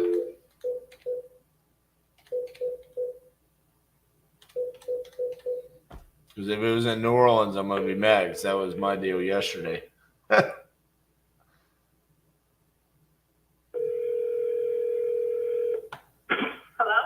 Hey, is Shelby there? This is her. Hey, Shelby, this is RJ Bates calling about your property on Dobbins. You had entered this on my website saying that you were interested in selling that property. Mm-hmm. Awesome. How much you looking to get for it? As much as I can. Alrighty. Is there a number behind that or?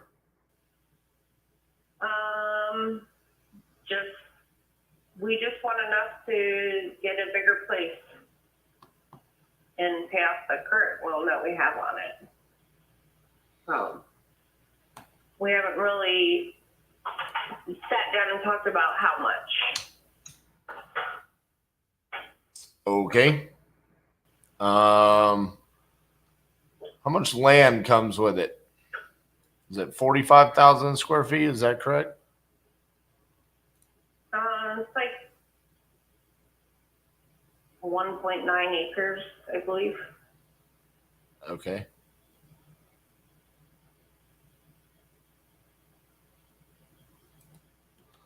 What's the condition of it like? Good. I mean, it's desert, so. It's what? Desert.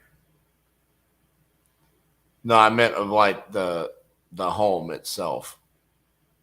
Oh, yeah, that's fine.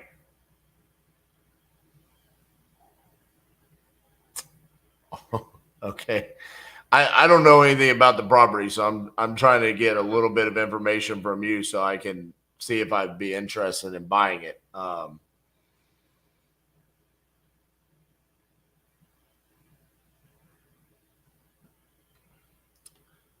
Or not. What do you want to know? Exactly. I mean, like, that would be better for me. I don't know. I mean, you know, like, what's the condition like? And you're like, it's good. I mean, it's a 3-bedroom, 2-bathroom. Everything works. We did put solar on it. Okay. All right. Well, how about this? Whenever you guys get like closer to making a decision, if you have an idea of how much you would want for it, and give me any kind of information. If you want to, you can give me a call back. Okay. Okay. All right. Fucking Jesus Christ. Imagine asking her what she wants to eat for dinner.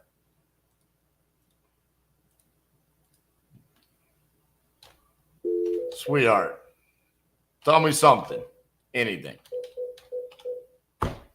Yes. I paid $100 to tell her to fuck off.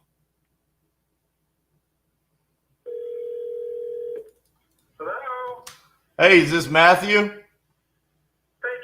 Matthew, I'm calling about your property on 10th Street that you entered on my website. You still looking to sell that property? I am looking to sell it.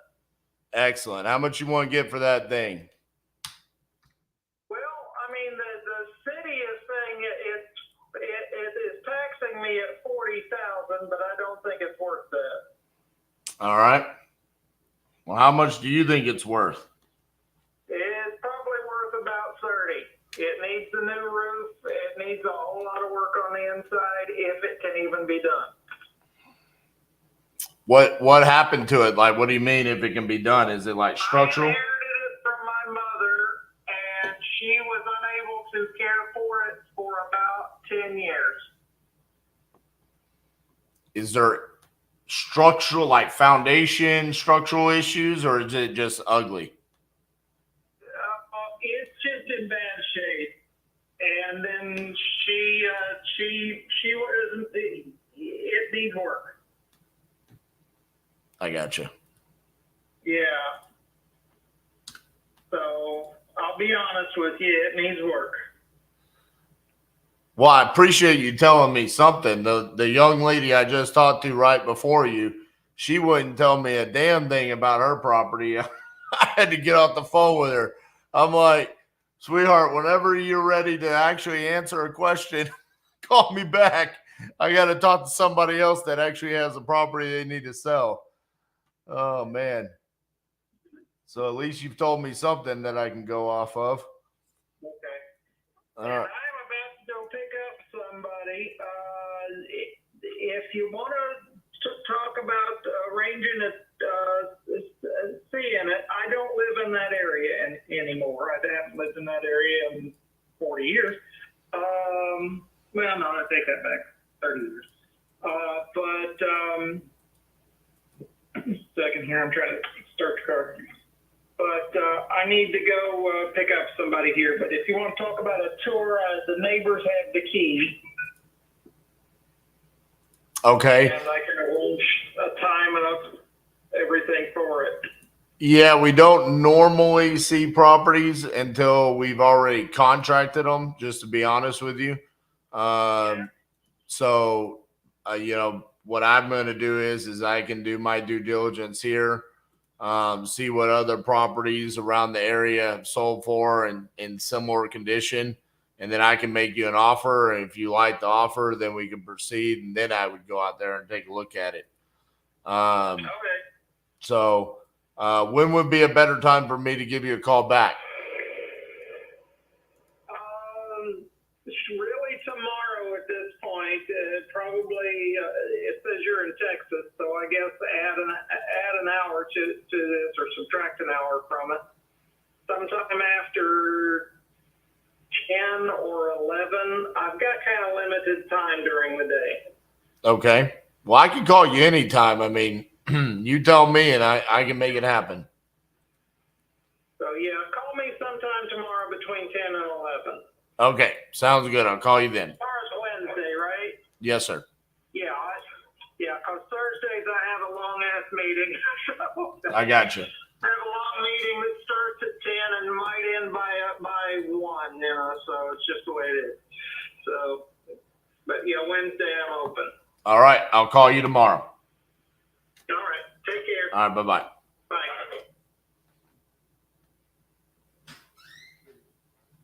Real quick, do you have the number for the new Cleveland property that we have sent out contact on the 8th? I do. Could you send that to me in chat? I could. I will send it to you right now. Thank you, sir. His name is Kenneth. Kenneth? Yep. All right. Looks like the DJT property. Remember, he bought this on a tax sale. Yeah. Just wants to be done with it. Yeah. There's a solid chance he's going to say, I have no idea how you can get in that property. Really? Mm-hmm. All right. Have you ever seen it before?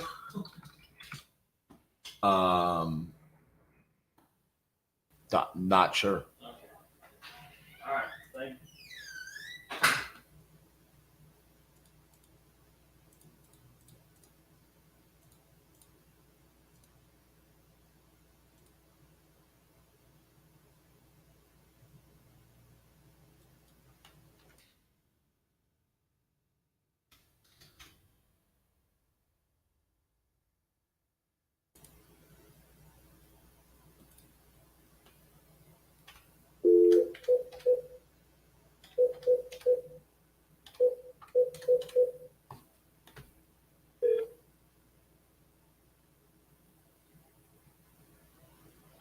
is Marla.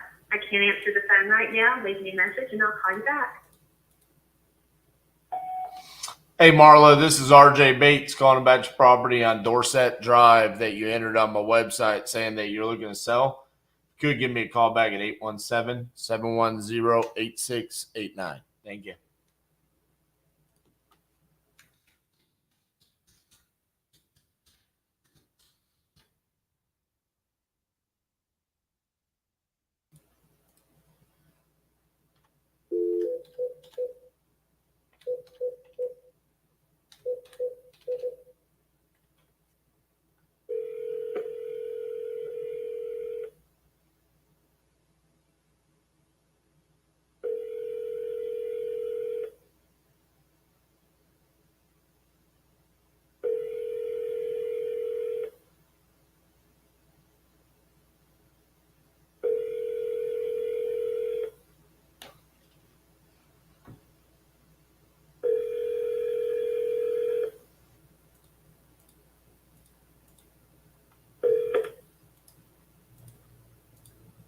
Please leave your message for 904-207.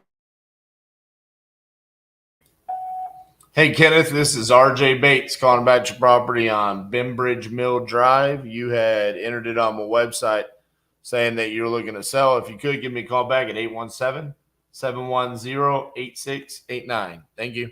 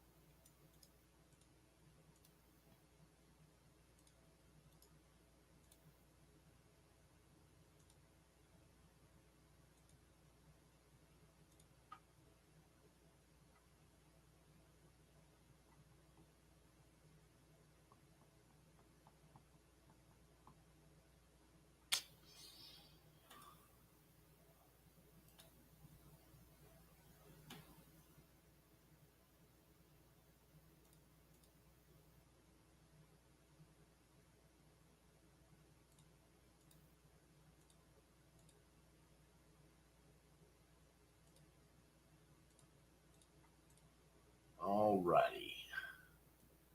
Who has not called me back?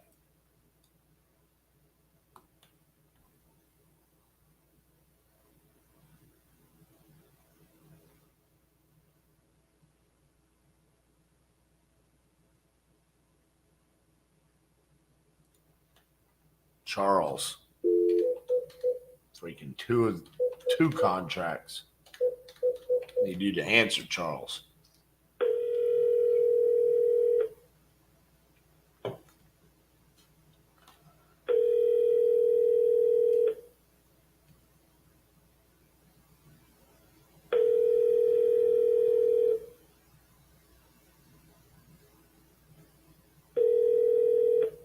Your call has been forwarded to an automatic voice message system.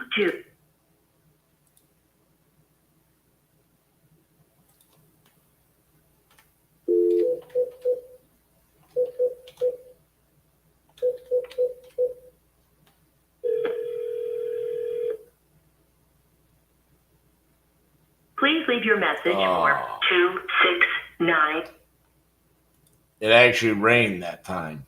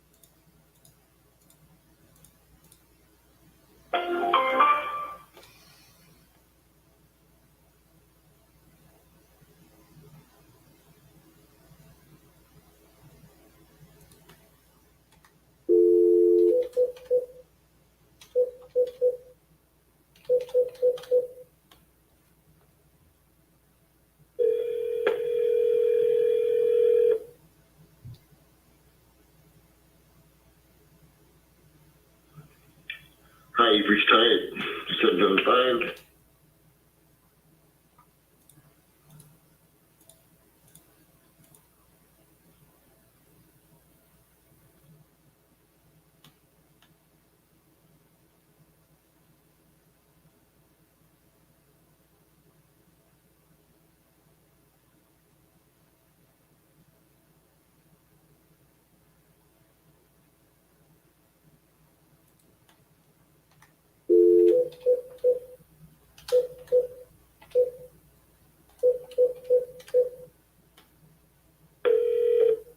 Your call has been forwarded to an automatic voice message system. 2.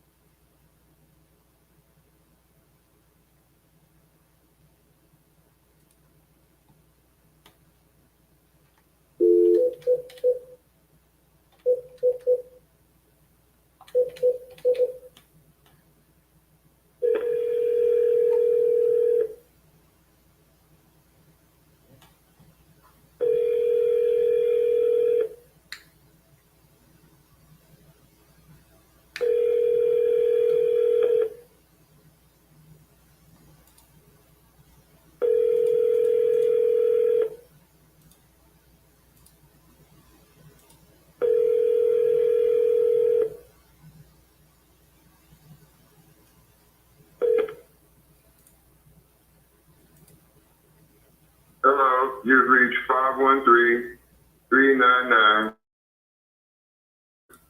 Sorry no one's able to answer your call at the moment, but if you would like to leave your name and a number and a brief message, we promise to return your call as soon as possible. Thank you, and have a great and blessed day. Bye-bye. Hey, Andre, this is RJ calling about your property there on Glenway Avenue. We had spoken last week about me potentially buying that property and you seller financing. You said you wanted to speak to your wife about it. Just give me a call back, 817-710-8689. Thank you.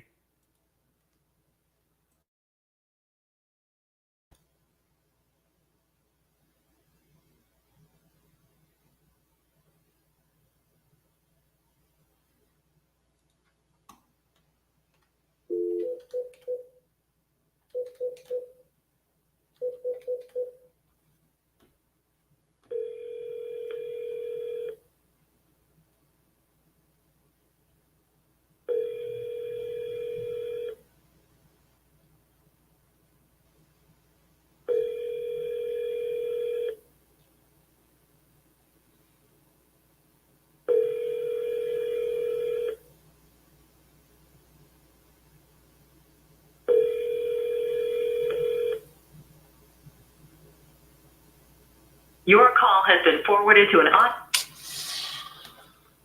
Oh, that's my Airbnb deal. He's just not answering.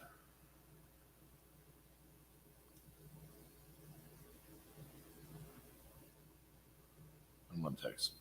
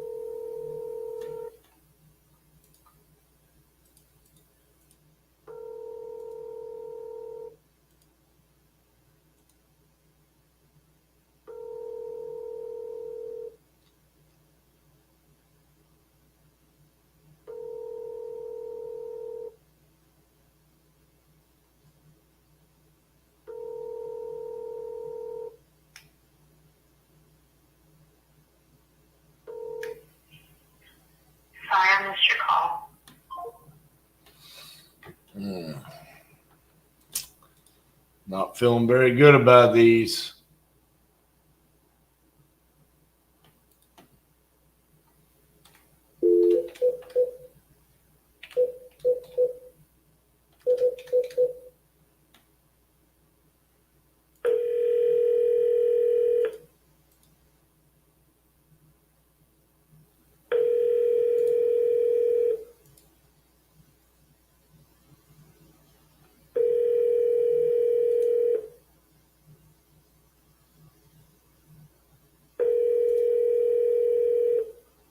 Your call has been forwarded to an automatic voice message system. 419.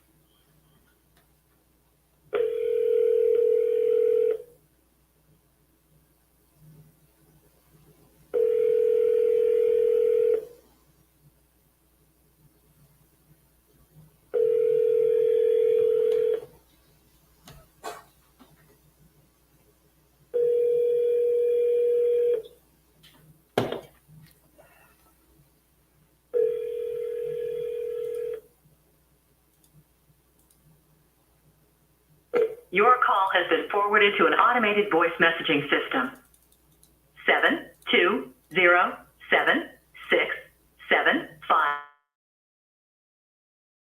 is not available. At the tone, please record your message. When you've finished recording, you may hang up or press 1 for more options. Hey, Cedric, this is RJ Bates calling about your property on 30th Place. You had spoken to Anna about selling that property. If you could, give me a call back at 817-710-8689. Thank you.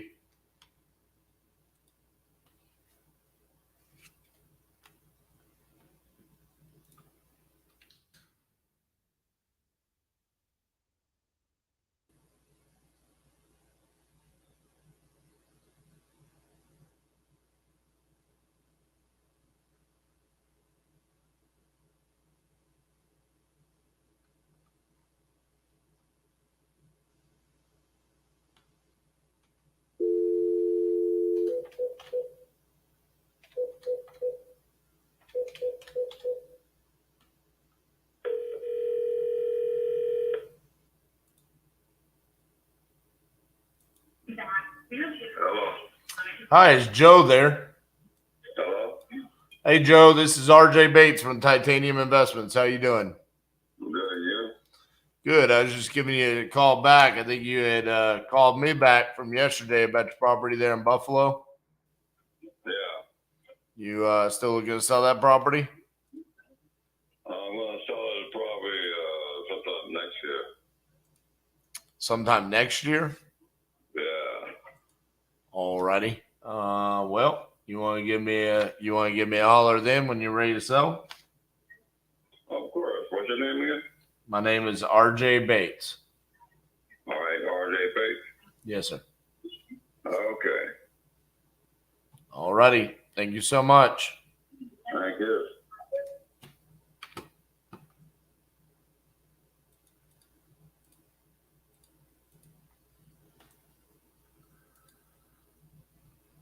Man.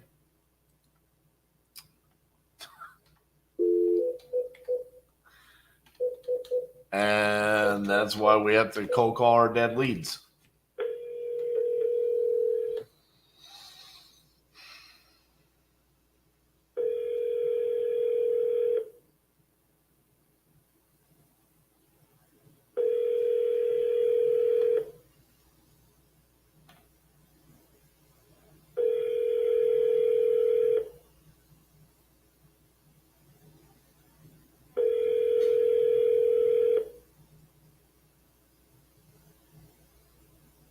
Nine 3 1 5 8 8 7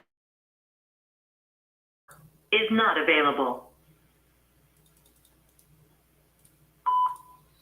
Hey, Jason, this is RJ Bates calling about your property on Old Westmoreland Road. You had entered it on my website, so give me a call back. Thank you.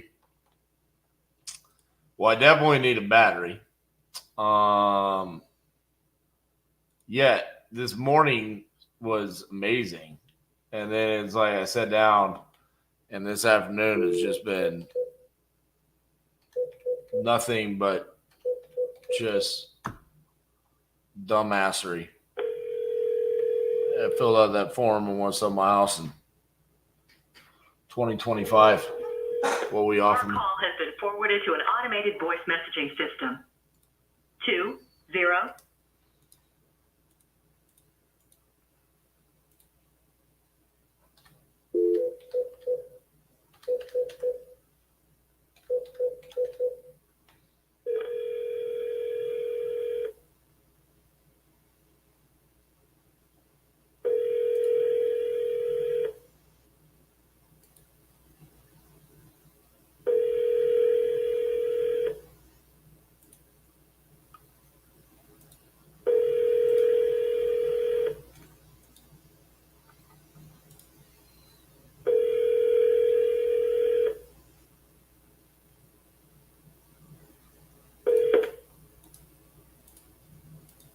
Please leave your message.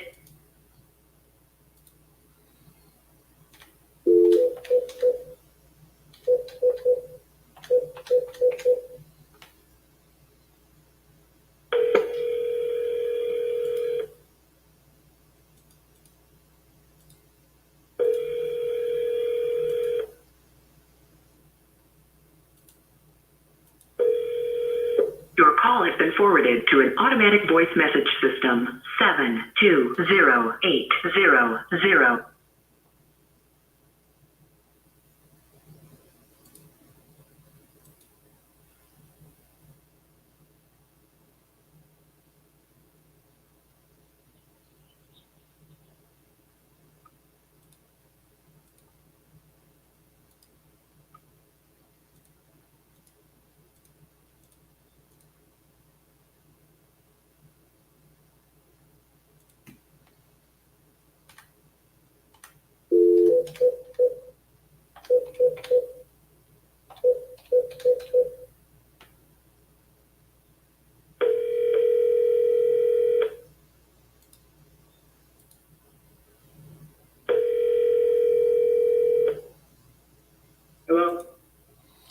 Hello, this is RJ Bates calling about your property on Hartwell Street. How are you doing?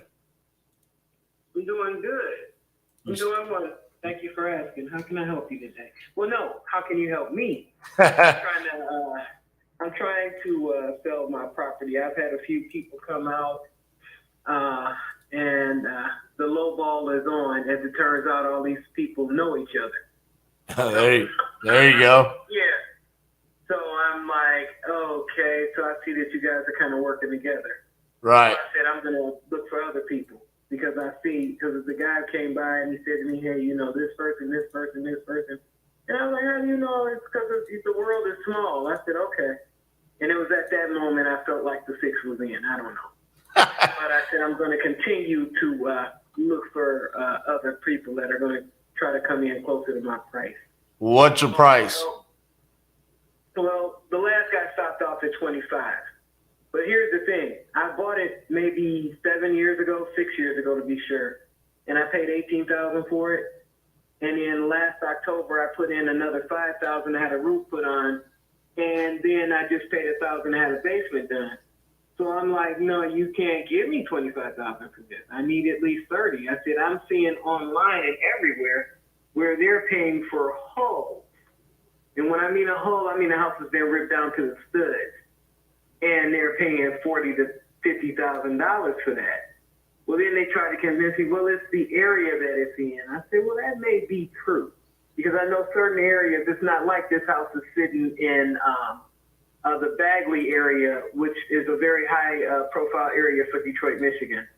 I said, I realize it's not sitting there, but it's not sitting down in Cass Corridor, which is a less desirable area of the city. So I'm like, so come on, work with me. So what I'm doing now is setting up appointments to see if someone else is willing to come in and give me an honest assessment of the property.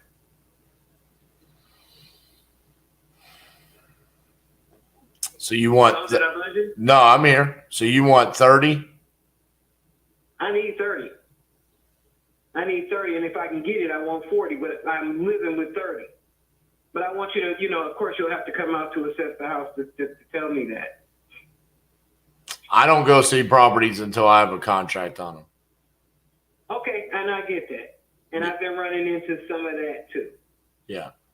Because I mean, give me some insight as to why it's a contract without seeing the property first. Because sellers waste people's time. It doesn't matter to you if I've got to pay somebody to come out there and look at it, and then you're like, I know I told you, 30 on the phone, but now I want 60. Didn't cost you a dime. It cost me a bunch of money and time, So I see. And here I thought it was about the people wanting to come out and lock you in, and then when they get out there, they lowball you. Oh, well, yeah, I wrote up the contract for 30, but I'm seeing where I'm only going to pay 20. And then you're locked in for the most part with that buyer. No, yeah.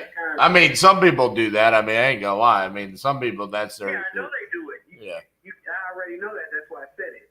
I mean, now for us, I mean, I'll be honest with you. I mean, there are times that we do send contracts and we have to renegotiate the price because it's like, oh, hey, for example, a guy sold me a property in Shreveport, Louisiana the other day. He told me $6,000 for the property and he just put a new roof on it.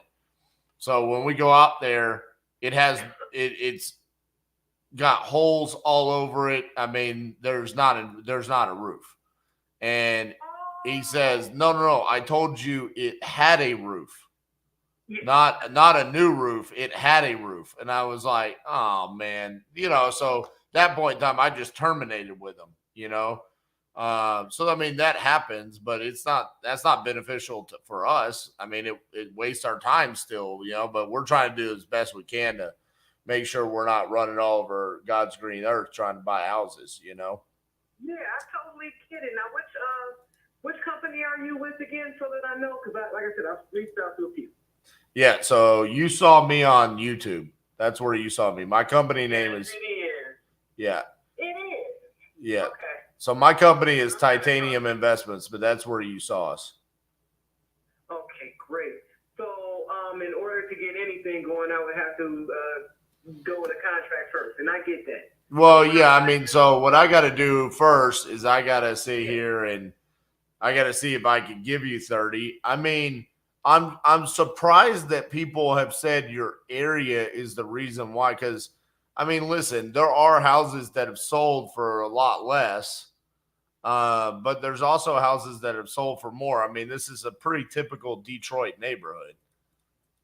Yeah, but here's the problem with it that I found. Again, I believe these three people that I called because the guy got to ripping off all three of the people that had been to my house that morning.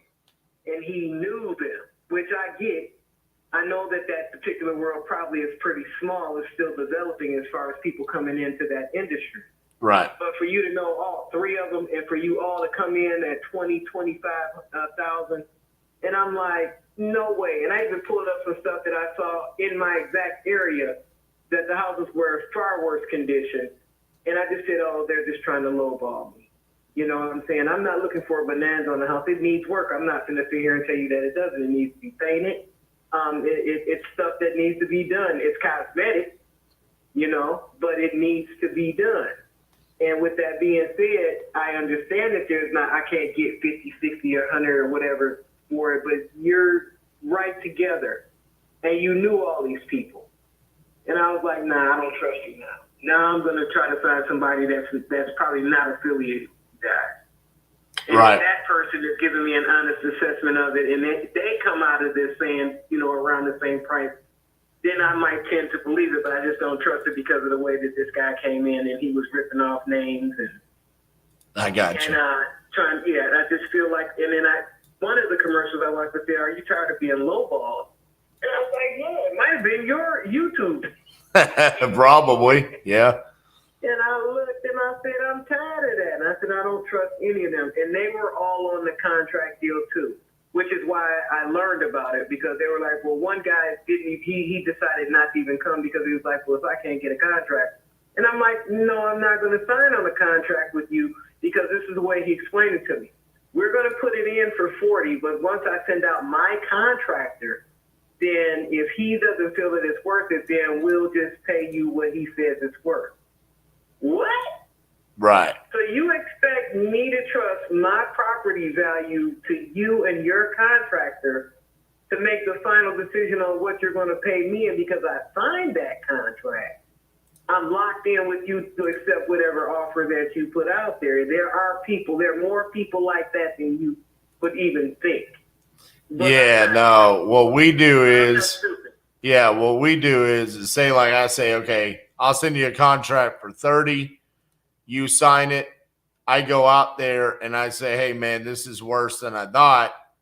I can offer you 20 and you can say no or yes. If you say no, then my options are I either close at 30 or I terminate. Okay. You see, I mean, it's a renegotiate at that point, but it's not like you're forced into whatever price I tell you. You know what I'm saying? I mean, it's doing that though. It's your house. I can't force you. That's insanity. They're doing it. I promise you they're doing it. I had one, and because I wouldn't agree to that, he said, well, I don't think I was like, I don't give a fuck about it. Because like I said, there are a million people, not a million, but there are a lot of people out here doing this thing. But like I said, It caught my attention. I said, this young man is on YouTube. He's actually trying to reach the masses. He's not local. He's not some person that's in the swindle. He can take or leave a house irregardless, whether he wants, you know what I'm saying? If he wants to buy the purchase, great. But if he doesn't, it's no skin off his back. Whereas exactly. these other people, you get it. They're trying to monopolize. Yeah, they're trying to monopolize the area because a lot of them have purchased homes in that area. Right. Of course, you want to get a portfolio that's got all these houses in that area. It's funny you say that, man. I literally was just on the phone with, same thing. She saw my ad. She filled it out. I said, how much you want for it? She said, as much as I can get. I said, okay. Well, is there a dollar amount you have in mind? She said, no. I said, okay. What's the condition of the property like? Good. Okay. Do you want to tell me anything about the property? She's like, well, what do you want to know? And I'm like, ma'am, I don't know anything about you. Sell me your property. Tell me, like, why do I want to give you a bunch of money for it? She didn't want to tell me anything. And so I was just like, all right, I'm going to go because I need to talk to other people because somebody else wants to sell me a property today, And then that's where I'm at is like exactly what you get it, where it's like, yeah, I mean, I want to buy a property, but I want to make sure it's a win-win for everybody, So you're like, hey, I need 30. I think, looking at it, I see multiple ways as to why that could work. What I'm trying to see is on some of these property values, if some of them were tenant occupied, some of them were duplexes, and some of them were triplexes. So I'm trying to see, because yours is just a single family, right? Yep, it is. It's a single family. But like I said, it's aesthetic. Initially, when I moved into the area, the idea was that, I had neighbors. This was about 5 years ago. The street seemed quiet, okay? And it looked nice. It wasn't until maybe a few weeks later that I realized I was parked down the street from the Sons of Anarchy. got a motorcycle club down the street from me. And I started seeing, the ride-outs. Right. And I started noticing, wait a minute, is that a hooker? And then I went a little further. I went to the store that same day, pondering the thought of the hooker in the neighborhood, and I was approached by a pit bull by the store. I said, oh, this is that kind of neighborhood. Right. Let me get this. And I suddenly realized maybe within a year or so, the feds came and they were digging up the backyard next to the house that I lived next to. The guy had disappeared. It didn't bother me that he had disappeared, but they were over there looking for a dead body. I said, oh, I got to get the fuck out of here. So suddenly my dreams of building the Taj Mahal turned into, we just going to make it and fake it until I can clean up my credit, until I can do something different. Not that I was going to buy, I thought I had bought a diamond in the rough, but it was cubic zirconia. I got you. So you said it needs some work. Give me an idea of what is remaining that needs to be done to the property. Okay, like I said, I just slapped the roof on there. The October of 22. I had a tree that was brushing across the top of the roof. So the end result was that the shingles loose, and then, well, you already know what happened. So I had to replace it. Yep. That was October 22, and I cut the trees, the branches off of that tree. Also removed another tree in the front of the house because it was just wreaking havoc to the front, brushing up against the front of the house. So anyway, that was done. Also, I had the basement just done Saturday. I had it painted and cleaned out and cleaned up, primarily because I had my dog staying with us, because I wasn't living in that neighborhood without my own personal pit bull. Right. Is it a finished basement or is it unfinished? It's an unfinished basement. Gotcha. But it's a clean basement. Gotcha. And the furnace is about 6 years old. And the hot water tank, equally, they both went in at the same time. And like I said, the house is the master bedroom is the stretch of the house upstairs, and the 2 bedrooms are on the main floor next to the bathroom. The house is roughly around, it's a small house. It's roughly about 1,100 square feet. And if you want to get the address, you can probably pull it up. No, I got it. Okay. Yeah, So with that being said, you'll see that it's got a garage. It's a 1-car garage. It's not a 1.5, none of that. You can get 1 car in that boy. And let me see what else is going on with it. Like I said, whoever had it before. My thing was I was going to strip the floors down and stain them, because apparently whoever had the house prior to my purchasing it painted the freaking floors. So they're a burgundy color instead of staining and doing, sealing the floor. So that's going to need to be. Now, I like wild colors, so my kitchen is green, multi-shades of green. My front room matched the couch set that I had, so it's burgundy. The walls are burgundy, so it's gonna need paint all the way through. The bathroom is a slate gray. Now the 2 back bedrooms, I have one that is black, which is our man cave. That's where my husband hangs out. Gotcha. And in the other room, I didn't even paint at all. It's just a horrible beige. Now the upstairs is all knotty pine. It's all knotty pine up there. Gotcha. And the newer windows are in and upstairs, but there would need to be window replacement on the main floor. Like I said, it's good for rental property. That's about it. Or helping with the portfolio, the stretching of the portfolio. But again, it needs cosmetic work. It does. And that's why I was going so low on the price of the house, primarily because I know that there's going to need to be some money spent in that respect. As far as roof and furnace, no. But where you're going to get into it is caulking in the bathroom. You don't want to caulk that tub. Stuff like that. Understood. Mm-hmm. So what I want to do is, I'm hoping, because I have to talk to my husband. His name is on this deed too, and I have to explain to him what we need to do. So is it possible that I can call you back? Yeah, that's fine. This is the. I want him to be part of this. I want him to be part of this conversation too, because ultimately, why we're pressing so hard for that money is because it's our down payment to our new Shangri-La. I got you. So and we need that amount. So that's why I was trying to squeeze it for more to get furniture and all this other stuff. But I said I don't care if I'm sitting on the floor.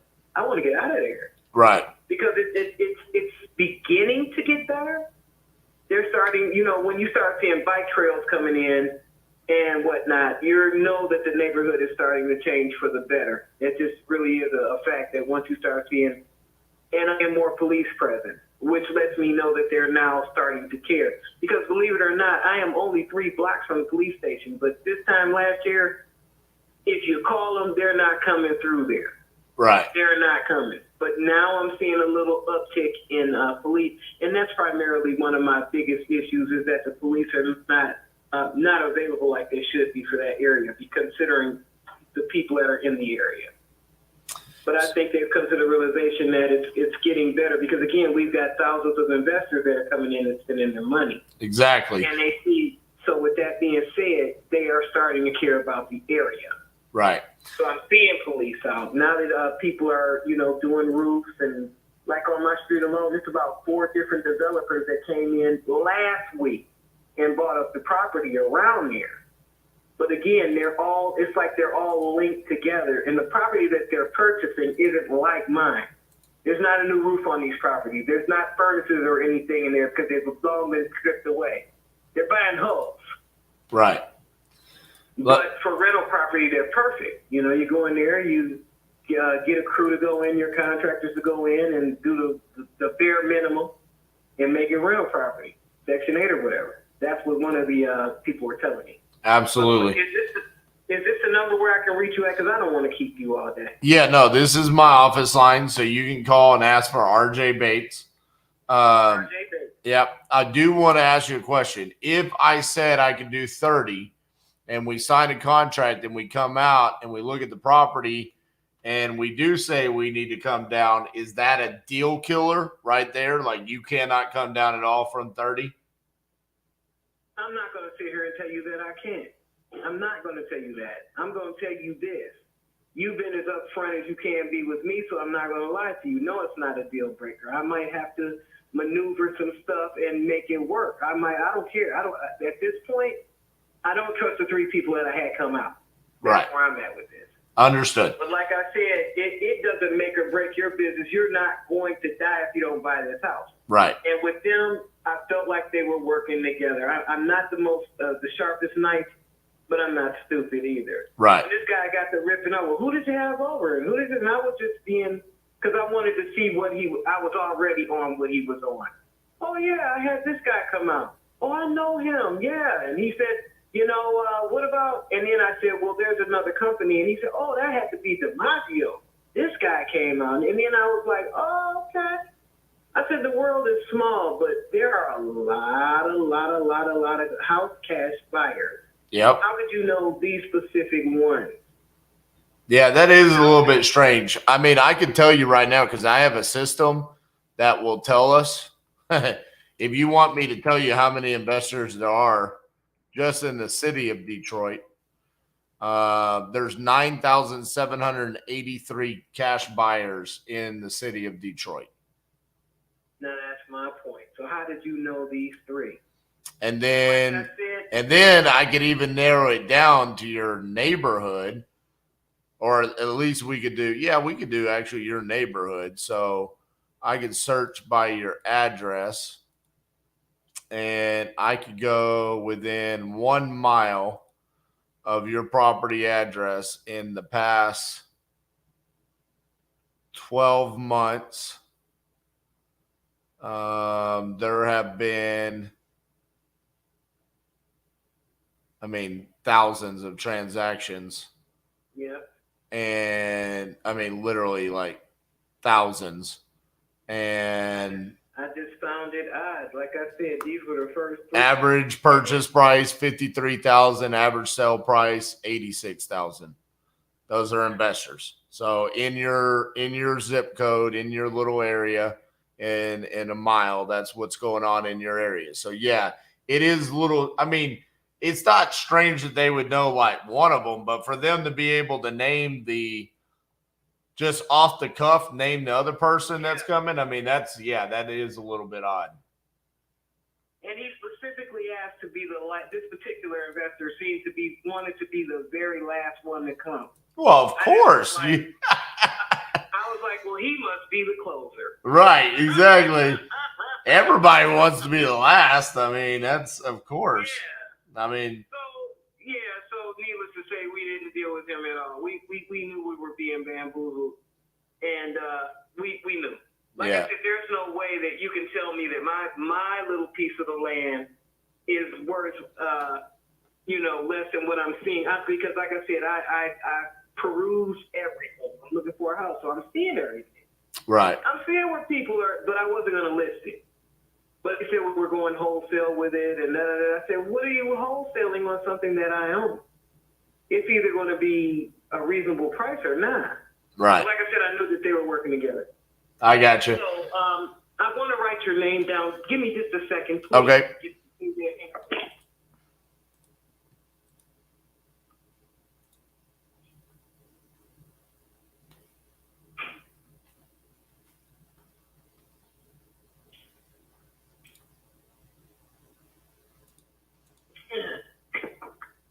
And he kept trying to drive home that, hey, we're local.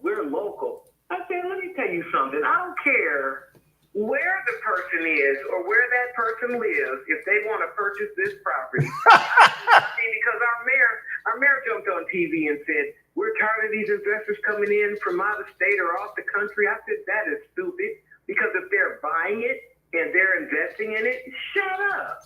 Right. We want local people. And I was like, local people been living here all their lives, and they did shit for the city. I love it. I love it so much. And he would tell me, oh, yeah, we're local, see? Well, I don't care about that. I can tell you right now, I'll let you go after this, but I got to tell you a story on that, because it happens the other way, where sellers say they want somebody local. So yesterday, my partner, Cassie, she's on the phone, and she's talking to, a woman that is financially distressed. She needs to sell her property before she loses it. And she's going through, and she's like, well, if I buy your house and I flip it, because the only thing we can do with that house was flip it. You can't keep it as a rental. So we're like, and we flip it, then we're going to have realtor commissions when we sell it, and the holding costs and the closing costs, and then this much for our profit. So she was like being full transparent, like I am with you, and breaking down the numbers. And this woman goes, well, I talked to someone here, and they said there are no realtor commissions. And my partner was like, no, there are no realtor commissions when we close, but we still have to account for them when we sell the property. So one way or another, there's still realtor commissions. It's just kind of a mindset play. And the lady goes, you know what? I liked what the person that's local here had to say better than what you had to say. I'm going to call her back. And I'm like, it's just hilarious. It's like, it's just math. It's common sense. You're paying for it one way or another. If we could say it doesn't exist, it still exists. You're still paying for it. So, all right. So Yeah, give me your name, please. Yeah, so my name is RJ Bates. RJ Bates. Okay, Mr. Bates. And I have that number, Titanium, correct? Yeah, so my company is Titanium Investments. In Titanium Investments. Okay. I'm going to speak to my husband, and we are going to get on the page. Okay.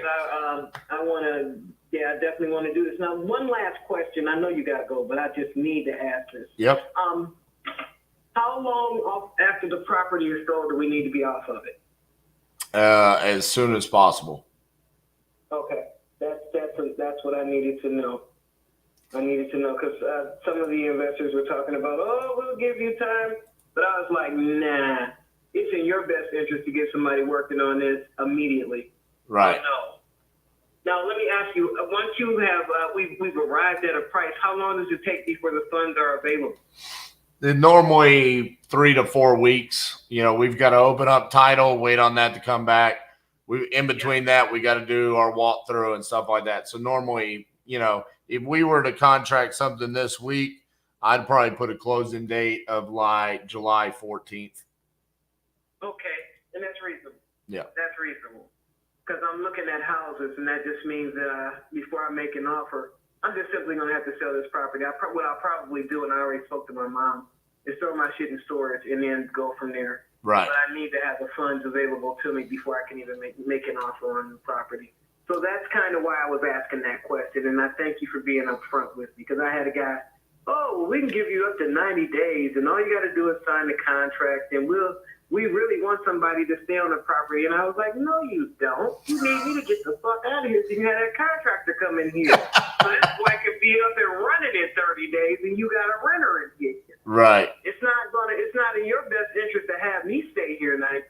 They just really think I'm stupid out here. Yeah. Well, yeah, honestly, you got to feel bad for them because they're taught that. I mean, most people are not taught to be honest. They're taught to lie on some degree. I mean, it's kind of sad. I mean, some of it might be real, but I mean, the reality of it is there's so many people that teach people how to do real estate investing, and they tell them like, you need to tell them whatever they want to hear to make them sign the contract, and then you bamboozle them on the back end.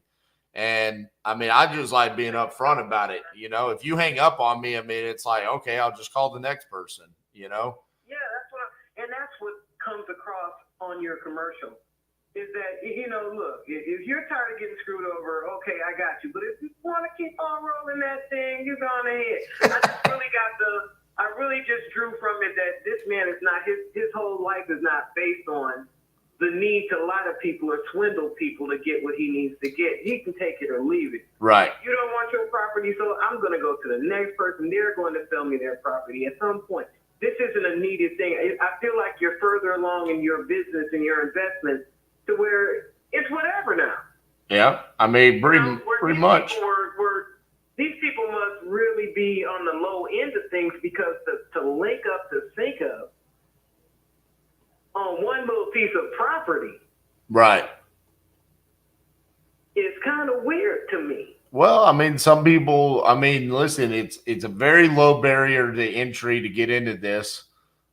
Specifically, if you're going to wholesale, the people, it doesn't really cost a lot of money to do it. And they try to get in, and it might be make or break for them.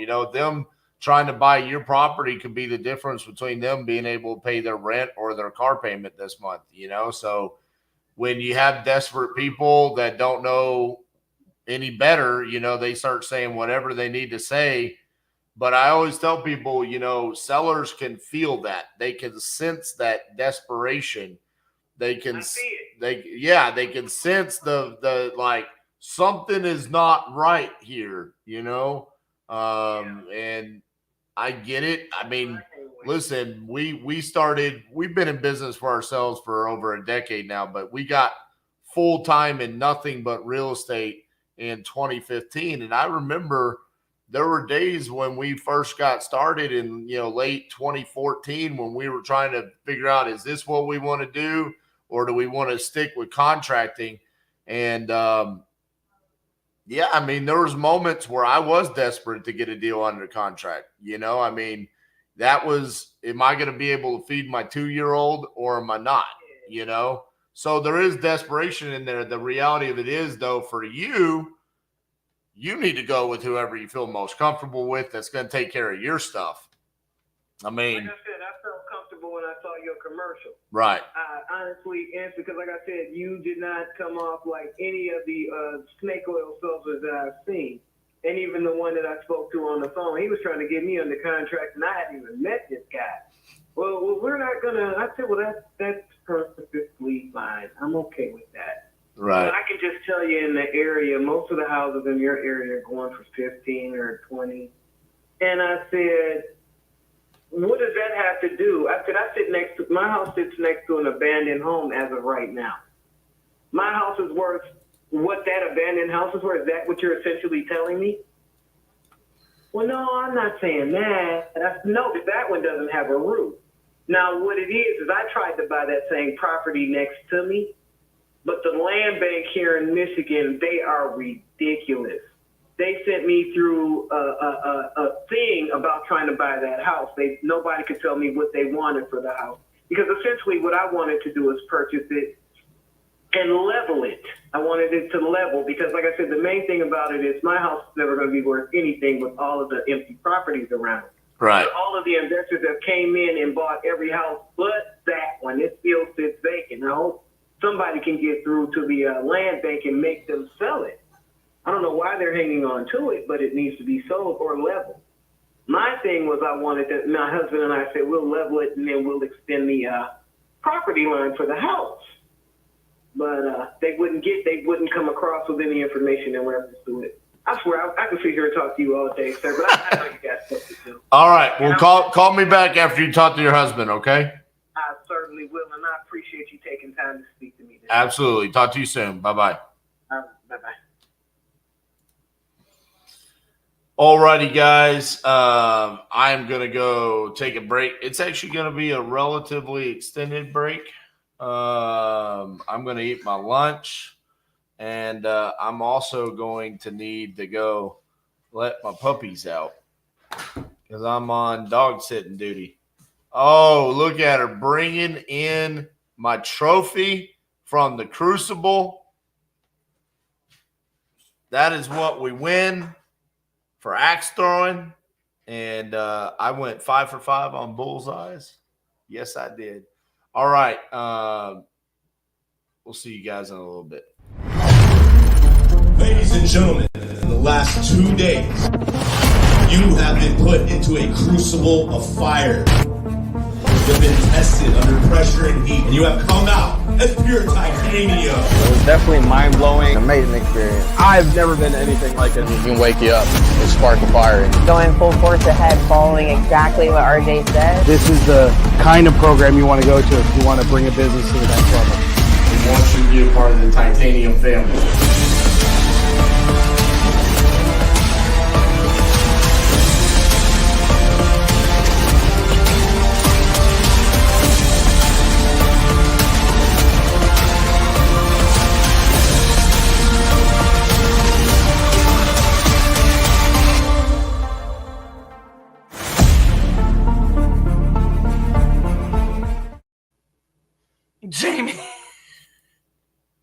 Jamie says that axe throwing is rigged. It is that ridiculous that one would think it could be rigged, but it's... I don't even know how he does it. He barely gets up there, barely throws the axe, and then boom, 5 bullseyes. Yet I can't even get an axe to stick to the board half the time. So ridiculous. Okay, dokie. So, how are you guys doing this afternoon? I hope you're fantastic. Well, I was between my last segment and now, I spoke to Lead Zolo. So just a little update for you guys who have been here yesterday and today. Somehow, some way, and this is such a good point. Over the weekend, somehow somebody figured out how to spam their leads. So I'm like doing KPIs and reporting on what that looks like, just so it can help report and get as many, so they can get on top of it and make sure none of them fall through the cracks.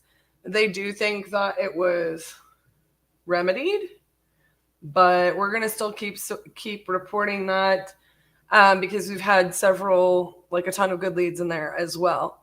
So, look, guys, it's technology, you know what I mean? And there's all kinds of ways that people can spam, and how you need to be able to work around that, right? And then there's always going to be people who, want to call like that woman earlier, and, she's hoping there's an alternative solution, but that alternative solution that is there for her isn't better to her than just listing it, I think we had somebody the other day who lied about their property being listed. You're going to have that. we love the lead sources. We love the way we generate our leads around here, but there's no perfect way. So that's why we teach what we teach, and it's why it's really good for us to be able to have that direct communication with them and be a part of the solution. Earlier on in the 50-50-50, we had a lead that was entered by a seller on Zillow, and she happened to have it under contract with somebody else, and she had already entered it on Speed to Lead, and that's where they had bought it. And they automatically assumed that there was something wrong, and it's like, no, your seller actually went in and entered it on another site for marketing, and no matter how much you try to educate people, it's just important to, be in good communication with your sellers. You know what I mean? So all of that to say, we are working on that, and I'm going to keep reporting them. So I'm going to go through here and I'm going to start working on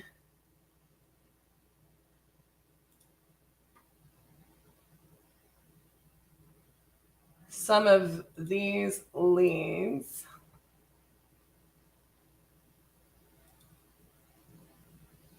That I've got right now, so we can if we can see, was the problem completely fixed? Feel free to do Q&A. We're going to have a little bit longer today than RJ's normal lunch break, I think.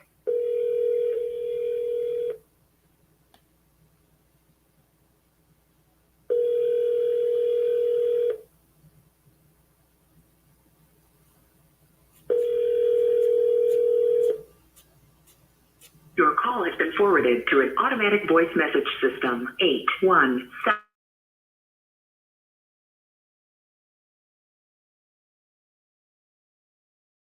Record your message. When you have finished recording, you may hang up or press 1 for more options. Hi, Shannon. This is Cassie. I'm just calling about the property that you had entered on our ad in Blum. If you would just give me a call back as soon as you can. My direct line is 817-489-5680. We're definitely interested and look forward to speaking with you.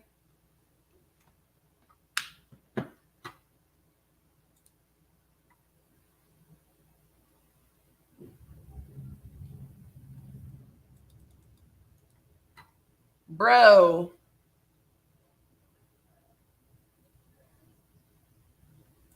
Somebody said, bro.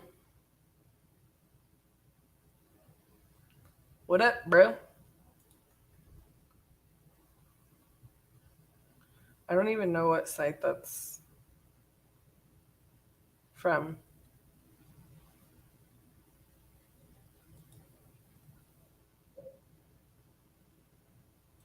Is that one of those, I can't remember what it is.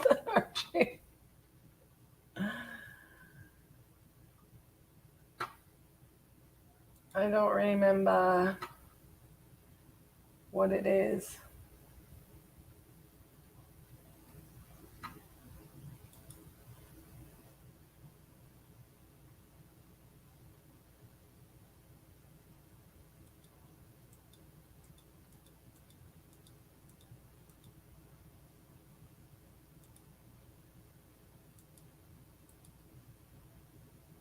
Is it Twitch?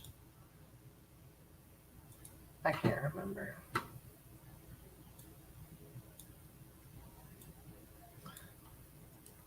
Yeah, Twitch.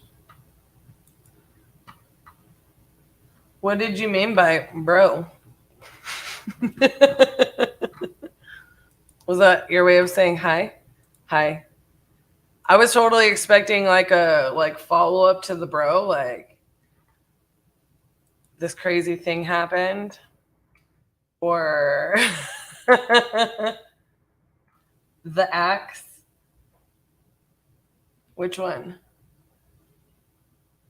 I don't know. Like sometimes, so just so you guys know, sometimes like the comments come in like at different times, but it sounds like you're pretty like live in your response to me. So I don't know which acts you're like. RJ has like 2 axes like that. And then he has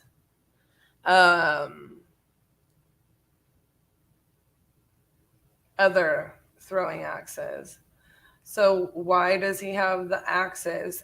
They're gifts from our students. So we teach a boot camp that, shows people what our systems, processes, and what we do, and so on and so forth. And from the very first one, as like a way to have community break bread, not get too wild and crazy because we have a whole nother day of class. We decided after the first day, because it's a 2-day, we're going to take everybody axe throwing, and we get pizza and we just go axe throwing instead of just going, to dinner or something like that. We go axe throwing, and it's fun, and it's like an activity, and so on and so forth. Well, people started buying RJ axes because he's literally a natural at it, and he was so good. Like, no joke. Like he just went up the last time. I don't know if he threw like any or if he threw like 5 times, and then there's a tournament in which we compete, and he gets up there and throws 5 bullseyes. So people nicknamed him like the Viking Wizard from our student base, if you will, or mentees or mentorship, like our community of people that have attended the boot camp, and people buy him Viking gifts all of the time. So like a lot of that's what that is. Like that's Viking chess. Shoot, I can't figure out how to point to it. So that's Viking chess there. That's like a Viking cup. Up there, there's like a Viking horn. There's another Viking cup. There's another Viking cup. There's a Viking ship on the very top.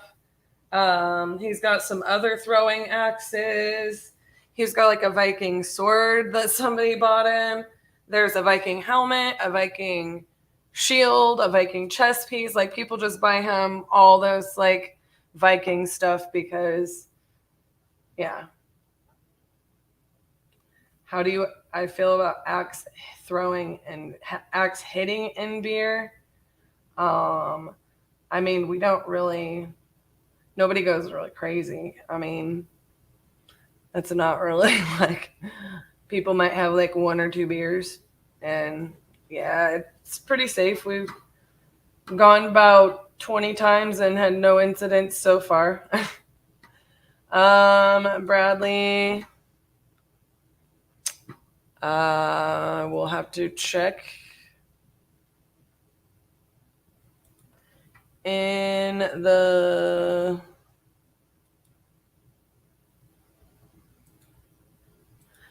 emails. So just so you guys are aware, the reason that we send JVs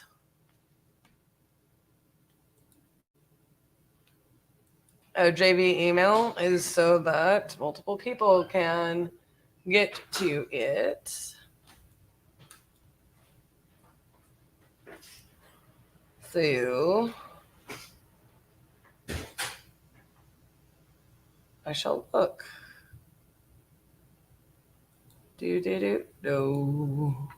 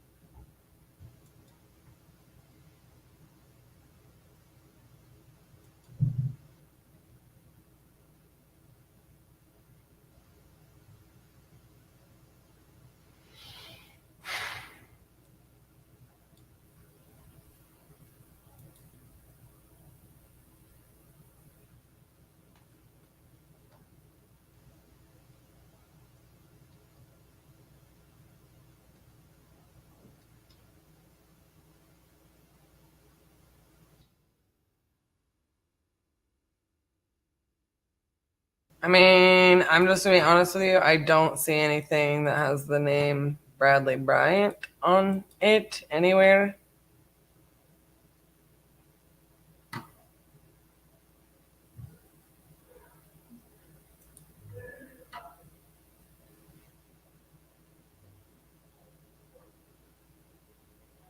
So, no.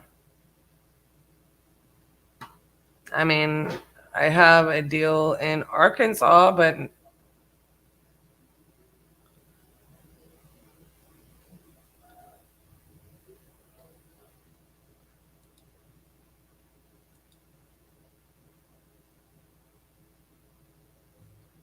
it's under a different name.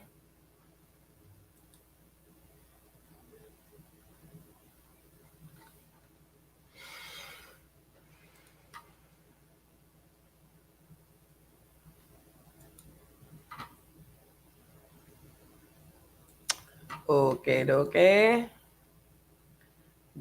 If it is in West Memphis, then yes, we got it.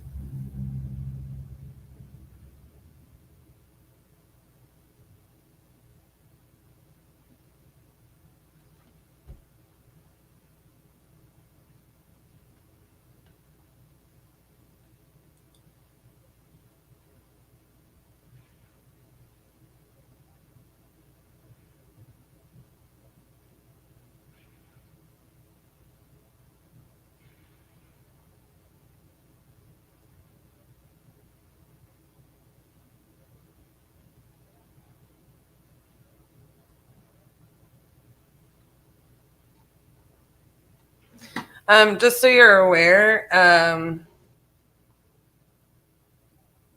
yeah, I mean, part of the problem with this is there's not photos. You keep putting call to discuss, and like we're gonna have like this pushes it to our CRM so that we're equipped to deal with it. Like just so you are aware, we've had 10 people under JVs so today, so just our team alone, as far as analyzing them, it's you are keep saying call to discuss. I mean, I have the contract. It's in a different person's name. So, I don't, if you could email us some information about, instead of asking us to call you, because we keep a pretty full plate,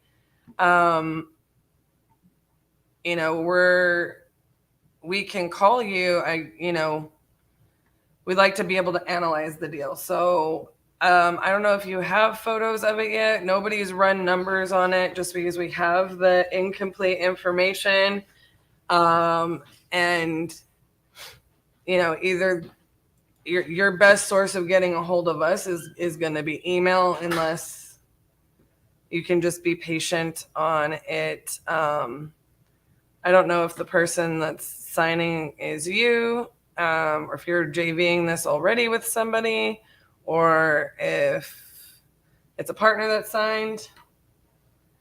Yeah, I understand that for people it's easier for you to give information quickly over the phone, but just understand for us, it's easier to get the information through that form for a reason, because it puts it into our CRM so that we can analyze it and eliminate going back and forth, and then having to, take notes, or, we've had to email back and forth like 4 times, when we're going to take a look at this and go, hey, is this your contract? Read through the contract, run the numbers, what kind of condition the property's in. It's actually not easier for us. So that information is easier for us if you put it in there. So if you would email that over, kind of explain those things and the notes so that we can copy them and put them into our system. Because I can't really assign this or send you a JV agreement until I understand those things. And then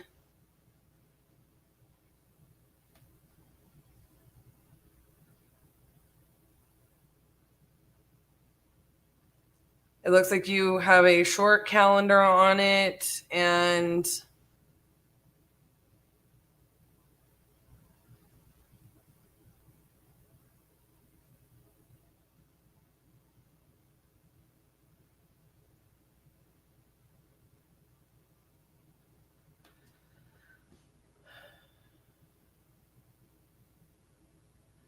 if you would explain a little bit about your contract, and is your earnest money automatically non-refundable?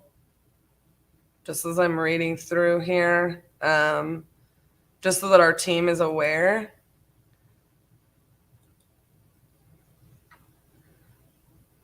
And I only say this out loud to try to like help everybody set up like a good situation for time and expediency. JVs are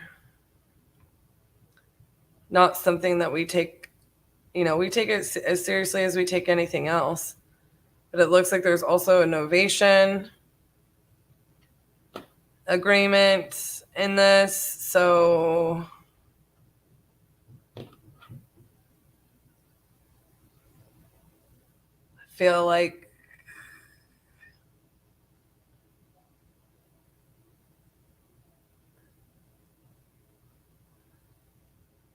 I'm not really understanding this contract.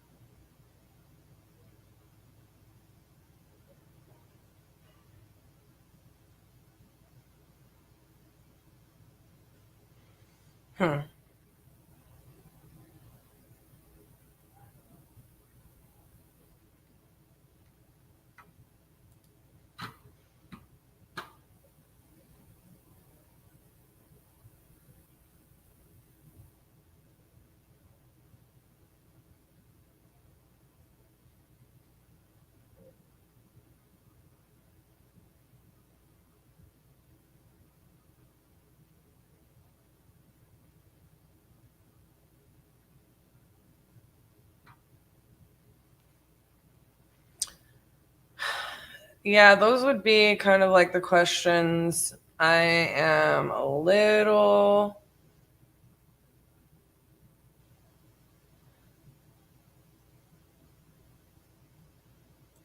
concerned with on that, is just, a little bit of an explanation of the contract. And like, we have your numbers from the form that you think, the property would move at, which 100% is why we have that form, right? Like, so we're not missing information unless there's like a special set of circumstances. But my biggest thing is, when I run the numbers on this for a flip based on the numbers that you have it in there, the profit isn't that great. So I don't know if like you're thinking like of a different exit strategy, and that's why the novation clause is in there. So yeah, I would just work on explaining all of those things. And just so you guys are aware, until we have all of that information, that's kind of stuff like you would definitely want to put in the form, like what you're seeing, what you're thinking. Okay.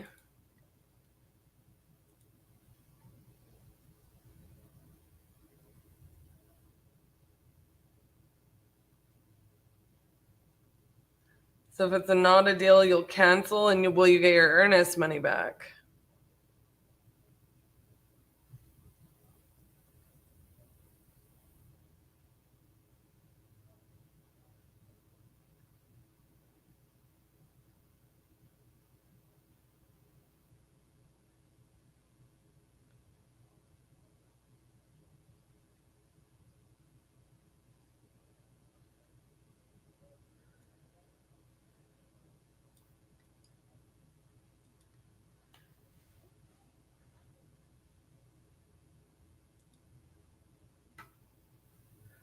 So is this seller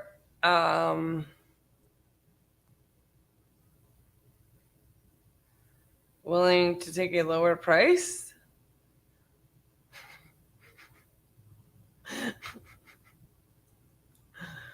Because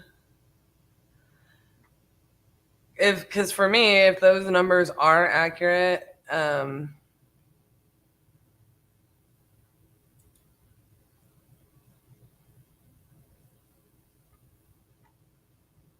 that would be concerning.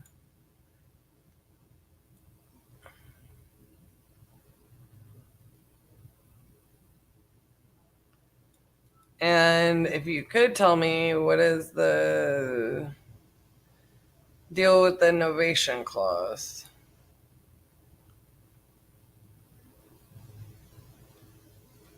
And is anybody else marketing this?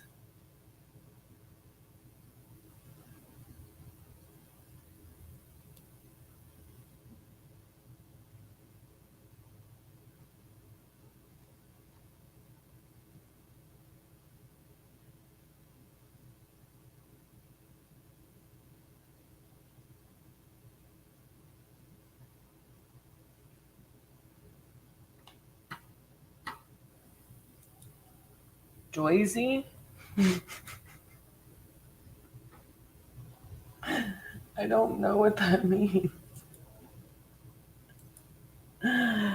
Is somebody making fun of me about how I say Jersey? Fernando, is that you?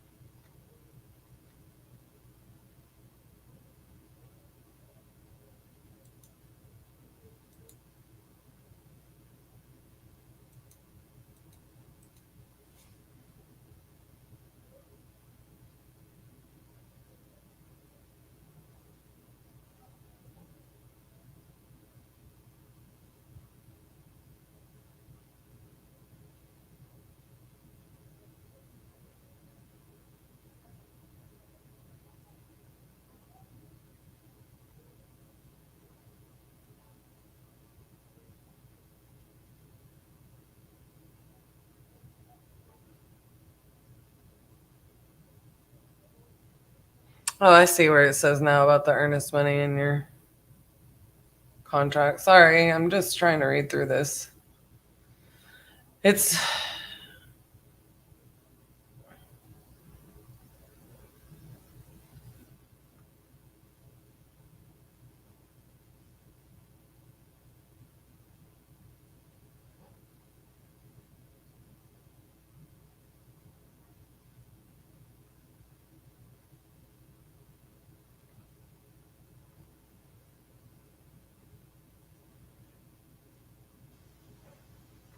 interesting. Okay, yeah.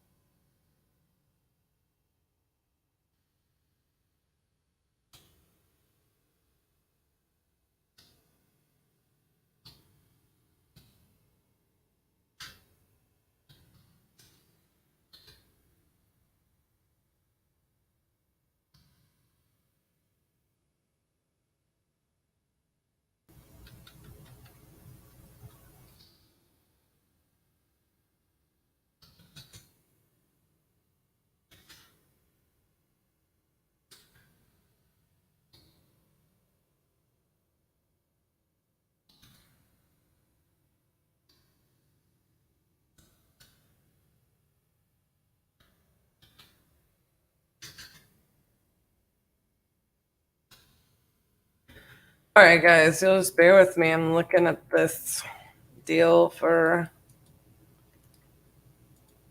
JV.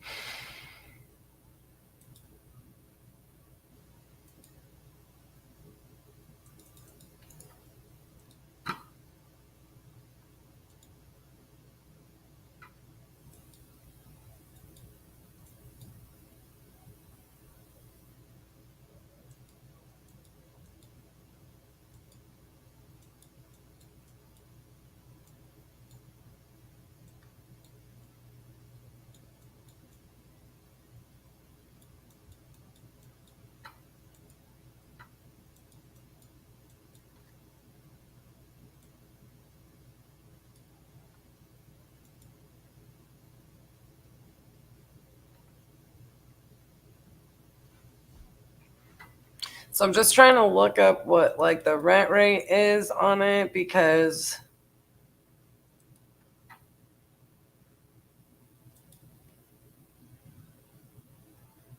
I'm trying to run numbers in multiple ways.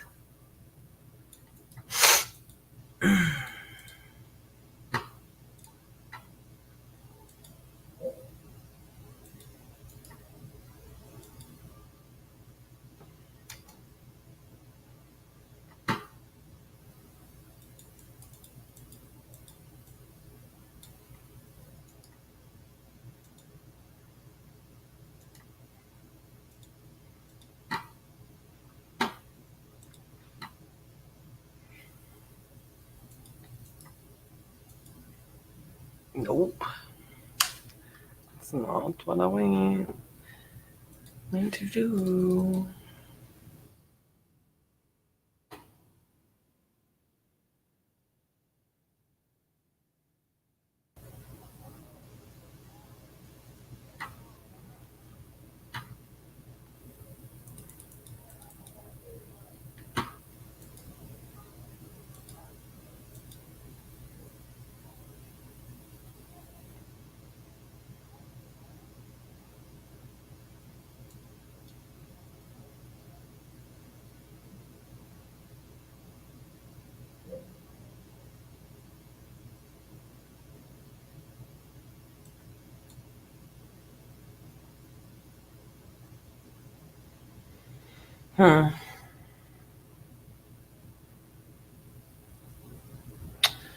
Well, I will send you back the numbers that I have pulled up on this.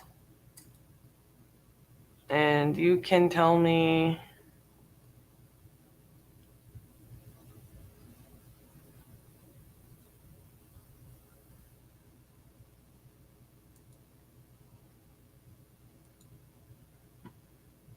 what your thoughts are from there.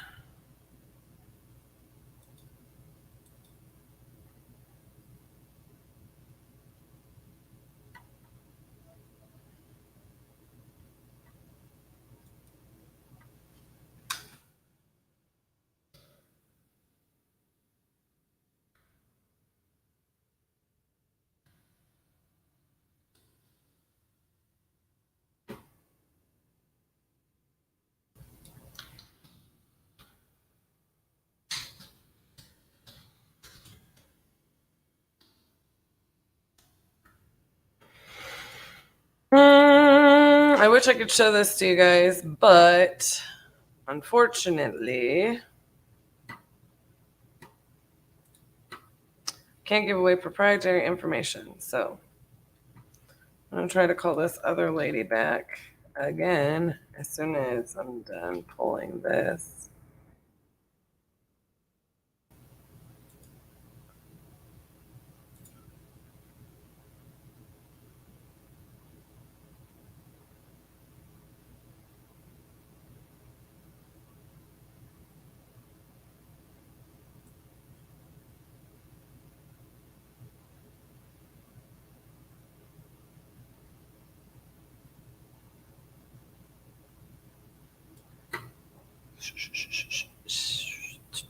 Now you guys know I don't do this on lives.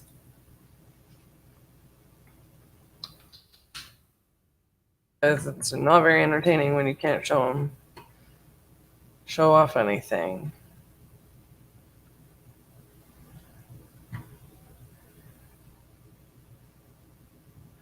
It's just not as entertaining.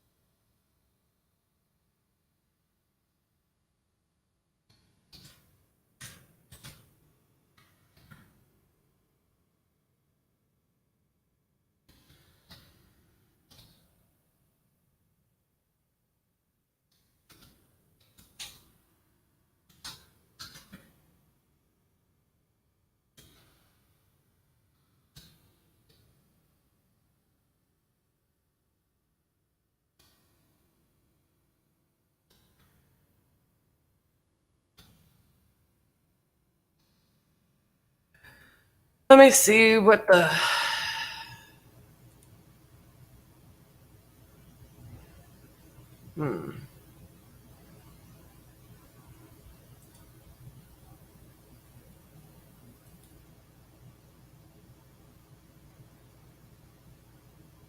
What the heck we got going on here?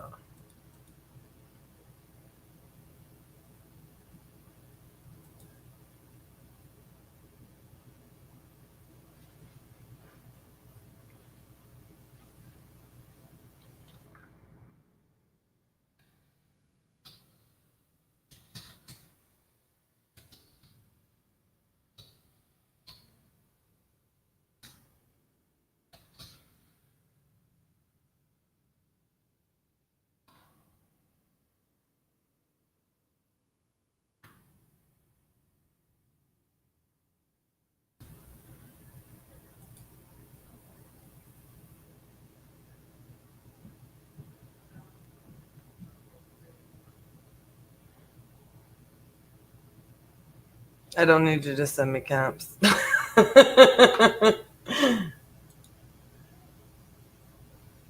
Yeah, no, it's not just you. Like, legitimately, RJ will just tell everybody under the sun to just email that email. But, like, what we end up having to do is, like, if there's a JV, right? Like, I try to, like, manage people to, like, understand and set it up from, like, our perspective.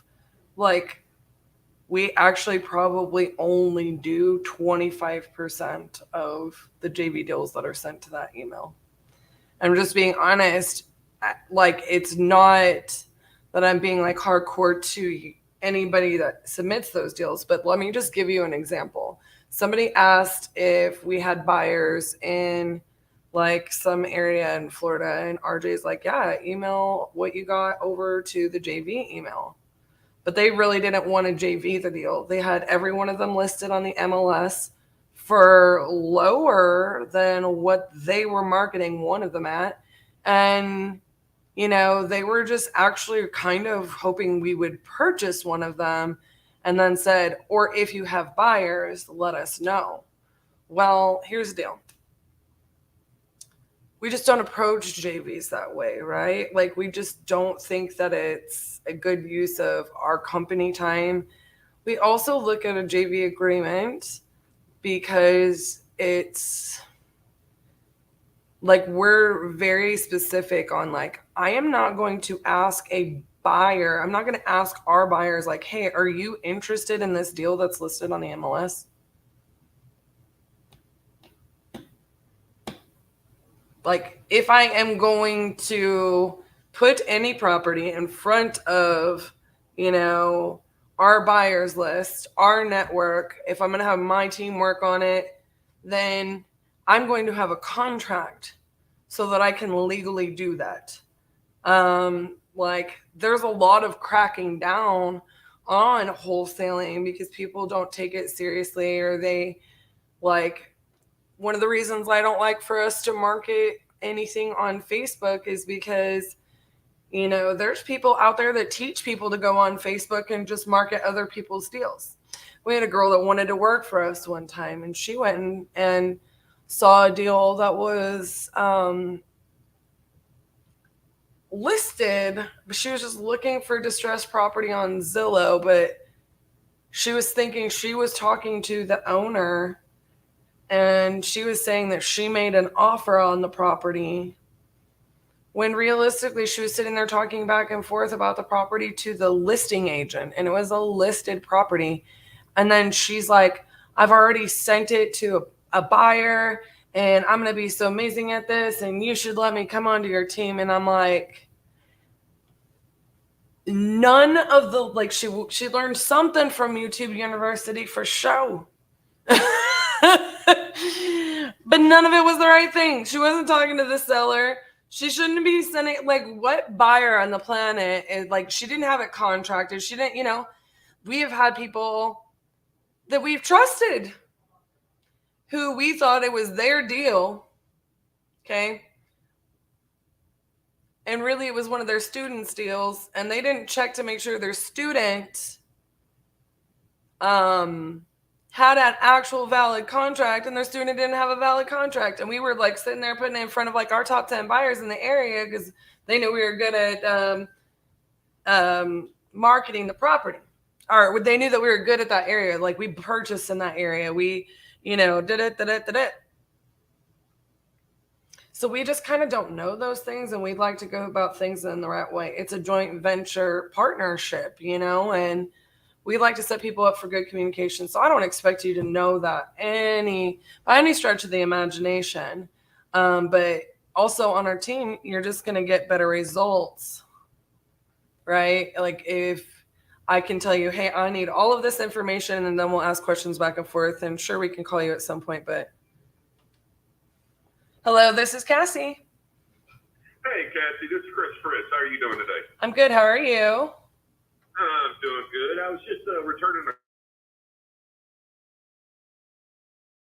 Apparently, he's not available, so they said they would transfer me to you so I could talk to you about my property.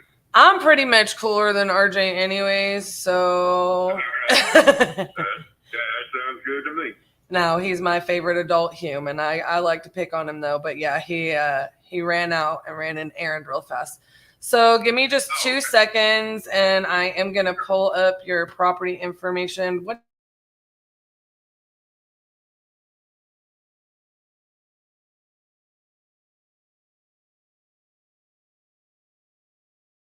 Give me 2 seconds to look this up. I see that this is marked for us as a mobile home, selling ASAP, owner occupied. Yes, I don't really know if y'all would classify it as a mobile home or not. It's one of those cabin, the cabin shells. And we turned it into a 3-bedroom house. It's like a lofted cabin. It's got a front porch on it and all that stuff. And it's made by Durkins. And when we bought it, it was just a shell.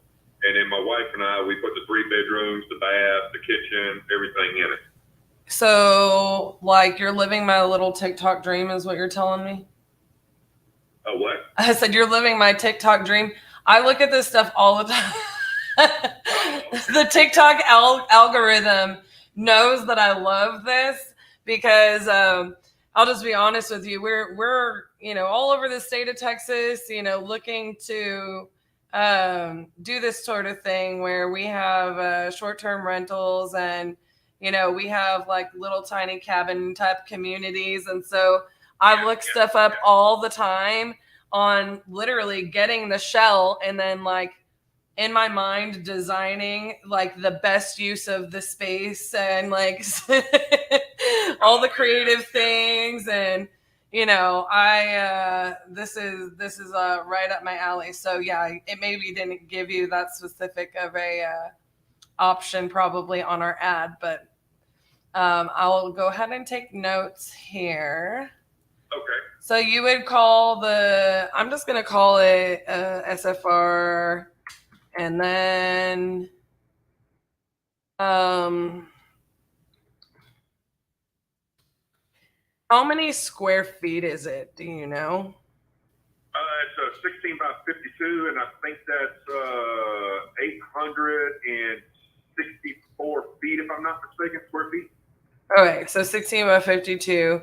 Let me ask you some weird questions. Did you like extend it out on a porch? Is it on slab, on concrete blocks? Is it on, what's it on? It's on concrete blocks right now, and it has to be moved.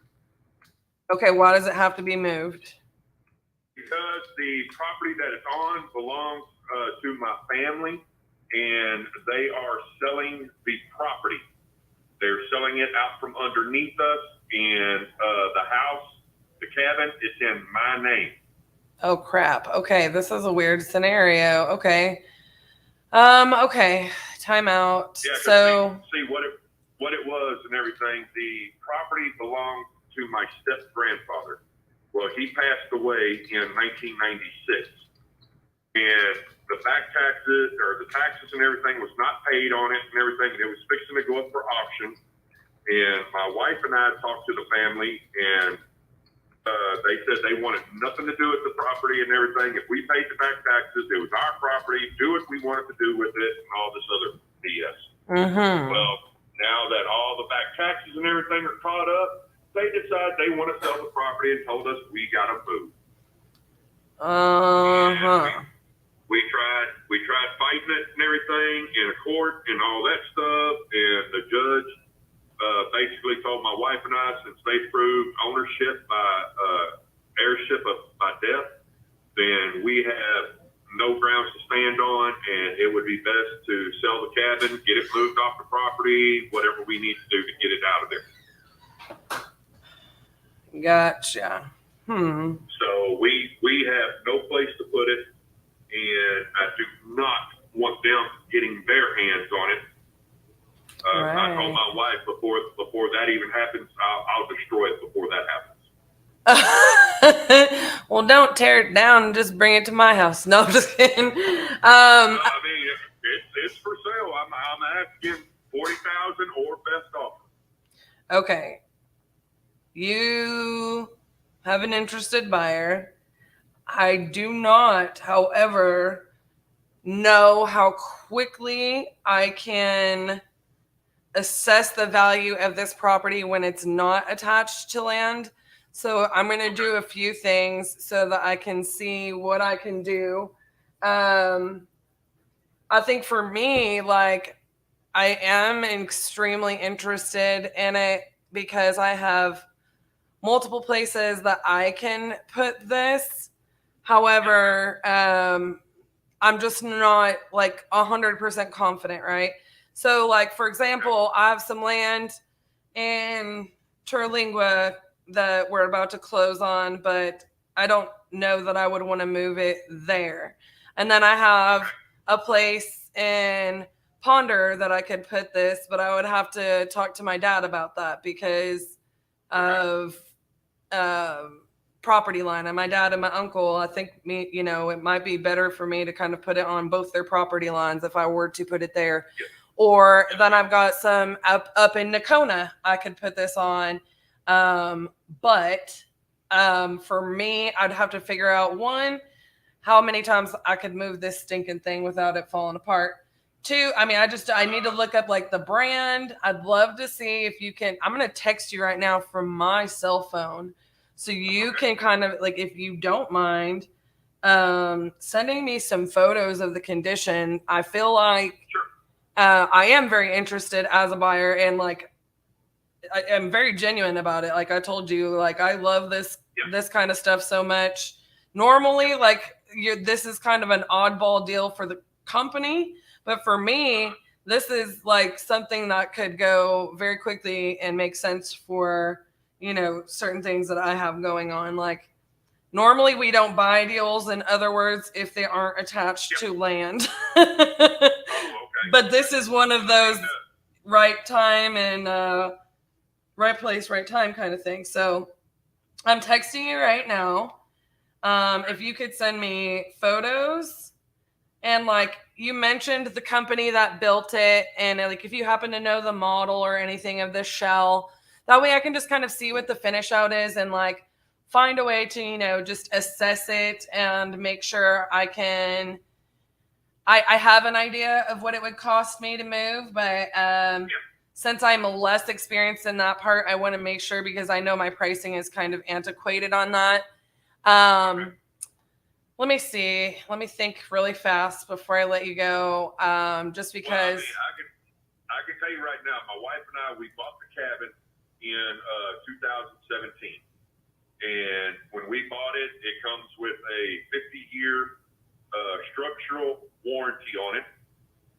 We've been living in it since the end of 2017. No leaks, no rotten boards, no nothing. I mean, my wife and I, we took very good care of it. We took pride in it because it was our first home that we have ever paid off. Right. And that's after being in the oil field for 25 years. Right. Because we moved around so much in the oil field. And we've done all the carpentry work in it. The only thing we did not do in it was the electrical. I hired a contractor to come in and do all the electrical because me and electricity do not mix. Me either. I don't like to do anything electrical and plumbing unless it's a fixture that's the finish out. Like I'll hang a light, it's fine. I ain't doing nothing else. That's all I did. Yeah. And I just put up all the lights, put in all the switches, all the plugs, everything, and I had them put a bigger breaker box in it than what it needed in case we needed to put more breakers in for any reason. And all the plumbing in it, I did all the plumbing. It's all the PEX plumbing. Yeah. The only plumbing that is not PEX is the sewer. It's 4-inch PVC. Okay. It's what they call a lofted cabin. So above the kitchen, there's a loft up there that my wife and I use for extra storage. And then when we built the rooms in there, it has standard 8-foot ceilings in it right now. So you have about buying a cabin. 4-foot it's got to be moved. Crawl space above the rooms all the way along the whole thing, so that central heating air can be put in there. We just didn't get around to that part because we were working on it in stages. No, I completely understand, because like 1,000, like I cannot tell you, like I almost kind of have chill bumps. Because do you go by Christopher or do you go by Chris? It does not matter. Okay, you can call me big ugly son of a biscuit if you want. I wouldn't do that, not unless you were being one. I try not to be. I try to say nice to everybody except for my family that is jerks. I'm nice to everyone if they're not being a jerk, you know? Yeah, I'm trying to watch my language because I try not to cuss when I'm talking to a lady on the phone. Well, I appreciate that, but they are being dirty SOBs. Yeah. Well, no, you don't have to.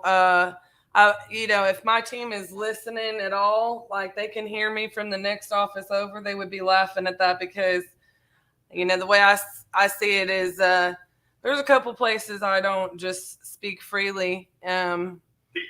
You know, like church and around kids. But other than that, I mean, they're words to me that add emphasis. So it takes a lot to offend me unless you're calling me one of those words. Anyways, this is just so interesting, like the timing of this to me, because I've been heavily considering, you know, a couple of things just like this.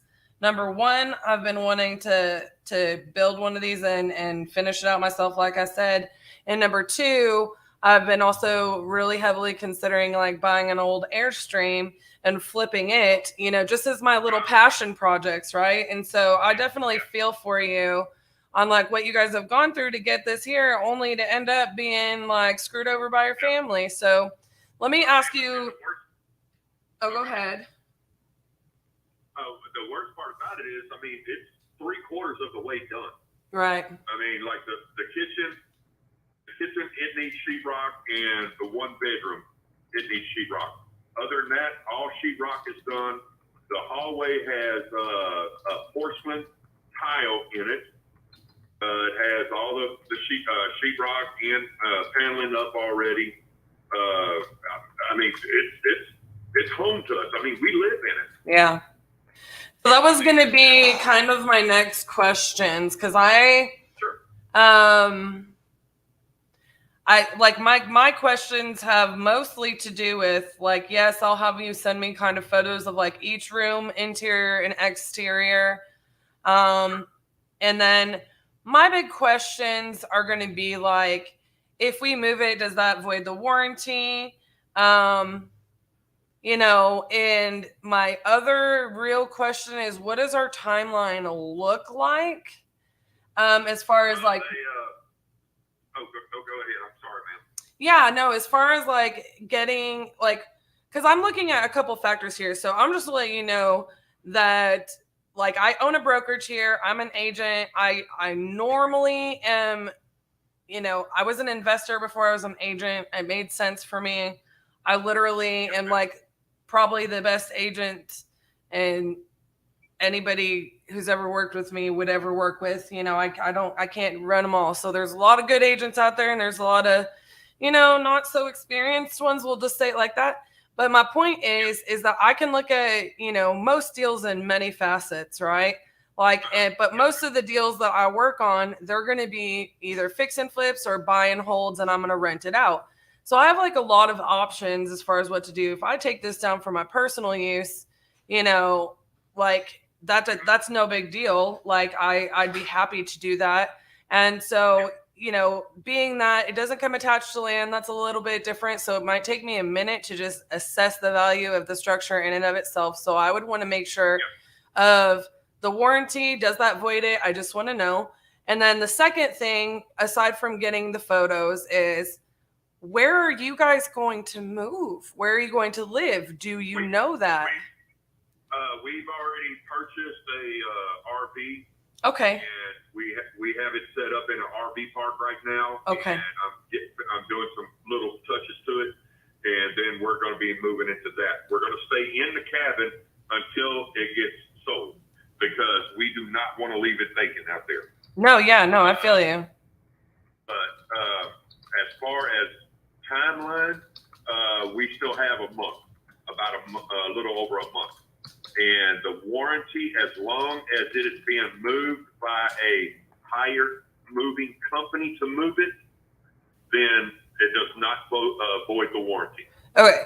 Well, this is all things that are good for me to hear. I'm making some notes, so bear with me. I've got the property loans, the cabin. The family is selling. And I'm going to be straightforward and honest with you. It is your traditional barn colors, red, that barn red and white trim. I will let you know, Chris, I legitimately, I would, even if I hated the colors, I enjoy changing them. So even if Yeah, my little brain, I'll be honest with you, there's a part of me that was considering, have you seen the ones that have like the black with the cedar trim look? I love the way that those look with a good metal roof, but at the same time, like I wonder in my brain, like, does that make it hotter? So Technically, well, if it's well enough insulated and everything, no, it shouldn't. I know, but that's the color palette that I like for mine. So it would be pretty hard pressed for me to meet that. So I would probably eventually paint it anyways. But I actually might enjoy, just depending on where I put it, the barn red for a little while. Yeah, my wife, she wanted to go with that barn look style, so that's why we did the barn red and white trim. I'm not mad. I can dig it, but that's what I do. Like, and I love all kinds of different styles. So the cabin warranty stays, and you said it's 20 years or 50? Yeah. 50 years. I'm sorry, 50 years. Okay, I just want to make sure my brain. 50 years as long as 50 years structural warranty. Yes, ma'am. And it's manufactured by Darkins. Dirkens. Yes, ma'am.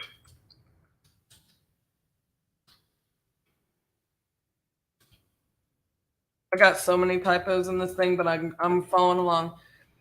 Okay, so let me ask you another weird question, and I'm asking this preliminarily just because. So when you say we have a little bit over a month, do you mean that's when you think they're going to close on the land?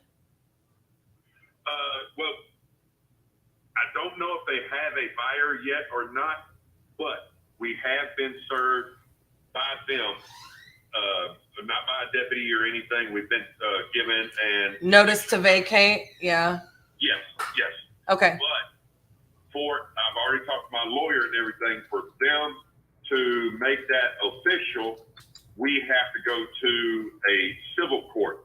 Well, then the judge in the civil court will tell us how much time we have before we have to be out. Yeah, you don't have to explain more to me. I've had to evict people for the right reasons before. So yeah, because they just typed something up on the computer and stuck it on our door. Is what it was. yeah, no, which is what they have to do. They have to serve properly, and then you'd have to go to court and look, realistically, I'm never going to advise you something that an attorney should tell you. Sounds like you've already talked to an attorney, but for me, yeah, that whole thing is a process, and I don't want you to end up causing more strife or stress over this situation regardless, right?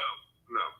But it does give me a helpful bit of information, considering I would have to facilitate the close and moving of the property or the house. So okay, I'm sending you a little checklist, but it looks like I'm just going to be doing my little research. Yes, ma'am. And I need to verify the moving cost for me, especially. And if you would like, when I get home after a while, I can take pictures of all the paperwork that we have on the Yes. It shows how much we paid for the shell, which paid for the shell after all the payments and everything. It was right at $30,000. Yeah. Well, then we've done about another $30,000 to $40,000 worth of work inside with all the plumbing and electrical and construction, building the walls and all that stuff. Okay, so my last question that I have, and that's beautiful, and I just want to be a good solution. So do y'all plan to stay and move around in the RV for a while? We're wanting to stay in the RV, and what we're wanting to do is sell the cabin, save that money, and then with that money, try to find us a piece of land, like a 1 acre piece of land or whatever, buy it, and then move the RV out onto that, and then get another cabin and start over again. Okay, and I'm gonna let you know really fast.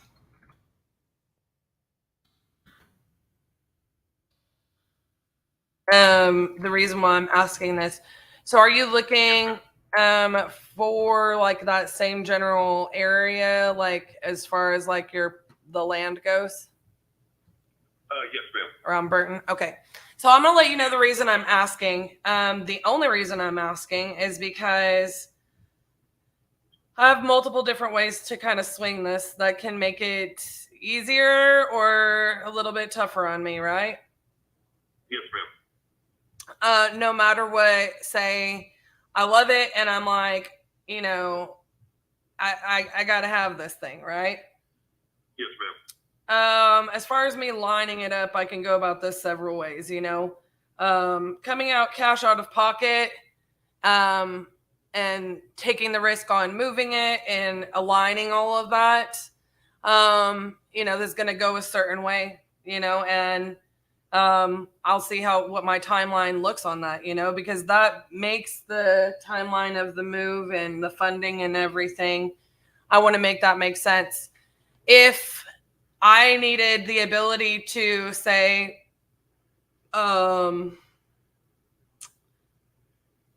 you know, what is the easiest way for me to say this? Lease to own it would be, even though it's not a lease to own in the state of Texas, what I'm talking about.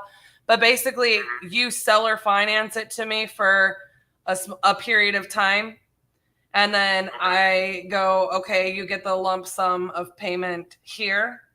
You know, that might make this process a little bit quicker, easier, smoother for me. You know what I'm saying? Just so that I don't end up having to have, and part of the reason I'm even, I want to like approach those subjects with you because I'm not going to even lie. I'm going to have to call my title lady. Like we literally never, like we know people who do it that I will call like literally right now. But we have never personally just bought the house and moved it ourselves. It's just not something we're accustomed to. And I'm definitely not opposed to it, but I have a couple of questions for my title gal. And you know, I just got to make sure I think about how I fund this and 100% where I want to put it. Cause I don't want to move it a bunch of times, you know? And then, I'm just going to go ahead and try to assess the value. And the only reason I need to take a little bit longer on that is because, I mean, just 1,000% not personal, being straight up with you. I've got to figure out, you know, if the only way that, in essence, you know how when you drive a car off the lot, even though you just signed up to pay 45 grand for that car, it now is worth 35 grand. Oh yeah, yeah. So I'm not thinking like, you know, from what you've told me, like the price point is going to be an issue.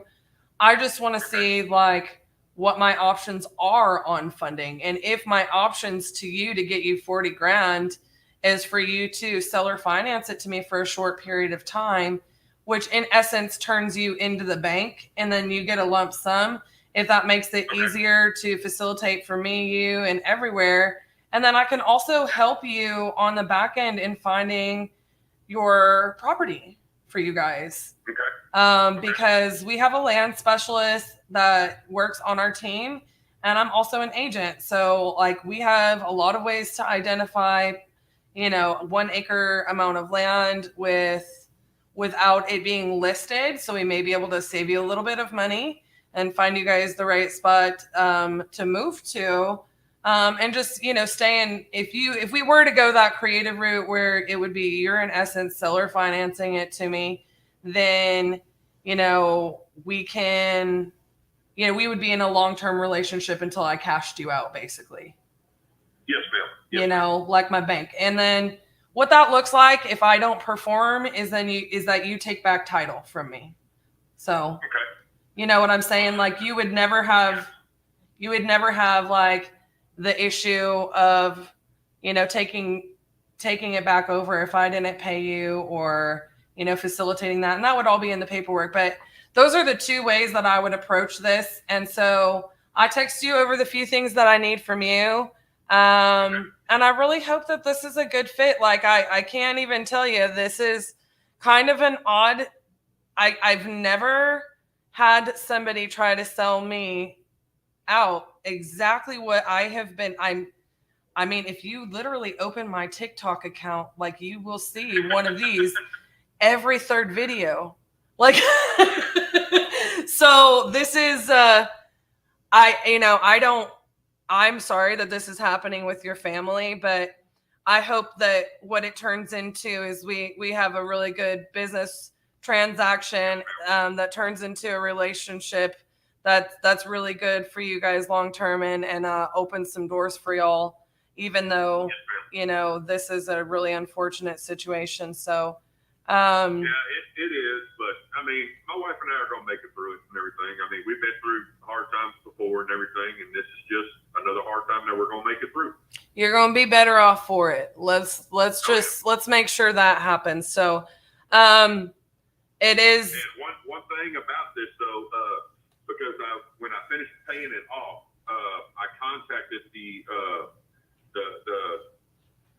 company that it was financed through and everything. Yeah. And to get a deed for it. Yeah. They do not have deeds for these because it is classified as a portable building. Right. So it's a title, right?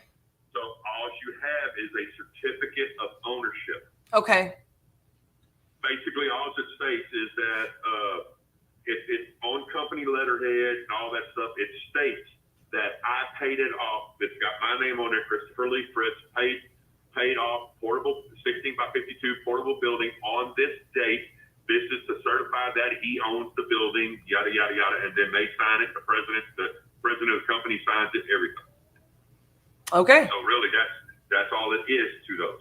And I do have that. And I do have all the payment stuff on it showing that it is paid off and in my name. Perfect. Okay. Well, yeah, I think that answers all the questions that I have for now. Whenever you get a chance, I did text you from my cell phone since this is our office line. Yeah, I'm going to take a look into our moving costs, our moving timeline. And like I said, it's $40,000 or best offer. Well, I'm going to get you the best I can. I will say, if you seller finance it to me, I'm probably able to get you a little bit more than if you ask me just cash straight out. But I'm going to run numbers on what makes the most sense, no matter what. Because as my team likes to say, it's math, not magic. But we are very numbers based. But sometimes I might be able to get you a little bit more than what my numbers come back at. If I'm able to get that seller finance, and I think that that's something that we could work out. But yeah, I'm just going to do a little bit of digging, on the price point, on the value, on the moving costs, on my moving timeline. And once you send me the paperwork, I'll see if, they make it any type of specific mover, just so the warranty isn't void. Because if we do go seller finance, you also want to know that, that move is going well too. Because if I were to go, get hit by a bus, you still want to be able to either, whoever my estate were to transfer to, either continues to make the payment or you take the title back. Because, people ask that all the time. Well, what happens if something happens to you? Well, you will have recourse. You know what I'm saying?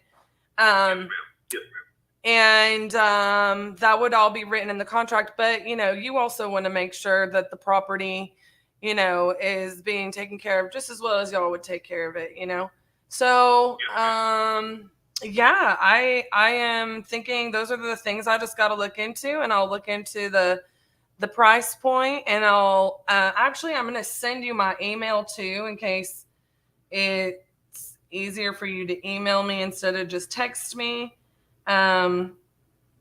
So you should have all that over there. And in the meantime, let me know if you have any questions whatsoever. Yes, ma'am. And we'll just go from there. And I hope this all works out for all of us. I hope so too, man. Because I want it to go to somebody that will use it and make a home out of it. Right.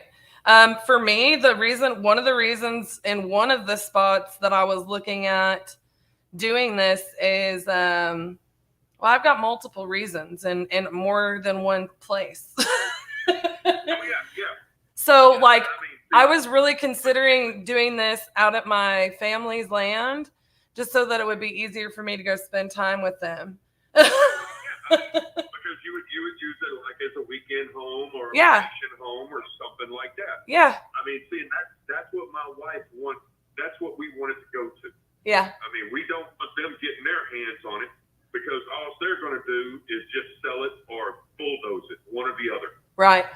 Right. And they already owe me about $200,000 because of all the back taxes and all the improvements and everything that we've done on the property. So I'm still trying to figure out, talking with the lawyer to find out what I can do about that.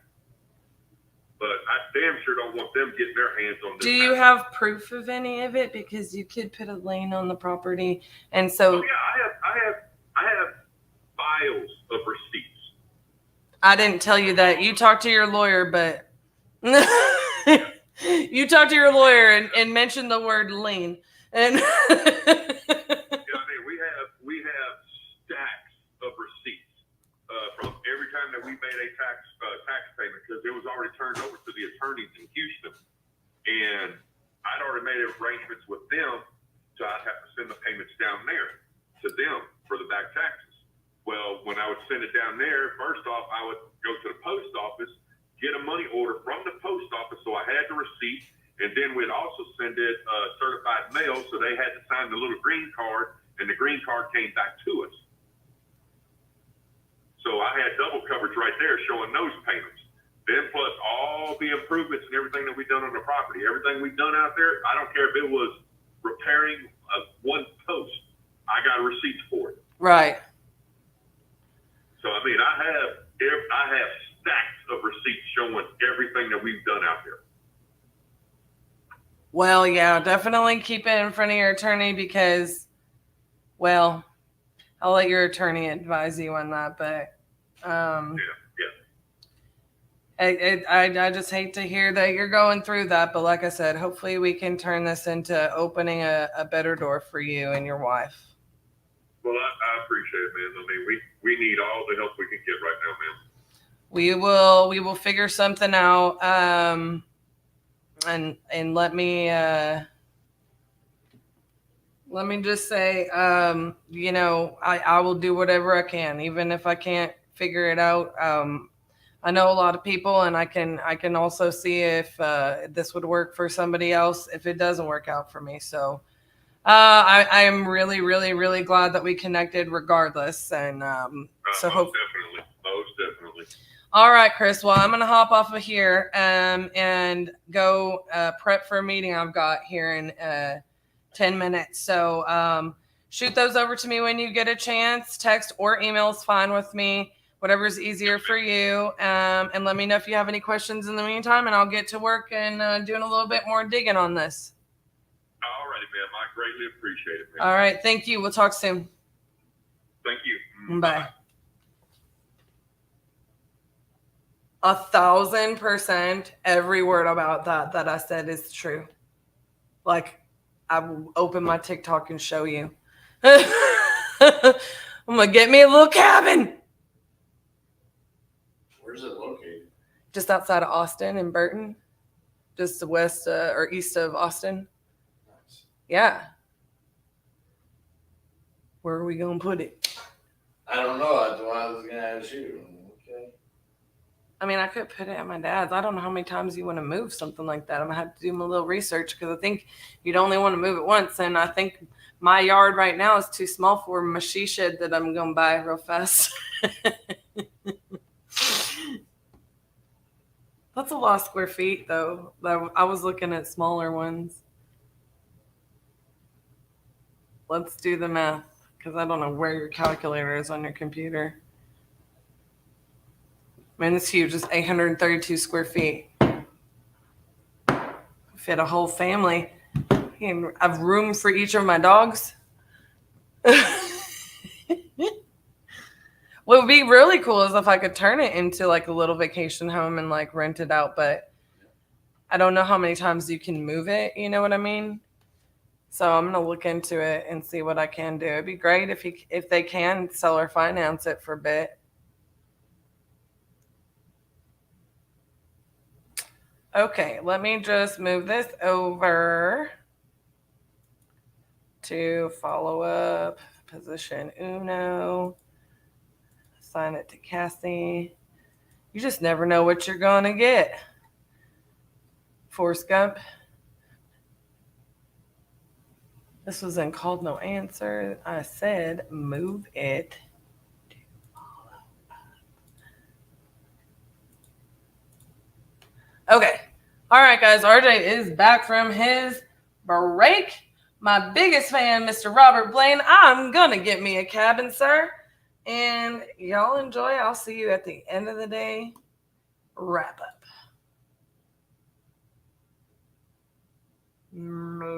We are going to give you everything that we have to succeed. Use the tools that we've given you. Utilize the knowledge that we've instilled in you over these past couple days. Skip tracing, cold calling, and SMS, and how they create a process that's very simple but very, very, very effective. I feel like it's going to transition our business from here all the way up. As an example, these two gentlemen are really doing something special with Batch Driven on an average getting how many deals a month? 5 deals a month from Batch Driven. That's our first year in business, and we just did 560,000 gross revenue. Woo! We're learning so much from RJ, Cassie, and Elijah. I'm an active duty military guy, so it's so cool to come here and just see the integrity and the purpose and things that RJ and these guys are driving into the students here. We don't want you to just go out there and be successful. We want you to do what you're going to do the right way, the most applicable way. Be that Army. That's what it means to be a Titan. You work with great people. They're going to give you greatness in return, because now it's a friendship. And who do you always want to work with? Your friends. As a full-time house flipper, I wanted to do something a lot more virtual. I got introduced to RJ through my friend here, John, and didn't even know what I was coming to see, but after leaving, we've learned a ton we're going to implement into our business, and I think it's going to change the way we do business moving forward.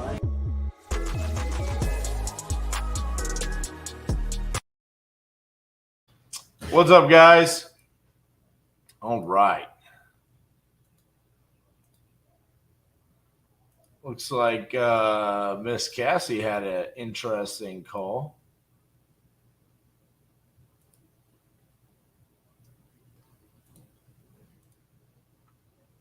All right. Let's get back to it. Get me back to my spot.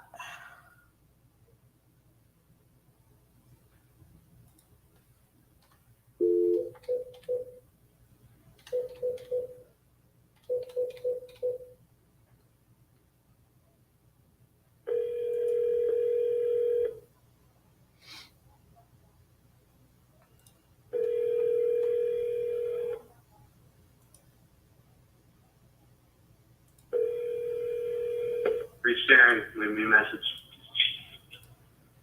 The mailbox is full and cannot accept any message.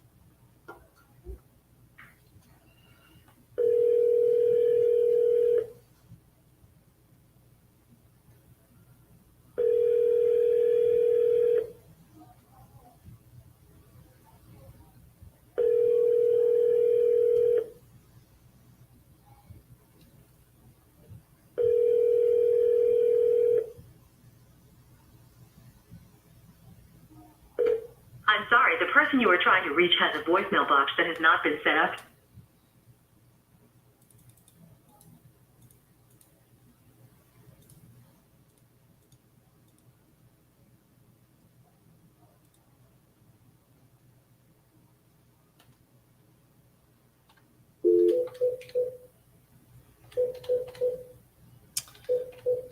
Patrick, can you hear me?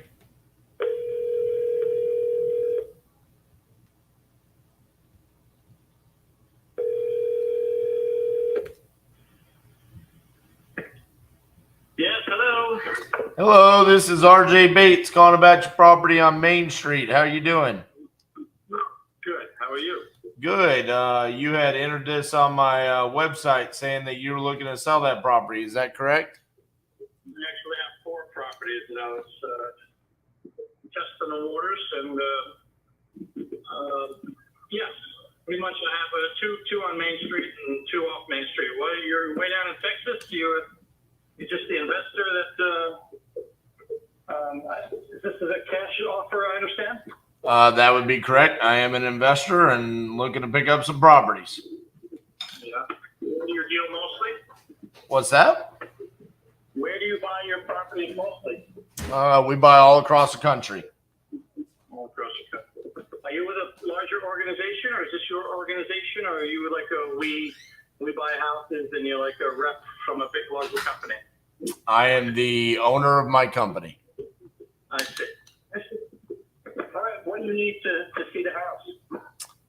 Well, let's start with the one on, I guess, 390 Main Street, because that was the one that you submitted there. How much are you wanting for that property? How much do I want for that property? Yes, sir. I'm not telling you that. You make an offer, and I'll tell you whether I would accept it or not. Okay. Are you worried that I'm going to offer you more than what you want for it? No. I just don't. I think if you're willing to make an offer for the house, you should see the house and make what offer you think is reasonable. Okay.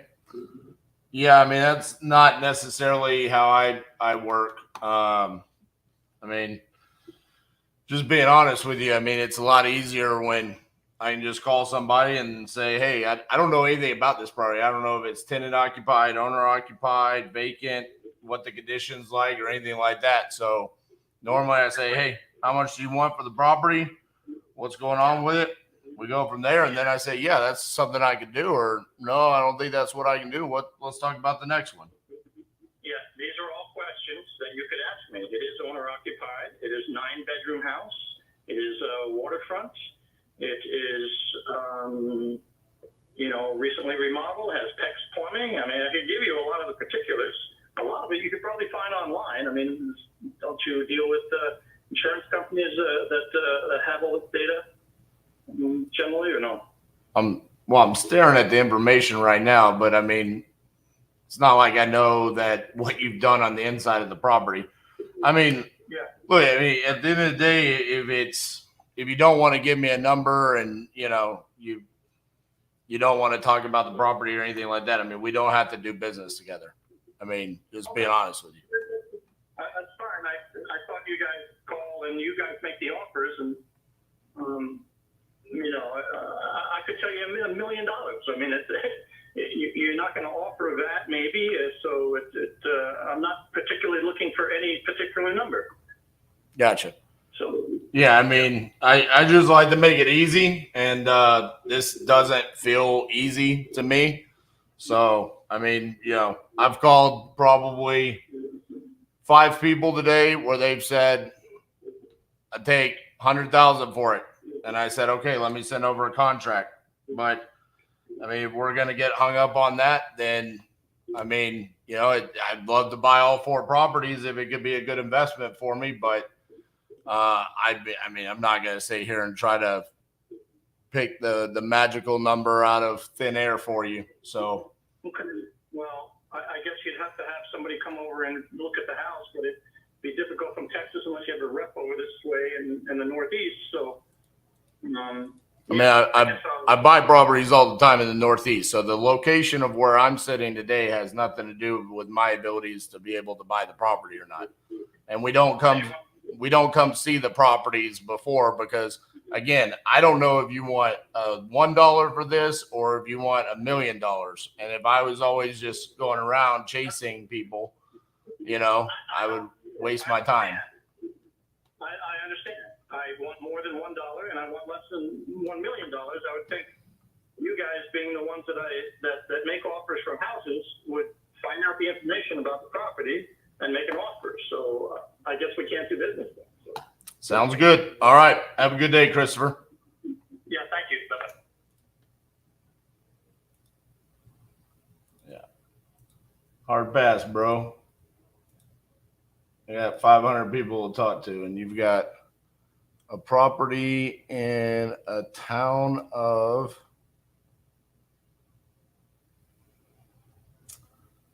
population is 446 people.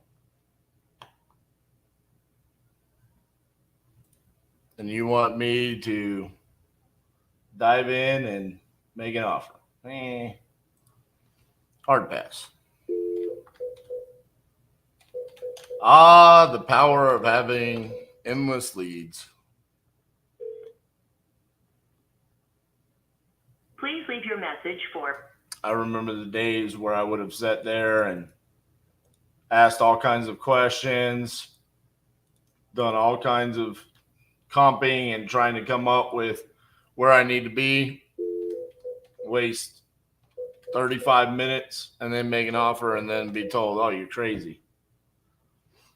Nope.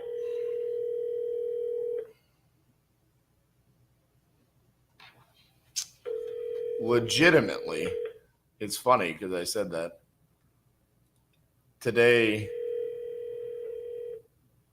Ohio contract, seller's asking price. Stewart. I'm sorry, but the person you called... Stewart, Virginia, sub 2, seller's asking price. Bristol, Virginia, seller's asking price. So it's like I'm legitimately not even negotiating. I'm just giving people exactly what they asked for.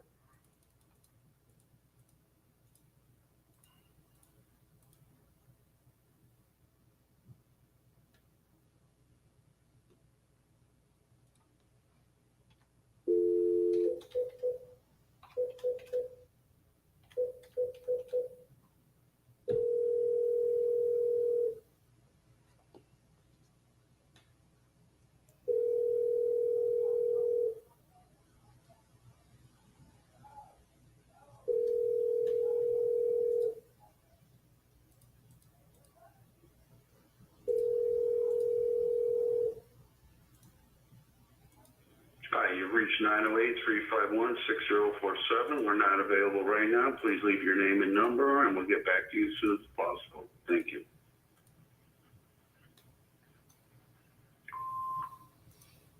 Hey, Richard, this is RJ Bates calling about your property on Cleveland Avenue that you entered on my website. Give me a call back, 817-710-8689. Thank you.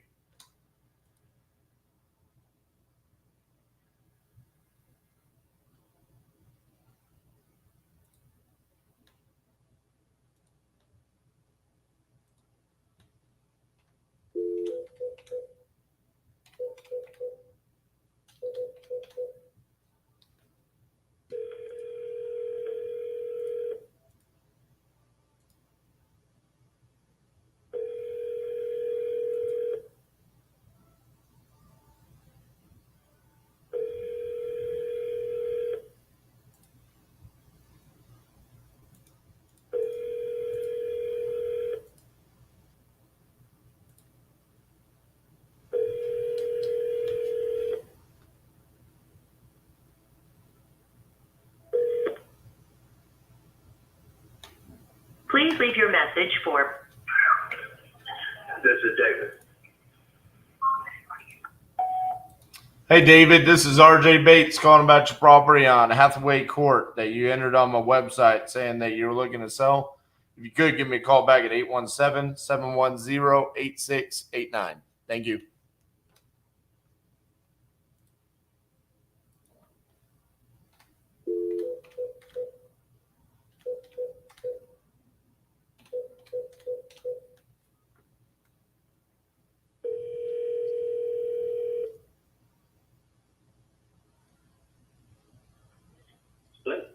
Hi, is Lee there? Yes, this is Lee. Hey, Lee, this is RJ Bates calling about your property on Old Acosta Road. How are you doing? I'm doing all right. How are you? Pretty good. You had entered this on my website saying that you were interested in selling the property. Is that correct? That's correct. Yes. Awesome. How much you looking to get for that property? 460-ish. Alrighty. Is it currently owner occupied? No, we're still in it. We're in the process of packing up to move out. Gotcha. Alrighty. What's the condition like? It's in pretty decent condition. I mean, we've been there for the past 4 years. Just looking to move out of the state. Does it have any like known work that it needs, or is it livable condition and move in ready? I mean, it could use some touch-up paint. The pool liner just tore, so we're gonna have to replace it. It'll be brand new. The AC system has literally just been replaced. The whole thing, the ductwork, the insulation in the attic, all that. So we're basically doing the couple things that are wrong with it. That's it. Gotcha. Out of curiosity, how did you come to 460? There was a similar home in our neighborhood that just sold for slightly less than that, with less square footage, less yard, no pool, but just things like that. So it's just kind of a estimate a little higher. I think it went for like 440. Gotcha. Built in the same year, or 1 year new, or something like that.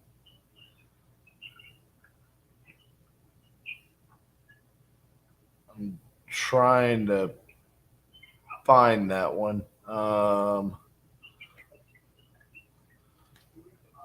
don't see that one in my numbers here, but I'm sure that that's accurate. Looking at the comps that I see, I mean, 460 is probably a little bit higher than what I would put it at. But like you said, there's some details there that I'm not diving into as far as like pool and stuff like that. I'm just basing off of square foot and proximity to your house. And you've got quite a few that are smaller than you, obviously. I mean, I'm an investor, so I gotta find ways that I can make money with the property, and so I don't see much that I can do with this one. I mean, realistically, I think to get that number, really the only thing that I could suggest would potentially be just to list it with a realtor on the MLS. Not much that. Yeah. I just figured, if it was quicker and easier. Yeah, I get you. I mean, for me, it would just be like poking you in the eyeball. It's kind of the best way I put it. It's like I would just be wanting to protect my investment on it, and probably buy it for like 80% of what it's worth. So, not really necessary for you to come down that much. I wouldn't even want you to do it unless you told me like, hey, I got a major financial crisis. That's why I want to do it. So, but yeah, I appreciate an opportunity to take a look at it. But yeah, just not you're not my avatar is the best way to put it. Yeah. No, I understand. Appreciate the call, though. Yeah, absolutely. Best of luck, Lee. Thank you. All right, bye-bye.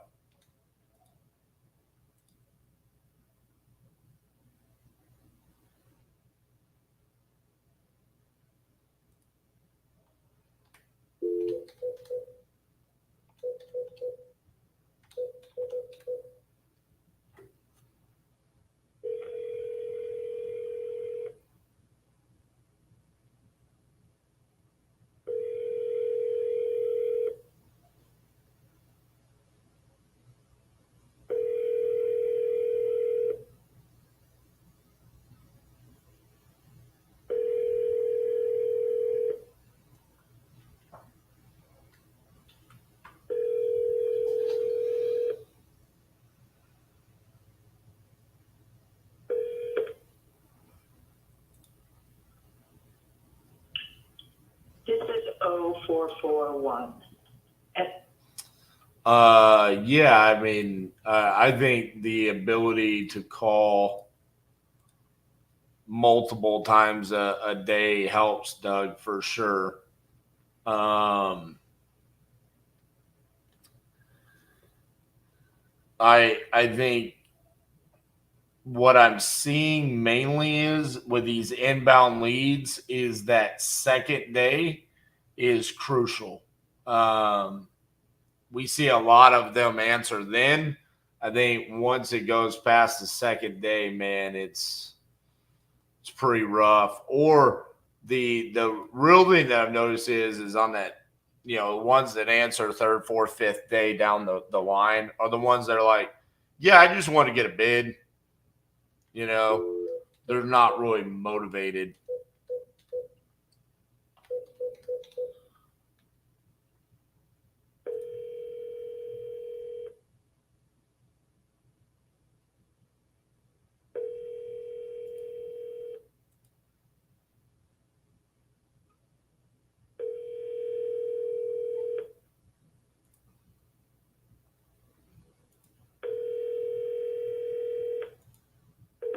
Your call has been forwarded to an automatic voice message system. 9033.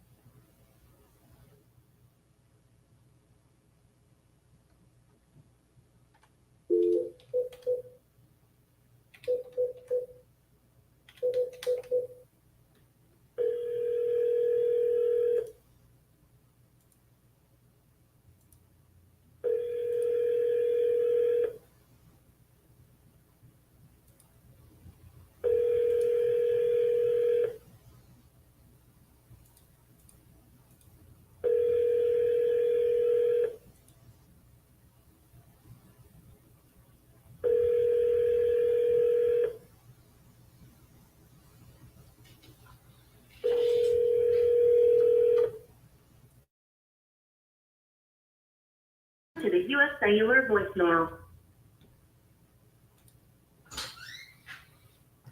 Have you heard anything back on New Hampshire? No. Have not.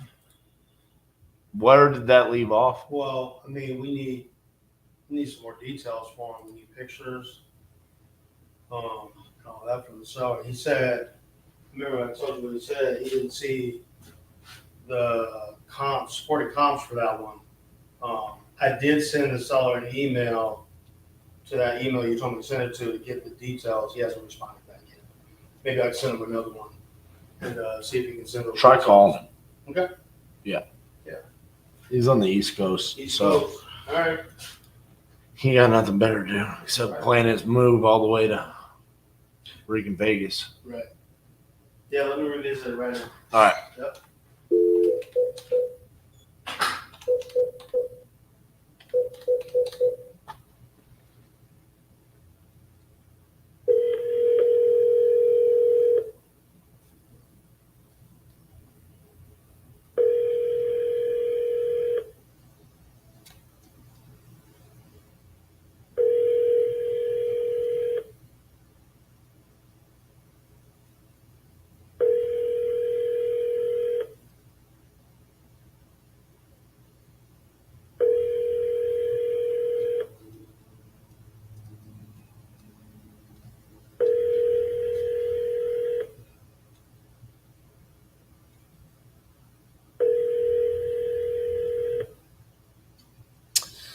Twan, I mean, just being honest with you, the discount is going to depend on what part of DFW you're buying it. I mean, days on market is going to matter. I mean, I'm going to be willing to buy with less of a discount in 76137 than I am in stop 6. So, yeah, I mean that the area matters. And a full gut job for a 1,500 square foot home, I mean, that depends on what kind of gut job you're talking about. I mean, you know, if you look at the house we did for TV, that was the cat house. I mean, that cost us well over $100,000, and it was less than 1,500 square feet. But it could also cost $50,000. I mean, just depends.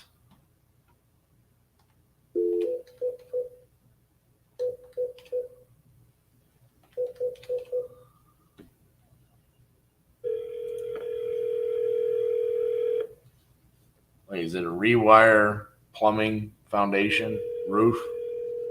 All of those things cost money, make a difference.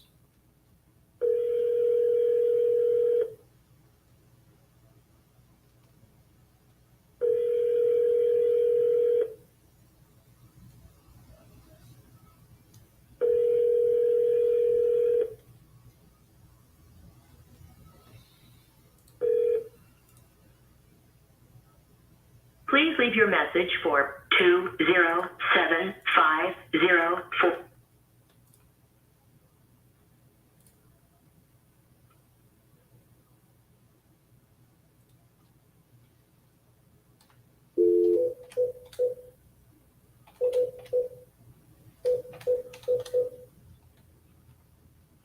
Your call has been forwarded to...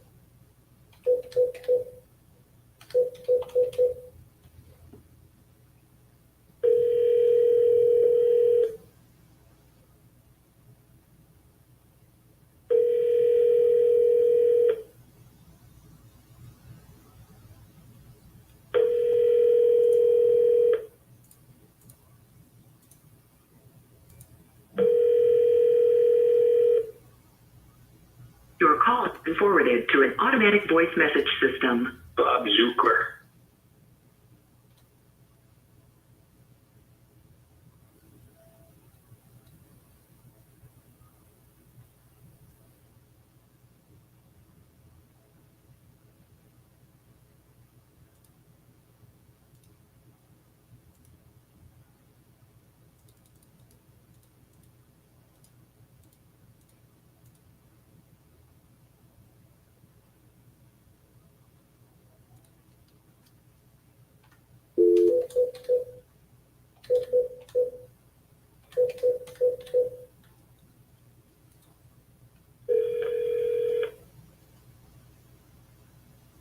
Please leave your message for 41335.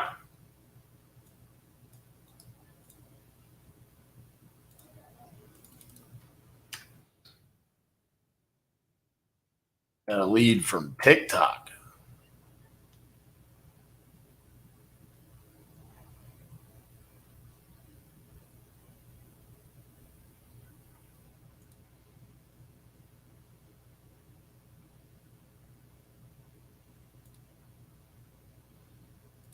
What is it? It's a condo. Ugh.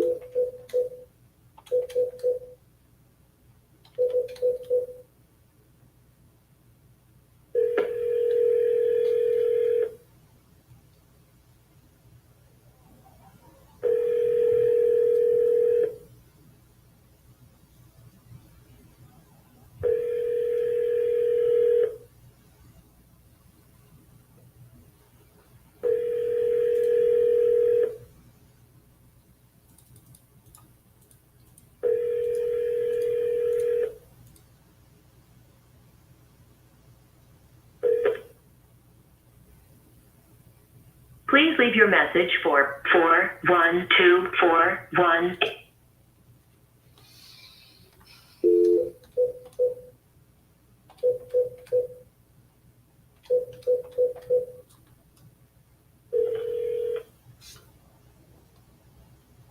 Please leave your message for 602.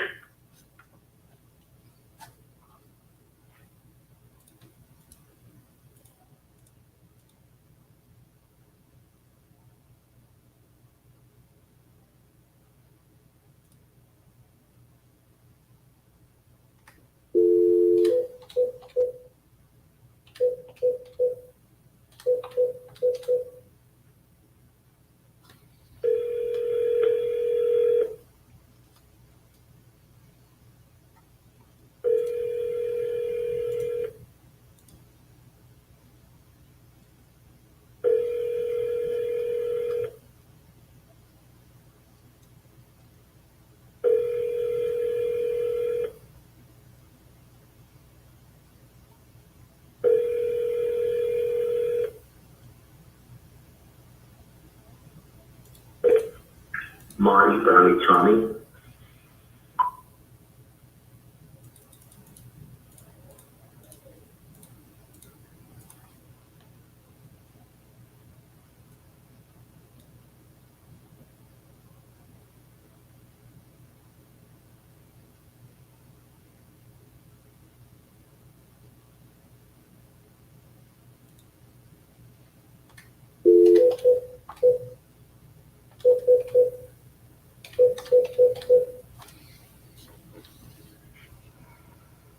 Your call has been forwarded to an...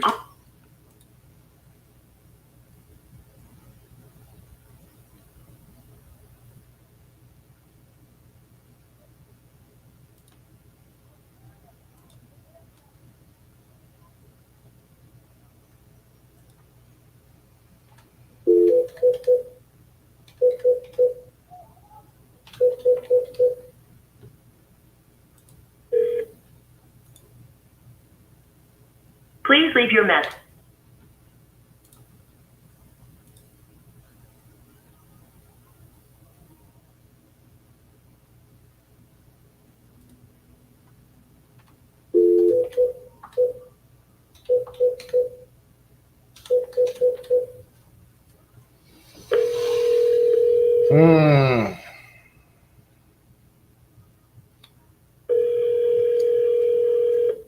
Come on, James, answer the phone.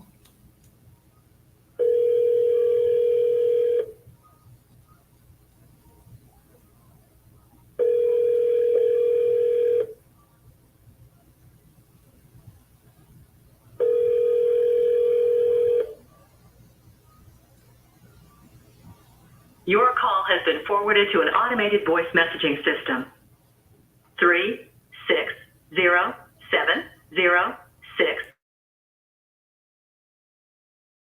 is not available. At the tone, please record your message. When you've finished recording, you may hang up or press 1 for more options. Hey, James, this is RJ Bates from Titanium Investments. Calling about your property there on Hope Place. We spoke last week. You said you wanted to move forward with the offer I made you, but we have not been able to get a hold of you since. Give me a shout back. 817-710-8689. Thank you.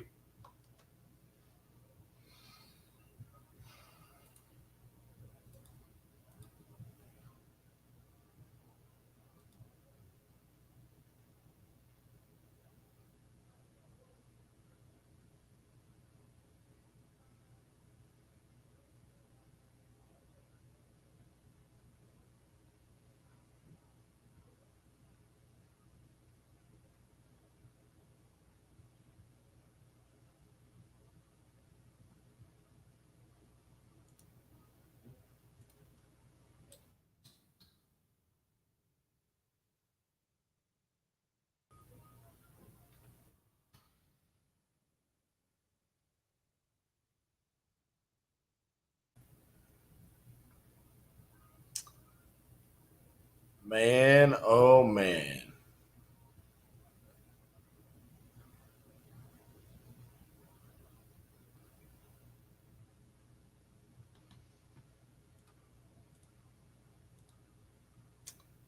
called tolling.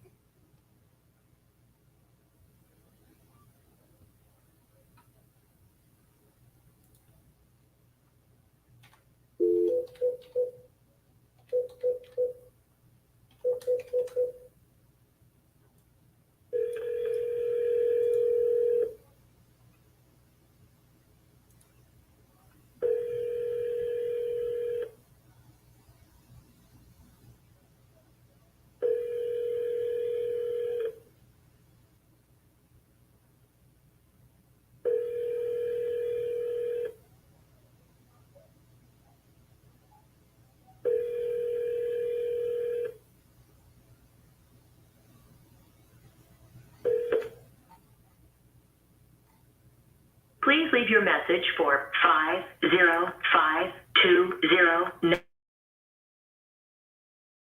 Sorry, mailbox is full. To send an SMS.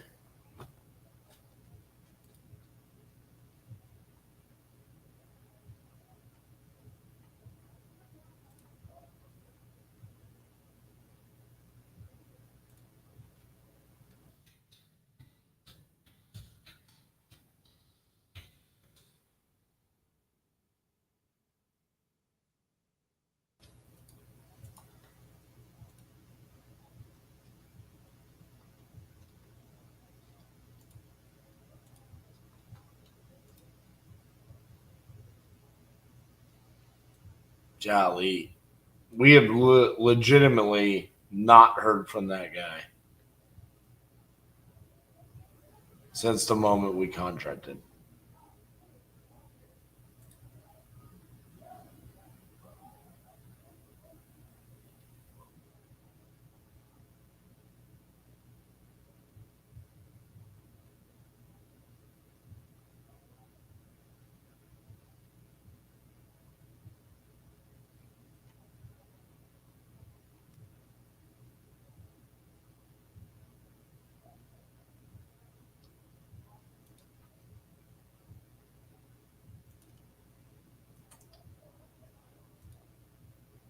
So frustrating.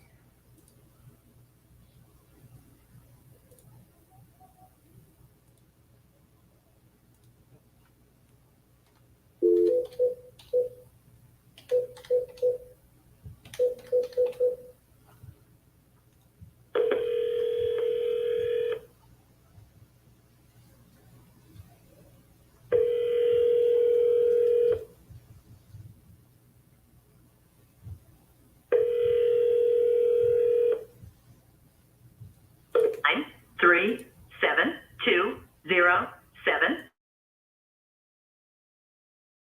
is not available. The mailbox is full and cannot accept any.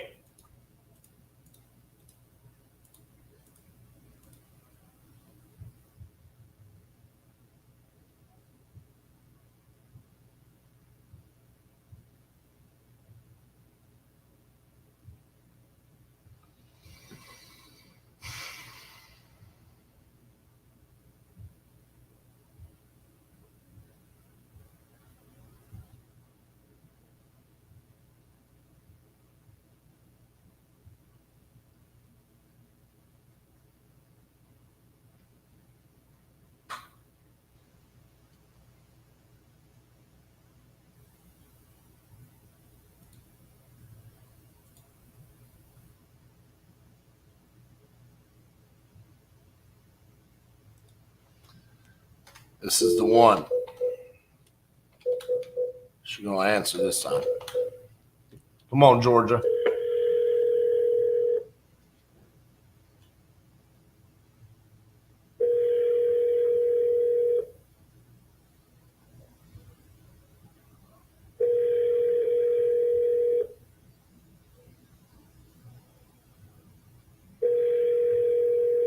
It's ringing, which is new.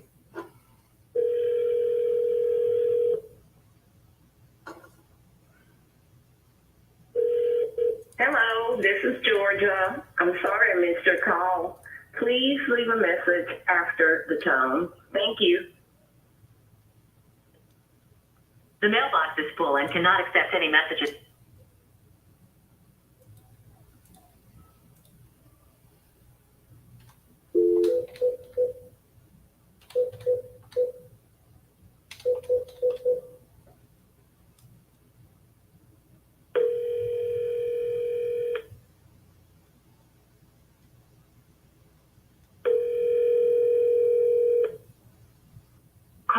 forwarded to an automatic voice message system. 720.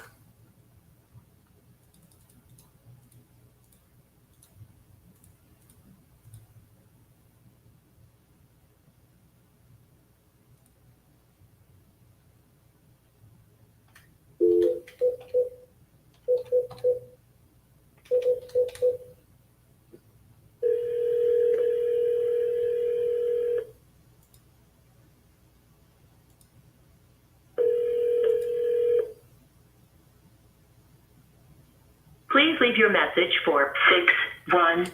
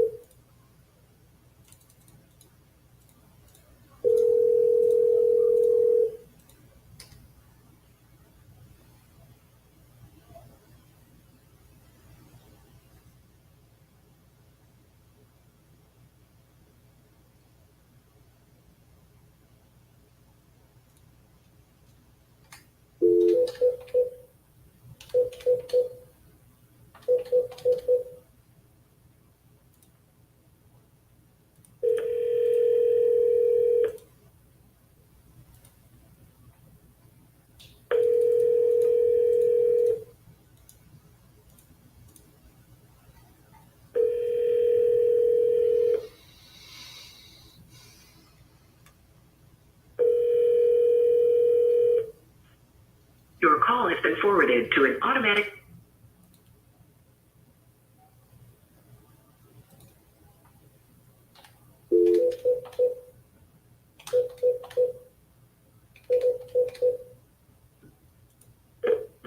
Hi, this is Stephanie. Please leave a name, number.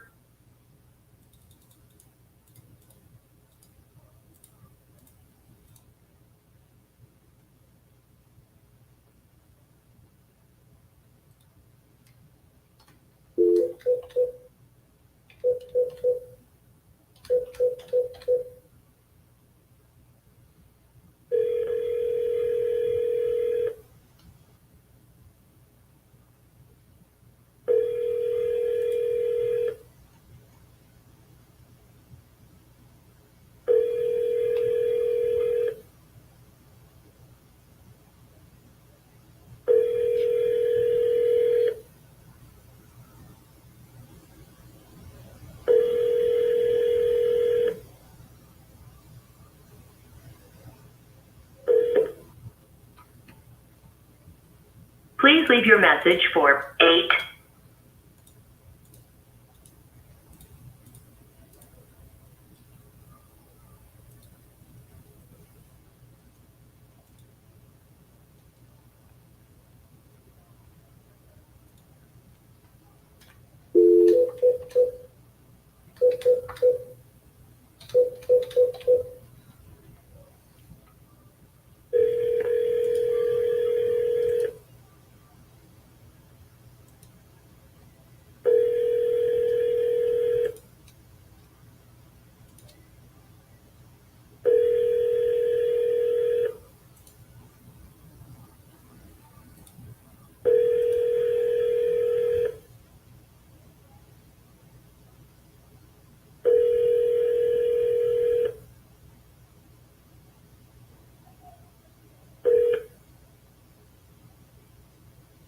Please leave your message for 505.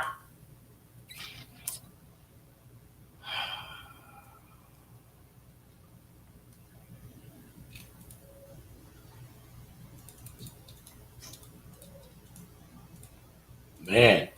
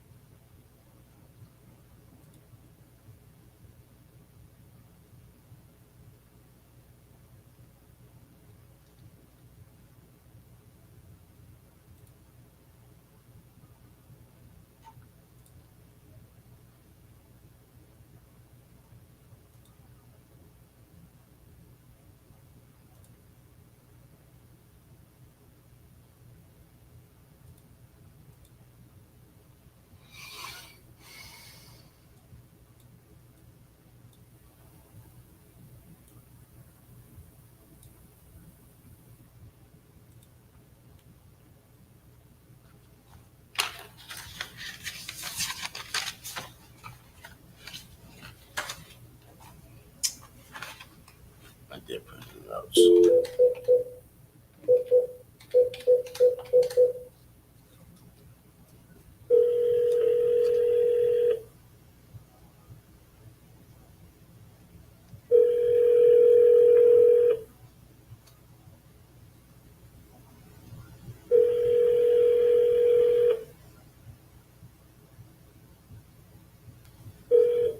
The person you're calling isn't accepting messages right now.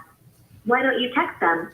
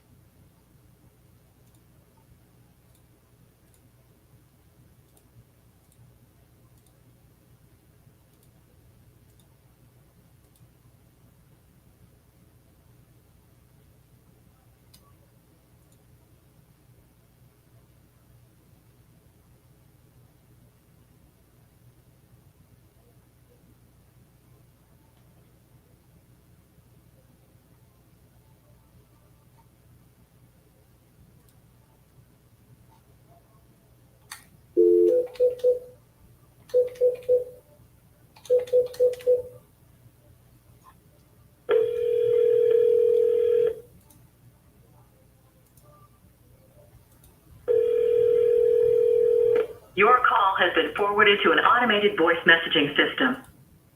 4255112.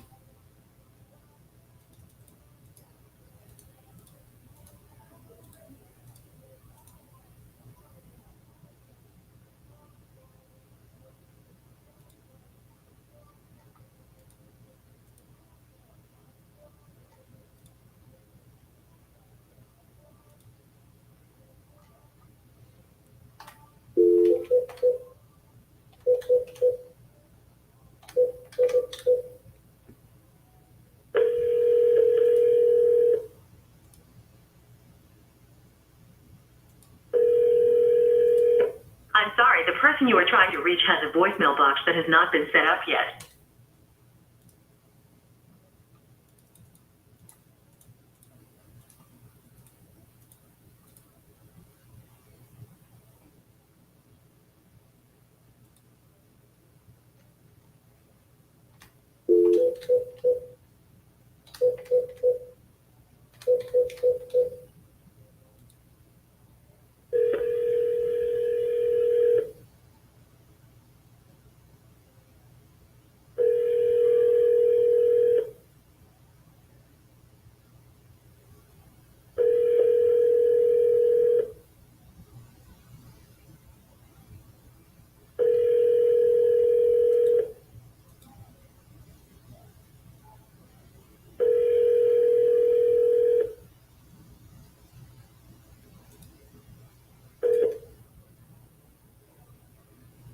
Please leave your message for Larry Hyde.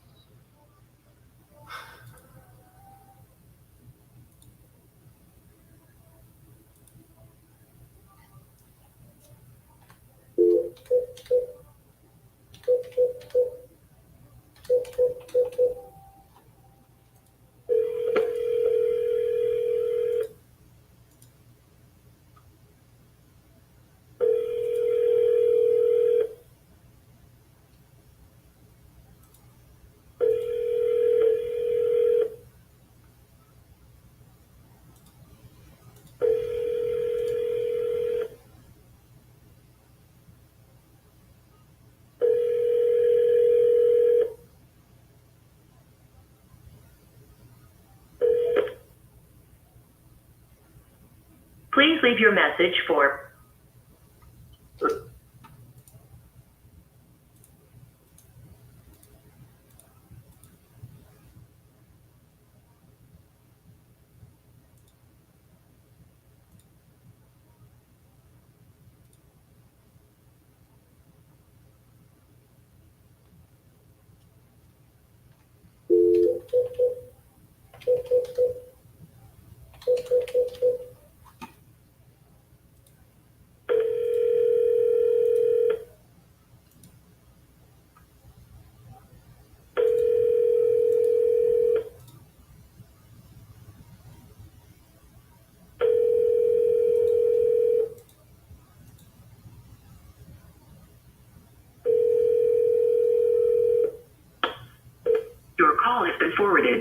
automatic voice message system 985258.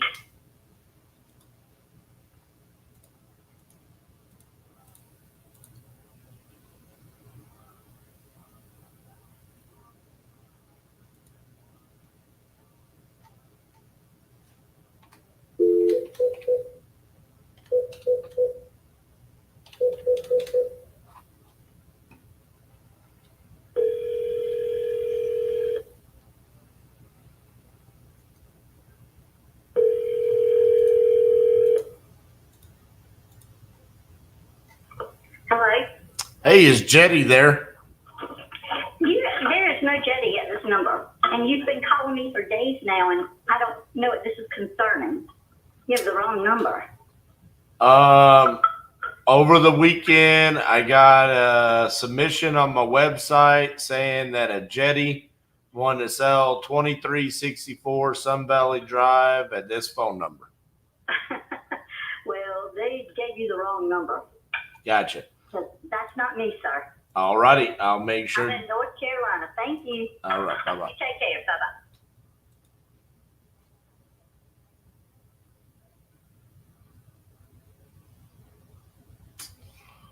I'm wondering how many of these damn leads that I'm calling that I can't get are like that.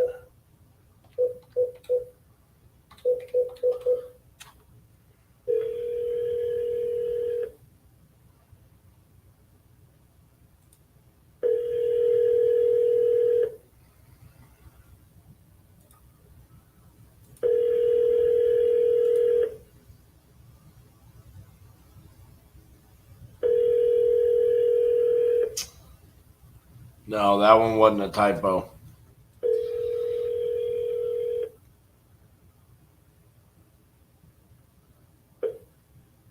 Hi, you've reached Frank. If you could please leave your name. See, that's a real lead, but you can tell the fake ones because the area codes don't match up to the address and the names don't match up with the emails. Now, I don't know why they wouldn't be smart enough to make those line up, but that's been the consistent theme with the fake leads.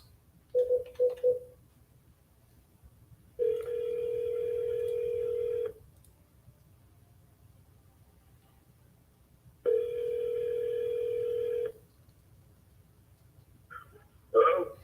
Hi, is Ron there? Yeah, this is him.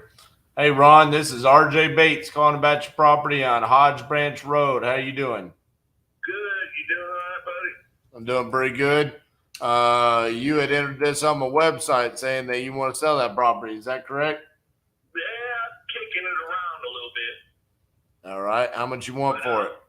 Hey, I just pulled up to my house with a truck full of groceries. So you caught me at a bad time.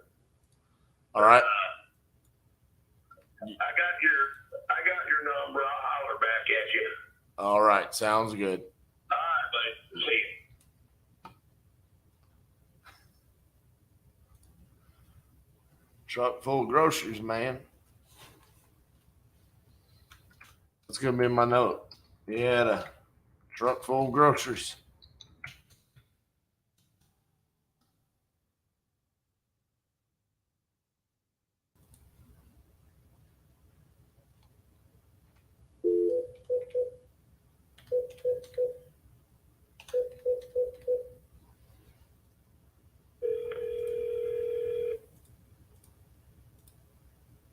Please leave your message for 83.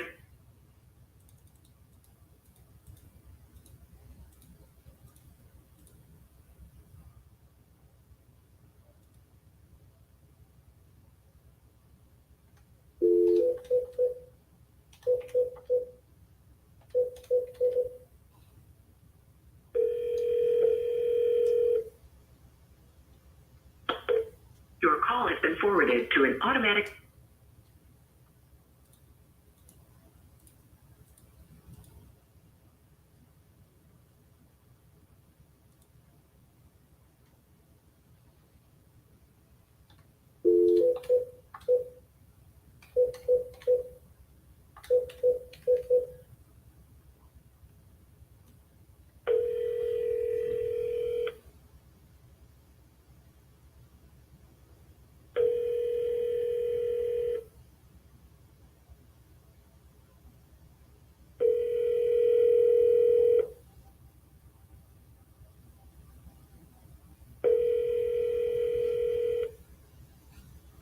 this is Dave. Just leave me a message. I'll call you back. Thanks. At the tone, please record your message. When you have finished recording, you may hang up or press 1 for more options. Hey, Dave, this is RJ Bates, calling back to property on Cool Road. Give me a call back. Thank you.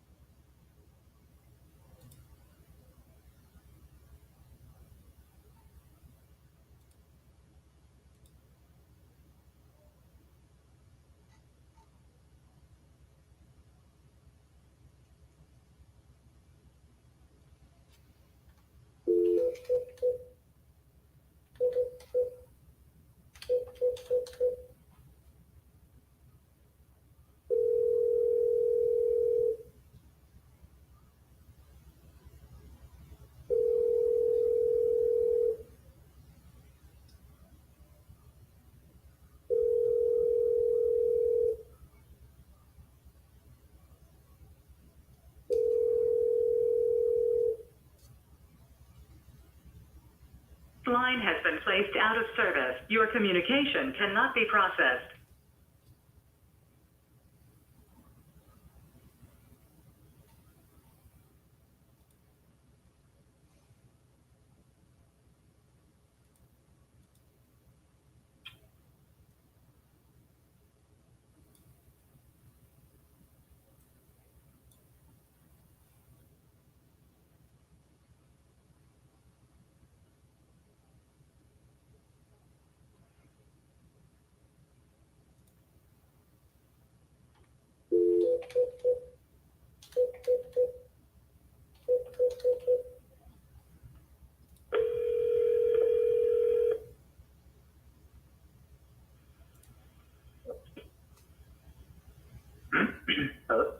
Hey, Shannon, it's RJ. Hey man, how's it going? Pretty good. Did you see that we sent you over a contract for your property? No, I didn't see that. Should be in your email. Oh, okay. Yeah, I get so many emails a day, and I took a nap, and when I woke up, I had a whole bunch, and I just swiped them off my phone. I didn't.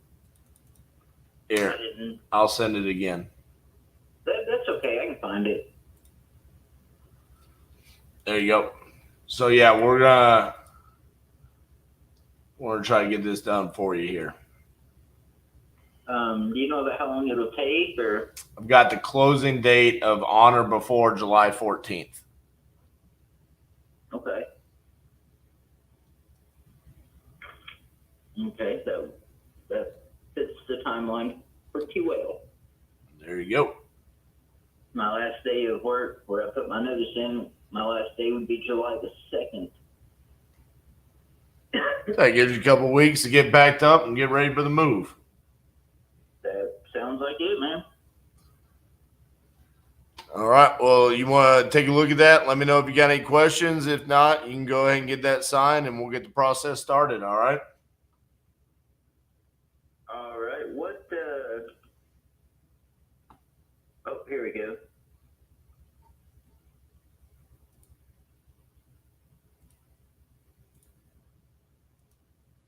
Okay, review.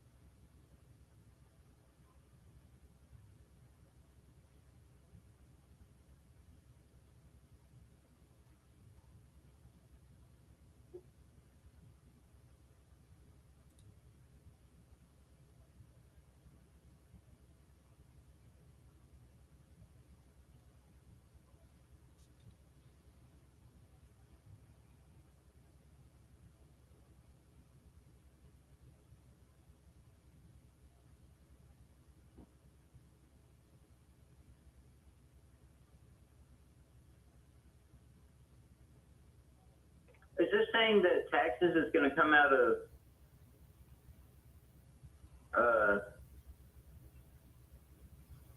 the portion that I will be getting, or? Yeah, so the prorated taxes for this year will come out of your proceeds. So you will pay for essentially 6 months of taxes because you've owned it for the 6 months of 2023. Okay, do you know what that is? I can give you an idea. Yeah, let me look it up real quick. Actually, I can save you the time, I believe. Let me go grab my papers.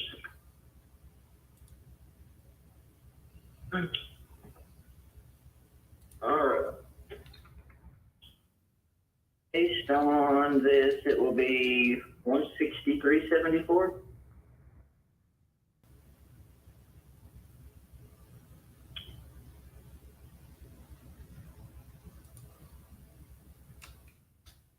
That sound right to you? I don't know. I'm trying to get it pulled up right now.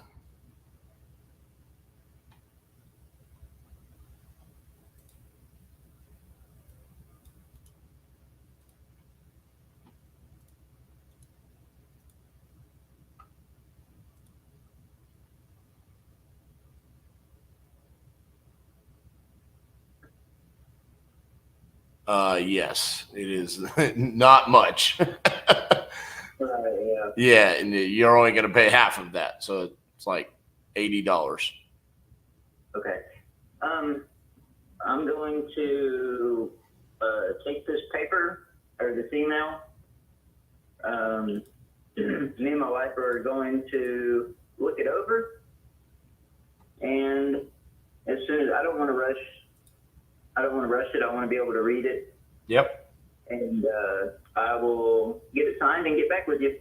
All right, sounds good. Let me know if you can get it signed this evening. Is there availability for us to come out there tomorrow? Yeah. All right. So yeah, as soon as you sign that, then you'll probably be hearing from the rest of my team because we already have people in the area, not here in Texas, but people in the area ready to come out there. So I kind of assumed that based off of our conversation earlier, this was pretty much like, hey, you're ready to rock and roll. So if there's no issues with the contract, we should be good to get this process going. It's good. I didn't know how quickly you'd want to move, so I put that July 14th closing on there because I was worried that you would actually want it to be quicker than that, but that's good. So, but yeah, just let me know if you have any questions, and we'll get this process started. Okay. I mean, as far as the 14th, if we can make it happen before then, that's even better. If not, the 14th, that'll work. Right. That will give us time to, get everything packed up and get rid of, whatever we don't want. Right. And, yeah. All right. Well, I'll look over the contract and I will give you a call back. So I'm going to be probably leaving the office here pretty soon. But if you want to shoot me a text to that other number or just if you don't have any questions, you can just sign the contract and then you'll be hearing from us probably first thing in the morning. Okay. Sounds good. All right, Shannon. Appreciate you. Thank you. Bye-bye.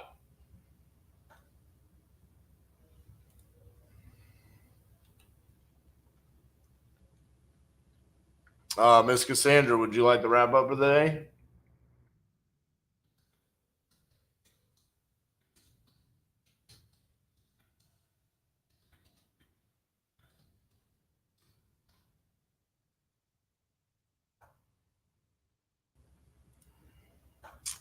It's always good to end the day with a seller reviewing a contract.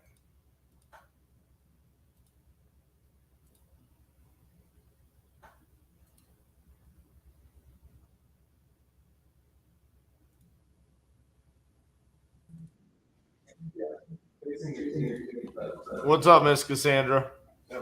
Oh, I am just trying to respond to Oh, hold please. Sorry, I had the YouTubes on volume. I'm responding to an attorney who is a personal injury lawyer who wants to play real estate attorney about what time is of the essence means in the state of Texas in real estate law. Why is this guy trying to kill the deal? Is this it could for be a Edinburgh? fiduciary duty thing because he doesn't know what he's doing. I thought for me, he was not necessarily representing the seller. He was helping her out because she didn't have transportation and it was her cousin. She's it's her family member, and she said, I have an attorney in the family, so can you just send the contract so he can review it? I mean,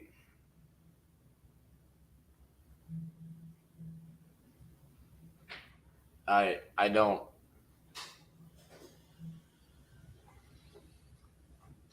What is the issue that he's bringing up? The fact that we have not gotten, he has not responded with all 3 pages of the contract. He's not responded with which Valley Land and Title he opened it with. He's not been responsive whatsoever. We can't get any information out of him. We did a walkthrough. The foundation is 3 inches off on one side. There's a lot more DIY piece together unpermitted additions than we are anticipating for. And to the point where she also put up mobile home paneling herself at some point because there's drywall issues. It's not correctly installed, so on and so forth. So we told her we needed a price reduction. And she was like, well, that sucks because I'm not going to be able to get a car. But yeah, I understand, and agreed to it. This morning, we sent over the new contract because he just still hasn't responded, getting us the fully executed contract. Just page 1 and 3 is all he sent back. And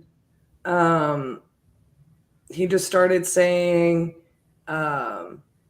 you got all the pages of the contract. You're just sending this over because you're trying to trick her into a price drop. And it's like, no, we discussed this with her. So whatever you're thinking. And then like, she's also calling us and texting us today, trying to discuss the property. So then he starts sending threatening emails that, if we speak to his client again, he's going to put a restraining order and a judgment against us and take legal recourse because I don't know. Personal injury lawyers shouldn't try and play in real estate land, I guess, is the answer to your question. I mean, I feel like I just should call the seller and be like, hey, I don't know what's wrong with your cousin, but our uncle or whoever it is. It's her cousin. I mean, and just be like, but he is literally threatening me. So should I terminate with you? Yeah, I mean, I'm emailing that over pretty much right now. Well, to him, but I'm saying just call her. I mean, because literally the last attorney I spoke to, I had to do the same thing where I was like, listen, dude, you don't own me, and your license or test that you passed a long time ago doesn't scare me. Okay. So he came all threatening and stuff. And I just told him, I don't have to buy this property.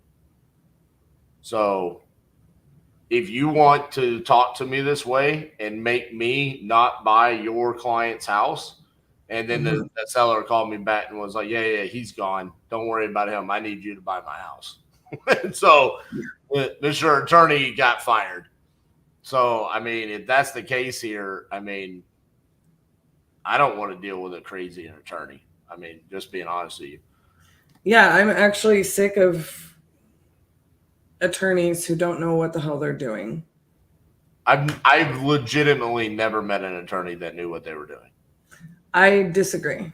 Who? We know real estate attorneys that know what they're doing. On a very basic level. It's a very low ratio of great attorneys that we know have known and met and like compared Martin to bad ones. Garcia. It's like right neck and neck with real estate agents, you know? Martin Garcia has done whatever I've asked him to do, but it's been very few and far. That's because he's a rebel. But majority of attorneys I've ever hired are borderline. They're like high-paid luxury realtors, where it's like, oh my God, you actually get paid this much, where you are like, you're in like the upper echelon of income in the United States, and Did you get my joke? Well, he's a rebel. Yeah.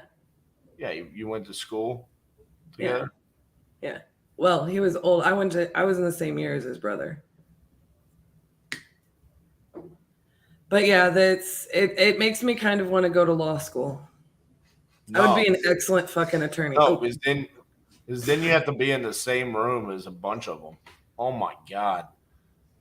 I survive as a realtor and I still have to do that. I actually enjoy it. I hate it so much. All right. No. Let's show the people where we're Show at. the people the KPIs. The K to the P to the I's. There we are. 113.77.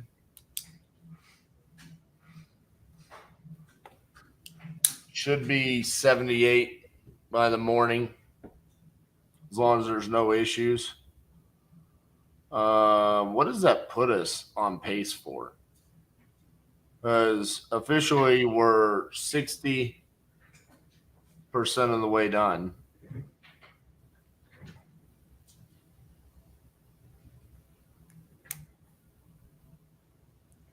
Are you doing the math?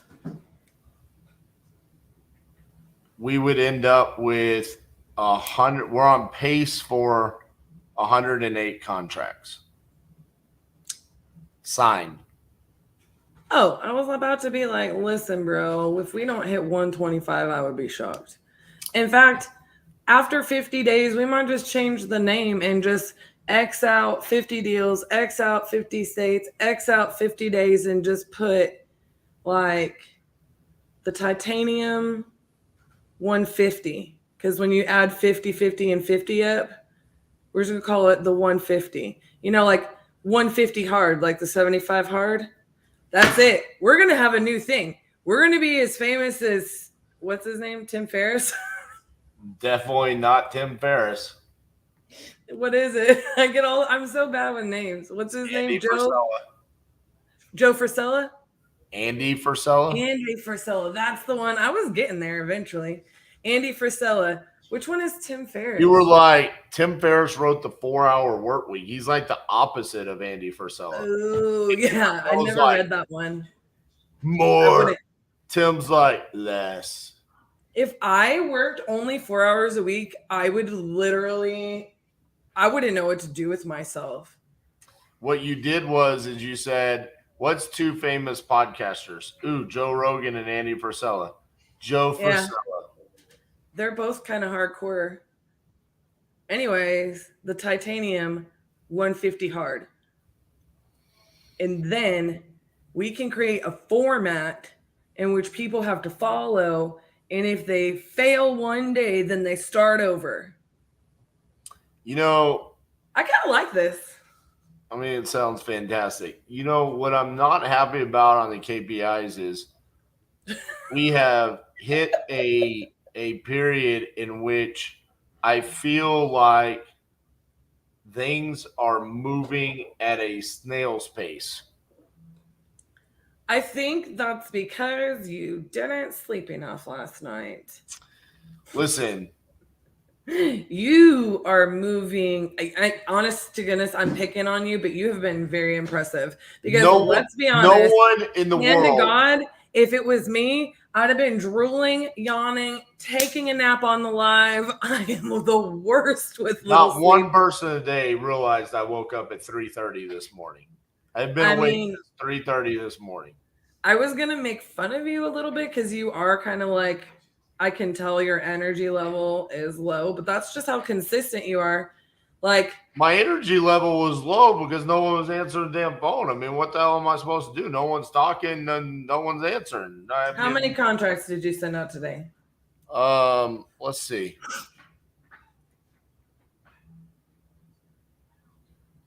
Also, I've already started getting pictures of my barn.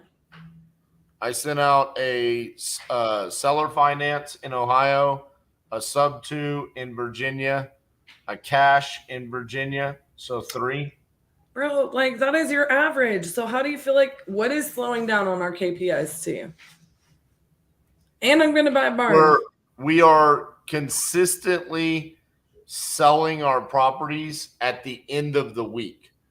We're not getting an assignment signed on Monday, Tuesday, Wednesday, Thursday. It's like it takes us that to build up to get them sold at the end of the week. It's the same thing with the signed contracts. It's like, yeah, I mean, I sent out 3, but we didn't get it signed. I mean, the one that got signed was one that I forgot about that got signed yesterday.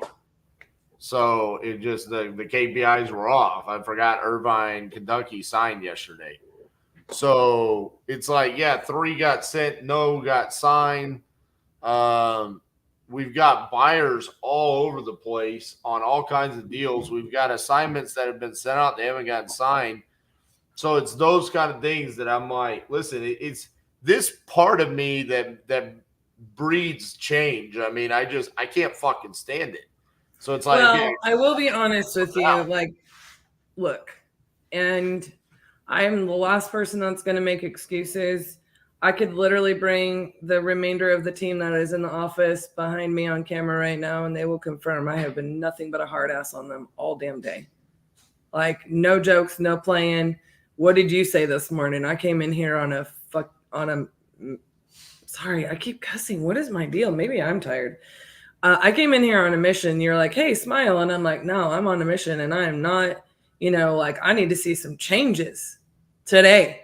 Like not tomorrow. I'm going to answer you later. What are you going to do to get to the next level or change today or fix this problem or get the job done today? Because I'm going to let you know right now, I'm going to be cracking up. And I said, I said, we are not operating in a way that, is stunning me, even though I'm happy with progress and I don't want to be a negative Nancy. Like I am feeling that there is not the level of urgency that I want to see happening in this office with what we have to capitalize on here right now. And I've been that way all dang day. Like, what I'm saying? I mean, I feel it. I feel what you're feeling too is what I'm thinking. Like, I mean, I'm at the point now where it's like you said, like, well, hey, that's your average. Well, it's like, yeah, I mean, I don't want to be hitting the average, right. I want to be getting better, increasing it, because I'm staring at it and I'm going like, this is my nuts, right? Virginia Cash, just talked to him. He says he's probably going to sign tonight. Okay, that's good. Virginia sub 2 hasn't signed yet. Seller Finance Ohio hasn't signed yet. Cash offer in Ohio yesterday that she was super happy, hasn't signed yet. Cash offer in New Orleans, the Airbnb yesterday, he hasn't signed yet. Okay, I get your point, but what I was getting to is that you also need to take into consideration that with this level of volume comes caveats when it's not just me and you. You know what I'm saying? We changed people's roles. We need to be making adjustments on this floor so that when we see that lag, there is somebody to sit there and follow up, or you need to make it very clear, like, hey, you want us following up on that, and like what we can do. Like I can get on the lives, but there is like a lack of communication that's coming because you are in that office on your live with the door shut. And then the rest of us are working on everything from contract to close.